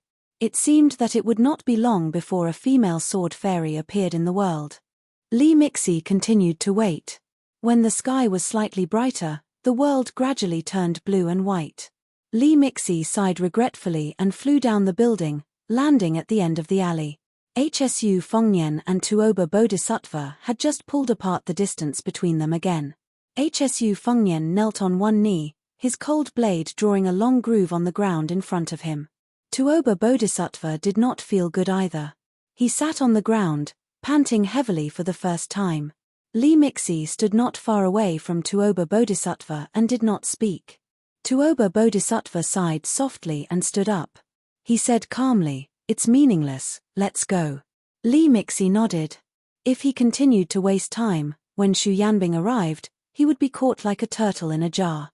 Before Tuoba Bodhisattva turned around, he looked at the young man who had also stood up and said with a smile, "Even if the Beiliang cavalry is completely wiped out, no matter how exhausted you are, as long as you, Hsu Fengnian, say the word, I will fight you alone." Hsu Fengnian stood with his blade in hand, silent. Chapter 1480. When Tuoba Bodhisattva and Li Mibi returned to the north, there was also a purple rainbow outside the city that headed east. After the battle, the cold blade in Hsu Fengnian's hand could not bear the burden and broke into two. He bent down to pick up the broken blade and put it back into the scabbard first. After traveling 30 miles north of Snow Lotus City, the two turned west. Li Mibi finally spoke and shook his head with a smile. "The king of Beiliang is young but he is very scheming." Tuoba Bodhisattva suddenly asked, "Sir, do you know why you did not fight to the death last night and only competed with him in the state of mind?"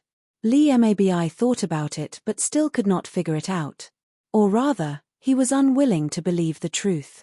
Tuoba Bodhisattva smiled, using fate energy to transform into a cultivation base that has nothing to do with the state. Hsu Fengnian, who is in a treasure mountain, can squander it at any time. However, he still has a sense of propriety and only managed to ensure that he does not die. Hsu Fengnian's first strike in the alley was to tell me this fact, to tell us not to push him too far. If it was just a competition of qi, Hsu Fengnian would not have lost. Between you and me, one of us might have been left behind. It's just that he probably wants to leave more resources for his crumbling northern Liang. Li Mibi sighed, "Fate energy, Beiliang's fate energy." Tuoba Bodhisattva said in a low voice, "I will not go to Liuju first. I will go back to the southern court with you to remind His Majesty and the imperial decree of peace."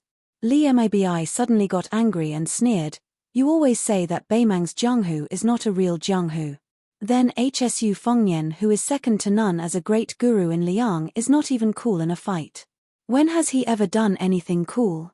Cao Changqing, Jiyu Gentang and the rest are the same.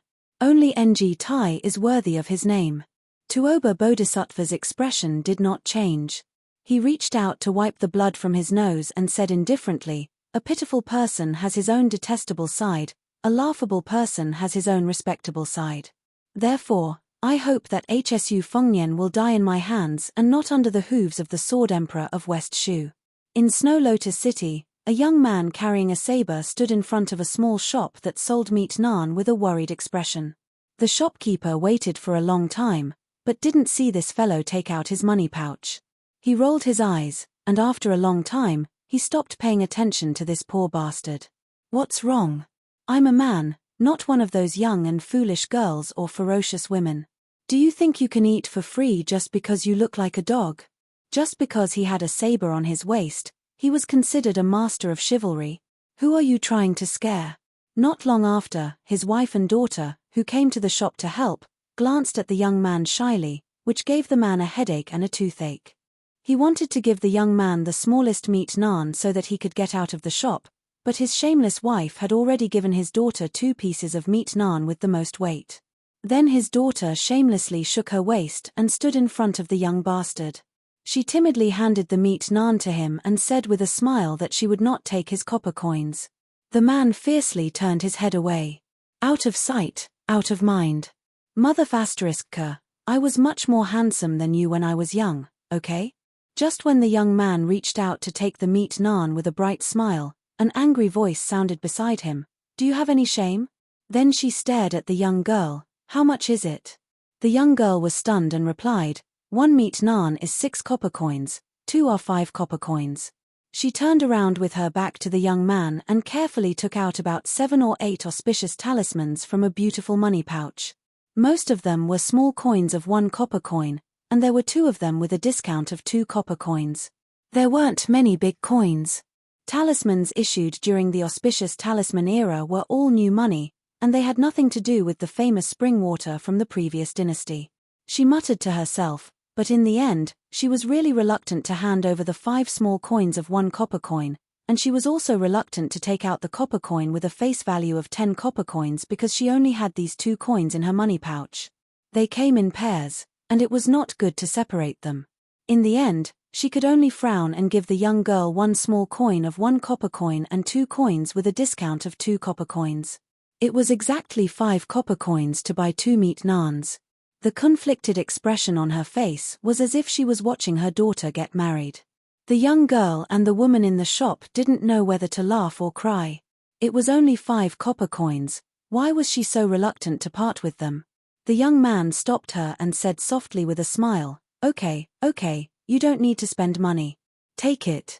The young man with a sword turned his head and looked into the distance. He waved his hand, and soon, a tall and sturdy man with a respectful expression ran over. The young man asked, Do you have any silver coins? The man was also one of the top experts in Snow Lotus City, but he still nodded his head in fear when facing this young man. He took out all the silver coins he had on him, and he was so respectful that he even wanted to give up his life. The young man only asked for 1 silver coin and gave it to the young girl. He took the meat naan and said with a smile, Keep the change. The young girl, whose heart was swayed by the smile, said sweetly, Thank you, young master. The young girl beside him turned her head and put the copper coins back. Her lips moved slightly, and her face was full of disdain. Judging from the shape of her lips, she should be saying the words thank you, young master. The young man smiled and gave her a freshly baked and fragrant meat naan. Then he said, I won't see you off. Remember not to leave the city on your sword. It's very scary in broad daylight. The young girl, who was carrying a purple box, took the meat naan and walked straight to the city gate. He waited until her figure slowly disappeared from his sight, and then he walked away with his back to her. The tall and sturdy man, who was Madame Song's personal retainer in the Snow Lotus house, kept his head down and didn't dare to look at them. He lowered his head and bit the meat naan. The meat naan was covered with scarlet blood. In the distance, above the clouds, which were as high as the 9th heaven, a woman with fluttering clothes stood on the great Liang dragon sparrow and flew with the wind. Her whole body was bathed in golden light. She held a copper coin above her head and looked at it in a daze. She knew that he lied to her. She suddenly felt a little annoyed. She suddenly flew up on her sword and said angrily, I should have found some copper coins. Chapter 1481. There were many brothels in Snow Lotus City, and they were clustered together. The tall buildings stretched as far as the eye could see, and the layers upon layers of overhanging eaves actually gave off a grandeur similar to that of an imperial palace. The Snow Lotus building was the one with the tallest eaves, and it had 8 floors. The name of the sleepless city also came from this. It was dawn, but the wide main street was not deserted. There were constantly rich men in disheveled clothes walking out of the brothels with enchanting women snuggling up to them. If they met their brother-in-law on the bed on the street, the men would look at each other and smile. Everything would be understood without words. Hsu Fengnian let the man of sacrifice from the whisk room lead the way. When he walked on the street full of the strong fragrance of cosmetics, there were many brothel girls who were tired and should have gone back to the building to catch up on sleep. They threw flirtatious glances at Hsu Fengnian. Some of the bolder girls even tried to seduce this handsome guy with a strange face. The street was very long. Xu Fengnian walked forward with his saber hanging on his waist. Amidst the surprised cries, shouts, and laughter, there were many women who had just climbed into their beds but had not yet fallen asleep. Following the sounds and movements, they opened their windows and leaned against the railings, smiling as they watched this distinguished and elegant young master. Someone started shouting, "Young master, your servant will pay you 20 taels of silver. Do you want to come?" Very soon, there were people offering 30 taels of silver. The second-class spy from the whisk room, who was the only one other than Mrs. Song in the Snow Lotus building who knew about HSU Fengnian's identity, broke out in a cold sweat. At the same time, he also had a heroic spirit. He thought that if the northern barbarians had a young empress, then Liang Mang wouldn't have to fight anymore. HSU Fengnian dodged the messy things like fruits, silk scarves, and undergarments. He felt a little helpless. Only then did he remember that he hadn't been to a brothel since he parted with the girl who held the white cat, Wu Meinyang. Earlier, when he was hanging out with Li Han, Lin Yang, and the other martial arts addicts, he often saw this scene. However, at that time, the brothels in Liangju and Lingju all knew about his background. They were more interested in his Royal Highness title and the money in their pockets. Unlike other brothels, the Snow Lotus building was located on both sides of the street. It occupied the end of the street and stood out like a crane among chickens. It was like a king facing the north and facing the south. The unusual noise on the street also alarmed the Snow Lotus building. Therefore, when HSU Fengnian walked out of the building, there were curious girls on the 6th floor and below sticking their heads out of the windows. However, the rules of the Snow Lotus building were strict. They didn't dare to join in the fun like their peers. Especially when they saw the burly man standing at the bottom of the stairs in a respectful manner, they didn't dare to act rashly. HSU Fengnian didn't care about this harmless episode. Tuoba Bodhisattva of the 4 great grandmasters had already confirmed his return to the north. Ng Tai had never been an enemy. Cao Chongqing was in Guangling Road. Who in the world could assassinate him? Who would dare? Madame Song didn't go downstairs to welcome him with great fanfare. Obviously, she was being cautious. HSU Fengnian went straight to the top floor. Madame Song and the new courtesan of the Snow Lotus building, Yu Qingling, whom he had met not long ago, stood at the door of an elegant room. Madame Song pushed the door open. HSU Fengnian stepped over the threshold and entered the quaint room. Madame Song and Yu Qingling quietly followed behind. The burly man quickly closed the door and stood outside the room like a door god. After HSU Fengnian found a chair and sat down, Yu Qingling began to brew tea without Madame Song's instruction. The tea set on the table had already been prepared. HSU Fengnian signaled Madame Song to sit down with him. She gently asked if he wanted to eat breakfast. HSU Fengnian shook his head and asked, "Have you settled Xiao Mu and the 2 children?" Madame Song reported, "Everything has been settled. According to the order, the forces in the Snow Lotus building have begun to operate. They will be able to seize the Snow Lotus in Liu Huaishi's residence by tonight at the latest." Yu Qingling's smooth movements of brewing tea suddenly became sluggish. Madame Song's expression didn't change, but her eyes narrowed in an instant. HSU Fengnian waved his hand and said, "Cancel the mission. There's no need for it." Madame Song nodded and didn't show any doubt. HSU Fengnian said softly, "I'll rest in the Snow Lotus building for a day. You can carry on as usual. You don't have to spend time entertaining me." Madame Song wanted to say something but hesitated.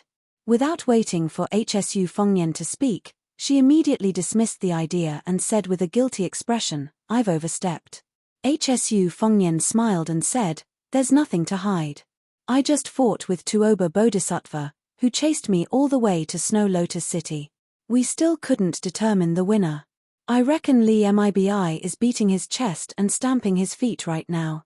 Beimang paid a great price for this assassination." Yu Qingling felt as if she was struck by lightning. Beimang's military god, Tuoba Bodhisattva, and Li Mibi, the ancestor of spies, which one of them wasn't a terrifying figure? HSU Fengnian said apologetically, "After I step into the Snow Lotus building, your identities will soon be discovered. Among the forces in Snow Lotus City, the only threat is Western Shu. But don't worry, Western Shu can't take care of itself in a short period of time. In addition, their spies have always been weak. Furthermore, I will also send a group of Fu Shui House's men of sacrifice here. If there's no accident, the leader will be called Fan Xiaochai. If necessary, the Finger Xian Sword Grandmaster, Mi Fengjie, will also accompany her.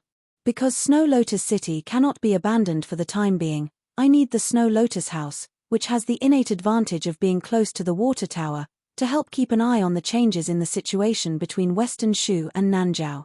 In the future, I may force you to go to Nanjiao and contact some people. Madame Song smiled and said, "It's Snow Lotus Building's great honor to be able to contribute to Mount Qingliang and Fu Shui House. I won't refuse even if I have to die 10,000 times." From the corner of Yu Qingling's eyes, she could see that Madame Song was in high spirits and had a warm smile on her face. This was very different from the Madame Song in her memory. Ever since Yu Qingling settled down in the Snow Lotus House when she was young, the Madame Song in her memory had always been a serious and cold person. Even when facing the courtesans like Yu Qingling, she was always stingy with her smiles. This was the first time Yu Qingling knew that a Madame Song who smiled from the bottom of her heart was like a finishing touch. Soon, Yu Qingling calmed herself down and tidied up her chaotic emotions. She handed the young man a cup of sparrow tongue tea that was picked from the old tea tree on the top of Tianmu Peak in Nanjiao. Yu Qingling took advantage of the short time when he reached out to take the teacup and casually glanced at him. She was not stupid. If he was only treated with respect by Madame Song, then all the hidden leaders of the Fu Shui House in Beiliang were qualified. However, if it was a battle with Tuoba Bodhisattva, and there was a sense of victory and defeat, then the identity of the handsome man in front of her naturally came to light. In the entire Beiliang, there was only one person who was more powerful than Chu Lushan, the Fu Shui House's behind-the-scenes leader who was also the Protector General of Beiliang. Prince Liang, Hsu Fengnian. Yu Qingling could not help but sigh. He was really young. Hsu Fengnian did not care about Yu Qingling's little thoughts. He leisurely drank tea while casually chatting with Madame Song about the local conditions and customs of Snow Lotus City. Moreover, he had been entangled with Tuoba Bodhisattva for more than half a month and was constantly on the verge of death.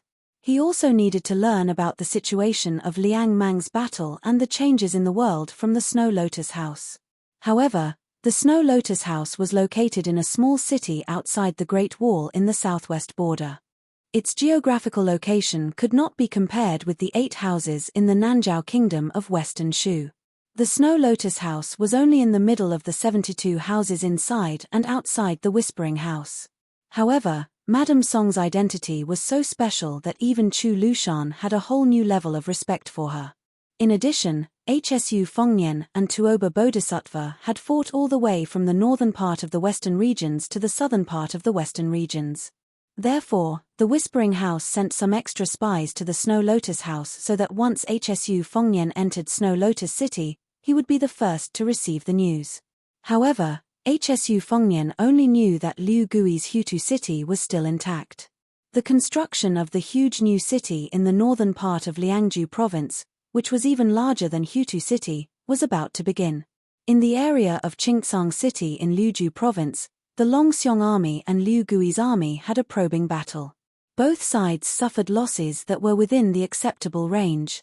Furthermore, after Crouching Gong and Luanhe cities were breached by Beimang's vanguard General Zhong Tan, Xiaoguang City also fell to Beimang's all-out offensive. The Tiger Pouncing Camp, which had been personally approved by the King of Beiliang and personally issued a military order in the name of the Beiliang Protectorate and Chu Lushan, had once made outstanding contributions to the Yuju infantry headquarters. From the main general, Zun Shu, to the 23 captains and 47 deputy captains, to all the soldiers, the 2,726 people in the camp had all died in battle. Yu Qingling didn't know why, but when she heard these concise words from Madame Song's mouth, she felt as if she could hear the sounds of battle drums, battle cries, smoke, corpses, faces covered in blood, and unsheathed Beiliang sabers. She didn't know when, but when tears streamed down her face, she saw the young vassal king leaning back in his chair and drinking tea. His face was expressionless and indifferent. Yu Qingling, this lowly chess piece of the Fu Shui chamber who had worked so hard to become a second-class concubine, suddenly couldn't help but feel angry. She suddenly felt a surge of courage. She stared straight at this young man who could, at times, openly wear a python robe. Her eyes were filled with doubt and resentment. The soldiers at the border were sacrificing their lives for you, for your Shu family. Could it be that you couldn't show a bit of grief?